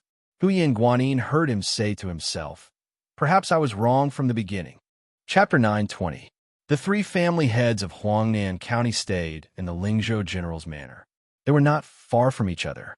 Other than their trusted retainers, the 3 of them did not bring anyone else into this brand new official residence with a horizontal board. His Royal Highness allowed them to rest for a night, which made Wang Shihua's heart tighten. This was clearly to give the 3 families enough time to communicate. Wang Gongqiao, Ling Su of Gozhouzian Zanolf, and Zijin Wang Lifting all rushed from their families to Lingzhou City at dawn. Apart from a careless lunch midway, they roughly communicated. Although they agreed to take care of each other, they were still wary of each other in their hearts. It was very difficult for them to advance and retreat together. When it came to the ups and downs of a large family, no matter how good their relationship was in the past, they had to carefully weigh the pros and cons. Wang Shihua, who was praised by Yao Baifeng as having the talent of 3 provincial governors, ate a dinner that could not be considered sumptuous. He was not in a hurry to agree to Wang Zhenl's appointment. Instead, he went out for a walk alone. Not long after he went out, he saw the junior Wang Lifting, who was also leisurely strolling. Wang Shihua was a little touched. To be able to keep his composure, the younger generation would surpass him in time. The 2 of them nodded and smiled as they brushed past each other. Wang Shihua walked along a corridor beside the water with his hands behind his back. The water flowed towards Jinhou Lake. Within Lingzhou City, there were not many residences that had the ability to draw water from the lake into their own courtyards. The administrator's manor next door was naturally one of them. Wang Shihua had an idea and turned into a small path close to the wall. Through the hole in the wall, he could see the inside of the Li Manor. Wang Shihua suddenly stopped. Coincidentally, on the other side of the wall, there was an official that he could not be more familiar with who was also approaching. After looking at each other, Wang Shihua, who had his hands behind his back, smiled. "Lord Li, why are you so free and elegant? I heard that Lord Li has found a son-in-law who is outstanding in terms of knowledge, character, and background. Congratulations, congratulations." He only addressed Li Gongda as Lord Li, but did not refer to himself as a lowly official or a lowly official. It was enough to show the arrogance of Huangnam County's merit officer, Wang Shihua. Li Gongda patted his sleeves and replied with a smile, "This official doesn't need to rely on some son-in-law for retirement. In any case, I have a son who can be considered to be quite promising." He's able to earn military merits on the border without being involved. Wang Gongqiao, you should take it easy. Wang Xihua nodded and said, there are many great men on the border. Young Master Li is both in the battlefield and in love, so naturally people can't help but be envious. That son of mine has no ability and only knows how to hook up with girls from the brothels. He doesn't have such good fortune. Everyone in Beiyang knew that the administrator's son, Li Hanlin, used to be popular with both men and women. Almost every time he went out, he would be intimately accompanied by a handsome young man. Although the prodigal son had turned over a new leaf and no one doubted the authenticity of the crossbowman's military merits, the evil young Master Li had committed too many heinous crimes. Tonight, he was mocked by Wang Xihua. Li Gongda did not refute and bent down. Wang Xihua was wondering why the administrator would admit defeat this time. He did not expect that after Li Gongda stood up, he would directly throw a handful of soil at Wang Xihua's face. It didn't hurt, but Wang Gongqiao, who had always been regarded as the cultured sect master of Lingzhou, had never been humiliated like this before. For a moment, he did not know how to react and was stunned on the spot. Li Gongda laughed and said, King Wang Xihua, you're the best at putting on an act. I wanted to beat you for a long time. There are no outsiders today. Only you and I are enemies. His Royal Highness, why are you here? Hearing this, Wang Xihua unconsciously turned his head. In the end, there was no one around. Where did His Royal Highness come from? When he turned his head again, Li Gongda threw another handful of soil at his face. Wang Xihua was unable to restrain his anger. He pointed a finger and scolded angrily. Li Gongda, the three immortals of virtue and speech. As an important official on the battlefield, ask yourself honestly, is there any one of them? You've really tarnished the word merit and virtue. You're a cautious and fierce person. Do you really think you can die of old age? Li Gongda carelessly rubbed his nose and then pointed a finger at the top of his head. He said disdainfully, everyone respectfully calls you third Governor Wang. 3 governors. Isn't that the size of the official hat on my head? Don't talk big in front of me. Just tell me who's the highest official today, and who's the one who made you not take a single step forward all these years and obediently become a county's merit officer. Wang Xihua sneered and said, talking to you about passing on the torch, talking to you about the seeds of learning, is simply playing the lute to a cow. Li Gongda chuckled and said in a low voice, we're like chickens talking to ducks. In the end, we're still the same kind of people. Let's not laugh at each other. Wait until you become the second Yao by phone one day. Then you'll have the qualifications to talk to me about learning and merit. Wang Xihua flew into a rage and said, Li Gongda, who's the same kind of person as you? Li Gongda raised his hand. Wang Xihua, who had suffered twice, immediately dodged. Only then did he realize that there was no soil in the administrator's hand. Li Gongda said that playing with Wang Xihua was as easy as playing with a monkey in left. Logically speaking, Li Gongda, who had returned with a great victory, should be proud of himself. However, Li Gongda, who was flushed with success in Beiyang, did not have the expected jubilation. Instead, his face was as gloomy as water. Wang Xihua's expression was uncertain at first. However, when Li Gongda's figure disappeared into the distance, the corner of Wang Gongxiao's mouth quietly curled up. There was no longer any trace of anger. He said softly, Li Gongxiao, let's see how long you can run rampant. Su Fingyan received the second secret letter of the day. It came from an old turtle in Lingzhou. Even Su Fingyan did not expect it to be a level 4 Jianghu hero who had entered the Lingzhou general's mansion. It turned out that before everyone gathered at the door, the Lingzhou peregrine falcon had obtained the background of most of the people. Some were rough, some were detailed. The only thing missing was the drunkard who had appeared out of nowhere. It was probably because the foreign spy also felt that swaggering into the mansion was too suicidal. No one in the secret letter was suspected of being a spy. Most of them were Jianghu people who had criminal records in the government. This was not strange. In Jianghu, it was impossible to become famous without killing or being killed. Su Fingyan was carefully reading the secret letter in the study. The turtle nicknamed Yama's knife was kneeling on the cold floor. He did not move at all. Su Fingyin put down the secret letter and closed his eyes. After a long silence, he opened his eyes and said to the person, "You don't have to worry about the drunkard. However, have Chu Lushan immediately investigate the level 4 Lu Bozong and the level 3 Sun Shan. The backgrounds of these two people are too clean and too detailed. From birth to practicing martial arts to becoming famous, it seems that there are traces that can be traced. However, the more it is like this, the more uneasy it is. Of the two people, Sun Shan looks older. However, he is only 29 years old. Lu Bozong is 32 years old. They're the two youngest. Although I'm not a spy, I know that as long as you are willing to put in the effort, it is easy to get an identity before the age of 15. Then, you can train them carefully for more than 10 years. It is almost impossible to leave behind any traces. I even suspect that there is a problem with their family. I will have to trouble you peregrine falcons to put in more effort." The man was terrified. His back was drenched in sweat.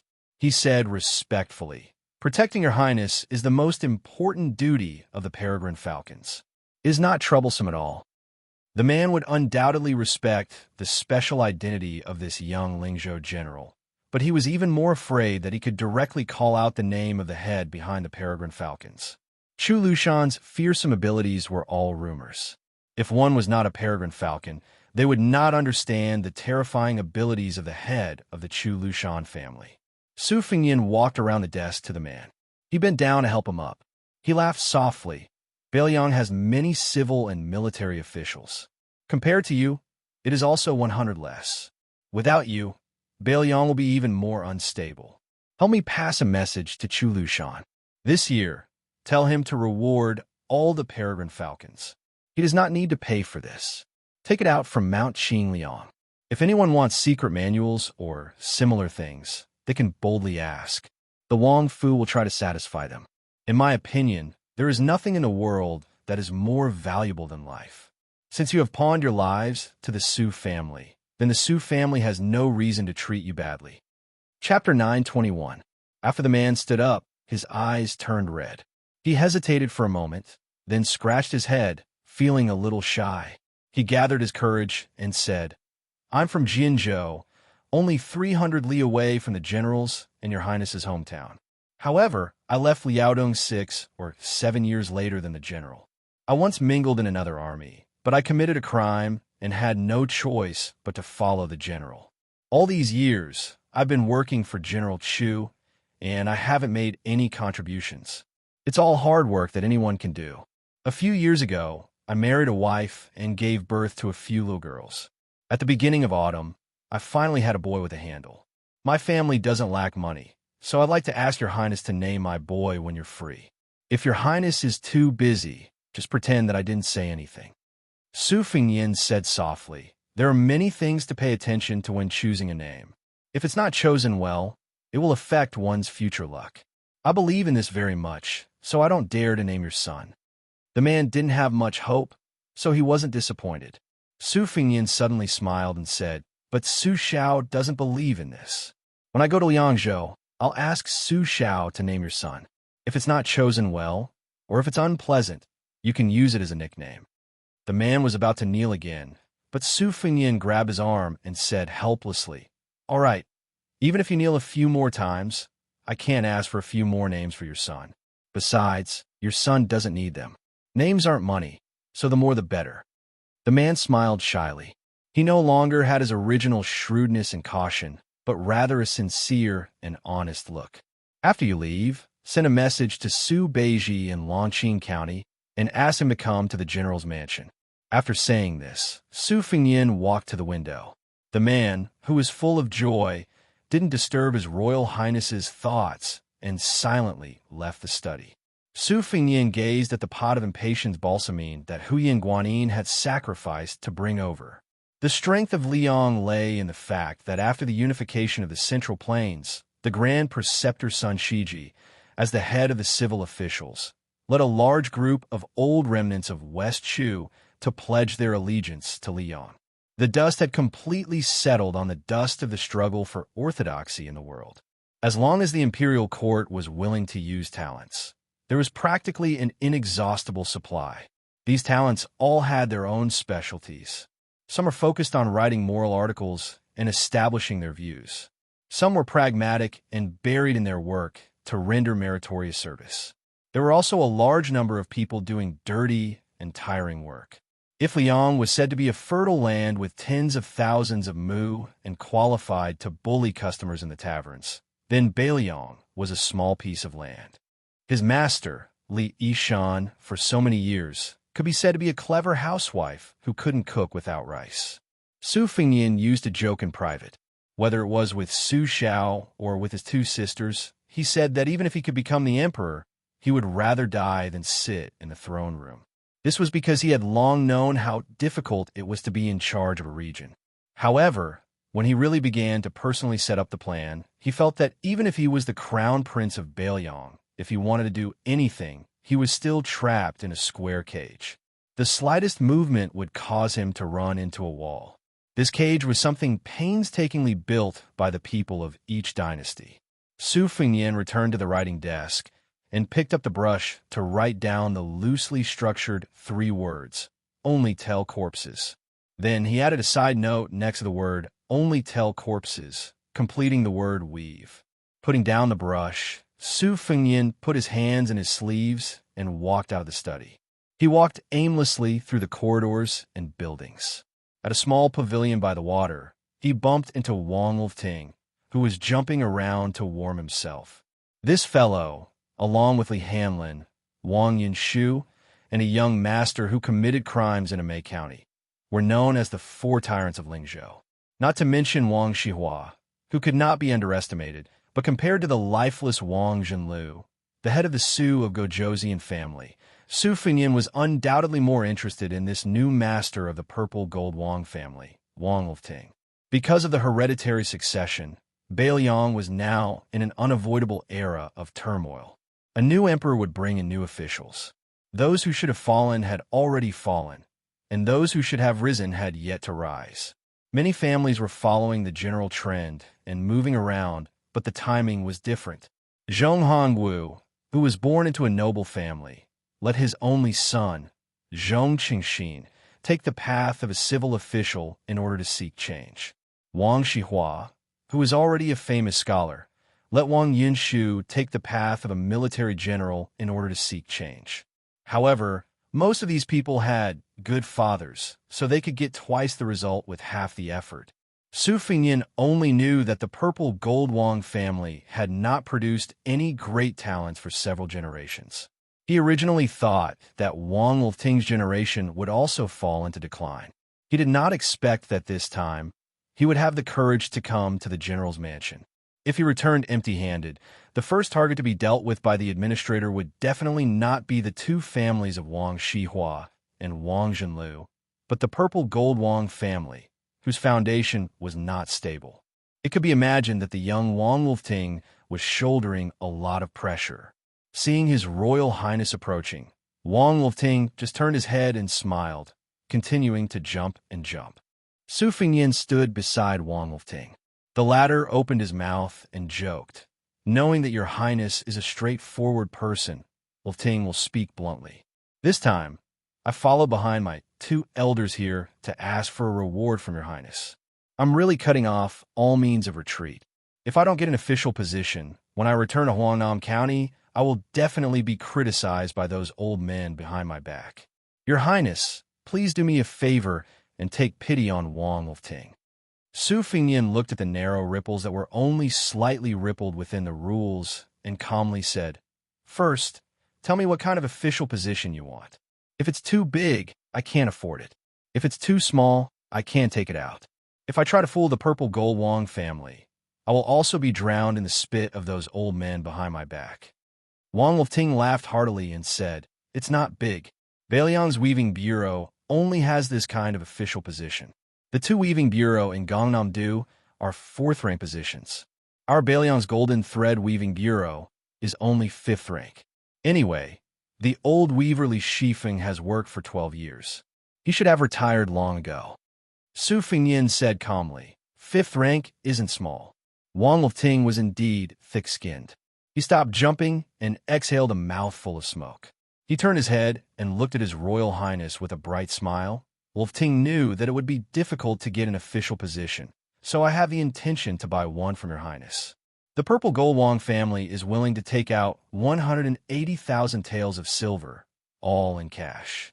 If it's not enough, the family still has some rare antiques and calligraphy rubbing, which can be converted into silver.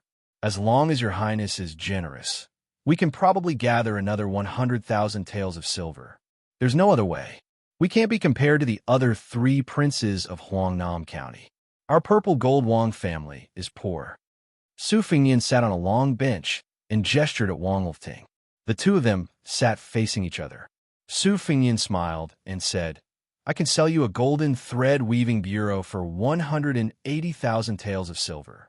However, there's an additional condition. Wang Wolfting smiled and said, Your Highness, my sister is indeed famous for being virtuous. However, her beauty is only average. Furthermore, she has a matchmaker. Your Highness, please don't have this idea. Su Fingyan was stunned. He didn't know whether to laugh or cry. He smiled and said, Don't try to be glib with me. Let's be serious. I know that you have a good friend who comes from a poor family. He is a teacher in the Purple Gold Wong family.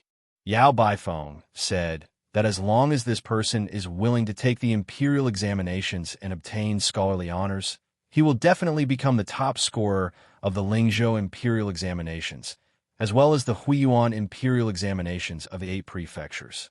He might even become the Zhuangyuan imperial examinations of the 3 prefectures. This year, Liu Yin of Huangnam County obtained the top 3 of the palace examinations and was bestowed with the title of Jinshi. It seems that he benefited from your friend's weaving techniques. Otherwise, he would only be able to pass the county examinations. Not to mention the palace examinations, even the metropolitan examinations would be an extravagant hope. If you can persuade this person to leave the mountain, I will let you become a golden thread weaving bureau. If you can't persuade him, then you will have to obediently return to the Purple Gold Wong family. Wang Wolfting held his stomach and laughed loudly. Su Fingyan was indifferent. Wang Wolfting stopped laughing and said with a cunning expression, Your Highness, please don't worry. This fellow has already been forcefully kidnapped by me and brought to the city. Should I call him over for Your Highness now? Su Fingyan shook his head and said, There's no need to meet him. Tell him to come to Lingzhou's capital after the new year. I have an official's hat to give to him for free. Wang Wolfting sighed ruefully and said, Comparisons are odious. I still have to spend my entire fortune to buy an official's position. This fellow has it all. Su Fingyan suddenly said, You are neither the son of the first wife nor the eldest son. To be able to become the head of the Purple Gold Wong family, it must not have been easy. Wang Wolfting retracted his frivolous expression. However, he did not purposely sit upright and still. Instead, he said softly, Compared to Your Highness, it is much easier. Su Fingyan laughed and said, You haven't even become an official yet, and you are already bootlicking? Wang Wolfting laughed again. Let's get familiar with each other first. Since I want to live under someone else's roof, how can I not look at his face? In the future, Your Highness should give Wang Wolfting more opportunities to flatter you. Su Fingyan joked. Then you should first become Chu Lushan's disciple and learn from him. Wang Wolfting wanted to say something, but stopped. Su Fingyan knew that he was a smart person and said directly, I know what you are thinking. Indeed, whether it is me or others, Chu Lushan's bootlicking has always been disgusting. However, there is one thing that many people don't see. Chu Lushan only treats one person this way. This is called being faithful to one person until death. Therefore, he and administrator Li both. At this point, Su Fingyan paused for a moment and did not continue speaking. He stood up and left directly. Wang Wolfting, who had been secretly tense, did not think too deeply about the strange words at the end. After all, he had obtained everything he wanted on this trip and had even exceeded his expectations. At the same time, he felt as if a heavy burden had been lifted off his shoulders, and he could not suppress his excitement. However, when he realized the meaning behind it, he felt a chill all over his body.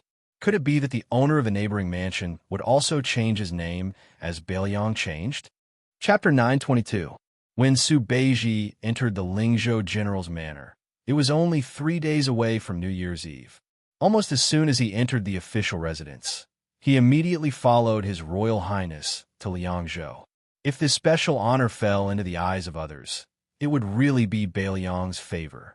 On the return journey, there were 2 carriages. Huyan Guanyin occupied one.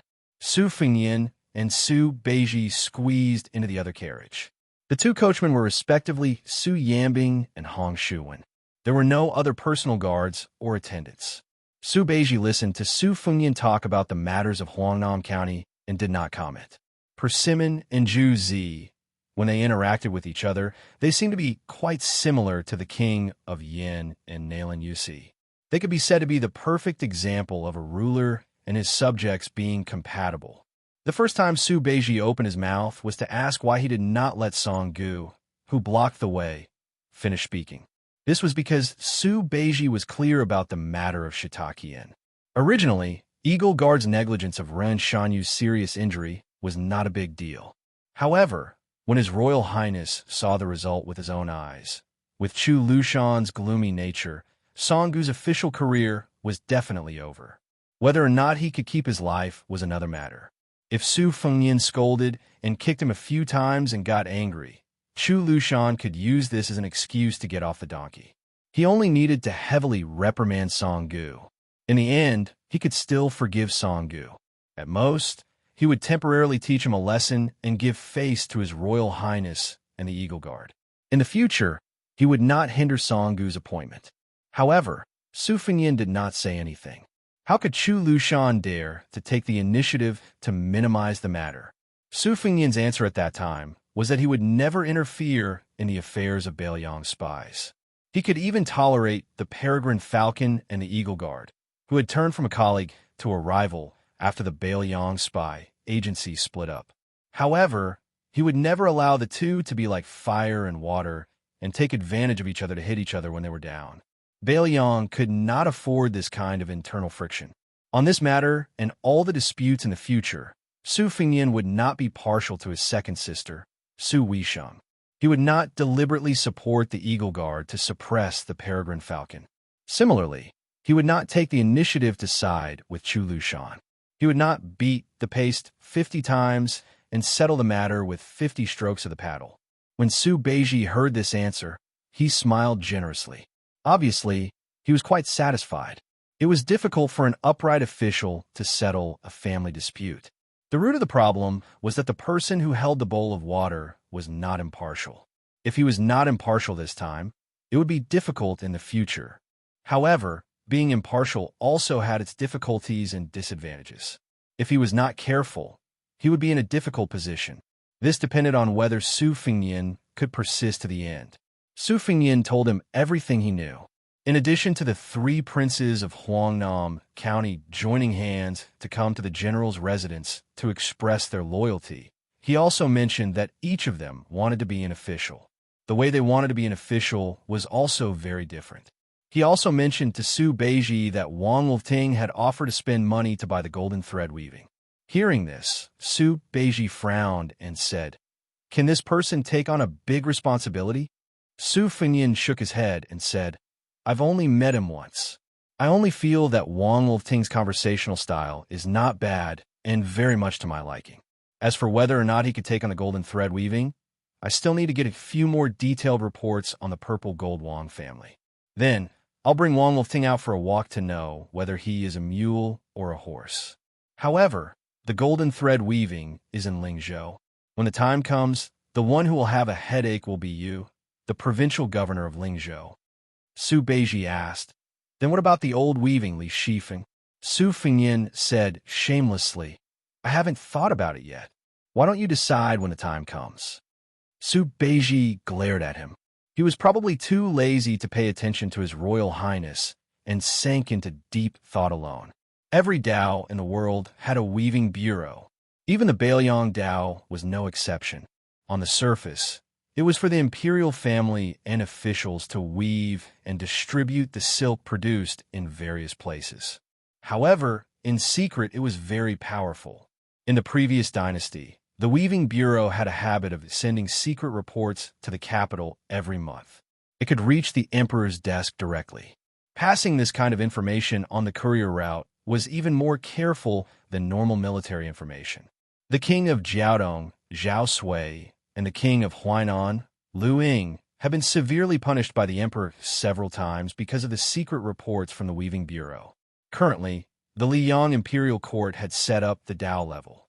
Although the Weaving Bureau of the various regions had not raised their ranks, all the smart people in the court and in the field were well aware that other than the Jingshi sent out from the capital to impede the vassal kings, these dozen or so low-ranking Weaving Bureau officials were the most sinister and disgusting. However, Li Shifeng, the Golden Thread Weaving Bureau, which belonged to the Beiliang Dao, was nearly 70 years old and had been mediocre for many years. He had never had any interactions with the king of Beiliang, Su Xiao. He neither took the initiative to flatter, nor was he too estranged. Once, there was a twice-yearly half-year discount that was inadvertently intercepted by a group of audacious horse bandits on a post-house road. Only then did people know that this chief weaving official was muddle-headed and bored enough to introduce his Royal Highness antique collection to the Emperor of Beiliang. He listed nearly 40 items and more than 600 pieces in detail. No one could understand why such a muddle-headed old man was allowed to stay in Beiliang and waste the salary of the imperial court. It was said that after the secret report was leaked, Su Xiao, who was still a pillar of the country at that time, laughed heartily when he heard about it. He had people send the same amount of money as the Zhao family salary to the Golden Thread Weaving Bureau. Over the years, Li Shifeng was not afraid of the emperor's suspicions and received the money every time. However, no matter how much outsiders ridiculed and looked down on this old man, Li Shifeng, the insiders of Beiliang, and even Li Yishan had carefully analyzed this person's official career and talent. Su Xiao did not send the money to make fun of Li Shifeng's idleness.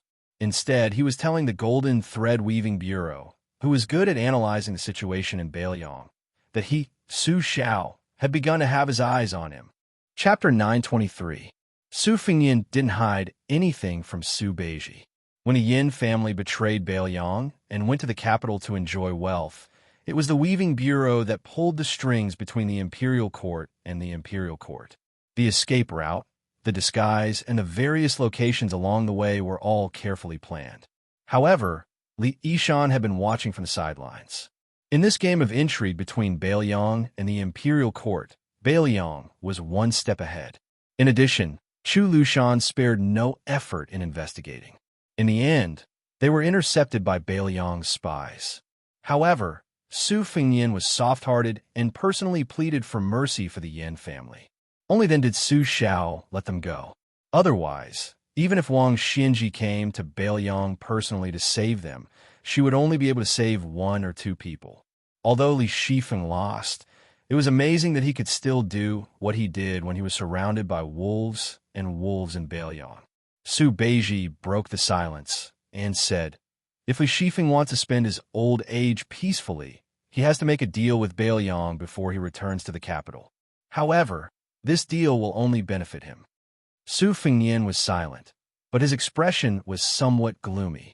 Su Beiji raised his eyebrows and said bluntly, "I remember that you used to have 3 very good friends. Among them, Yin Shiji has already followed his family to the capital to become a relative of the imperial court. He has a bright future ahead of him. Kong Wuqi isn't bad either. At the end of the year, he also became a commandant of the imperial army. In the end, only Li Hanlin is left in Beiliang. Do you really have the heart to do that? You haven't even become a vassal king, yet you plan to become a loner?" Su Fengyin said calmly, "No matter what the result is, even if it is the worst, I will ensure that the Li family will never have to worry about food or clothing. Li Hanlin not acknowledging me as a brother is also my own fault." Su Beiji smiled faintly and said, "How pitiful." Su Fengyin kicked this fellow. Su Beiji leaned against the wall of the carriage and patted his clothes. He asked casually, "That good friend of Wang Lifting, Sun Yin, was praised by Yao Baifeng as a talented bull. Yao Baifeng became the left chancellor of the Imperial College and controls the literary world. Did any spies say that Master wanted to invite son Yin to be the chancellor? Su Fengyan laughed and said, Zhu Zi, you're really something. If I didn't know that Yao Baifeng had secretly sent someone to invite Sun Yin and promised that as long as this fellow was willing to go to the capital and become the chancellor of the Imperial College, he would be able to participate in the court examinations next year. Yao Baifeng would have put down his precious face and personally asked the Zhao family's emperor for the top spot. If not, I wouldn't have known that there was such a person in Huangnam County. However, you can relax, but you can't. Sun Yin has already been sent to Lingzhou by Wang Lufting. I plan to let him become a 6th rank official with real power. If you become the provincial governor of Lingzhou and are overshadowed by this person, be careful that I don't let him replace your position in a fit of anger. Su Beiji glanced at Su Fengyan and didn't say anything. Su Fengyan smiled. Don't worry. I like the new and not the old. No matter how capable Sun Yin is, Zhu Zi, you're still my old love. My favor won't decrease. Su Beiji laughed coldly. Stop the car quickly. Let me go out and vomit. Su Fengyan looked hurt. You don't understand. I saved all the good stuff for you first. I picked up a heavenly blue gall bottle from the Dongyue Imperial Kiln at the Peach Cheeks restaurant. There's no other bottle like it in the world. You really don't want it? Then I'll give it to Qin Shiliang. That fellow is more sensible than you. Su Beiji closed his eyes to rest and said calmly, Hurry up. At noon on New Year's Eve, His Royal Highness was finally seen on Mount Qingliang, which was already decorated with lanterns and colored banners. Su Fengyan arranged for Huiying Guanyin to stay in a quiet courtyard. He didn't plan on letting her meet up with the girls from Wutongyan. Su Xiao accompanied them along the way. He didn't say much and was just happy. His younger brother, Huang Man'er, had grown a few centimeters taller. There was a hint of anger between his eyebrows. When he wasn't smiling, he was abnormally heroic and exuberant. However, when he smiled foolishly with his father, this instantly broke down. Fortunately, he no longer drooled, but this still left Su Fengyan speechless. When they went to see second sister, the family of 4 finally reunited. Su Weisheng, who controlled half of Bailiang's spies, was now living in Wutongyan so that he could handle confidential affairs. In Wutongyan, apart from the 2 senior maids, Sweet Potato and Bluebird, who didn't participate, the other 2 maids had all become Bailiang's female handlin. They read and sift through military intelligence and spy reports and had the right to approve them. Those in the know called them Vermilion's maids. This was especially true for Lu Yi, who was second only to Su Weisheng in the 19 ways. It was as if she was born to be good at scheming and planning and had become the second in command of Wutongyan. The second Junju, who demanded perfection, reprimanded almost all of the maids, but she relied heavily on Lu Yi. The 3 men of the Su family entered the room in Wutongyan. Su Weisheng sat in a wheelchair behind a low desk that was specially made for her.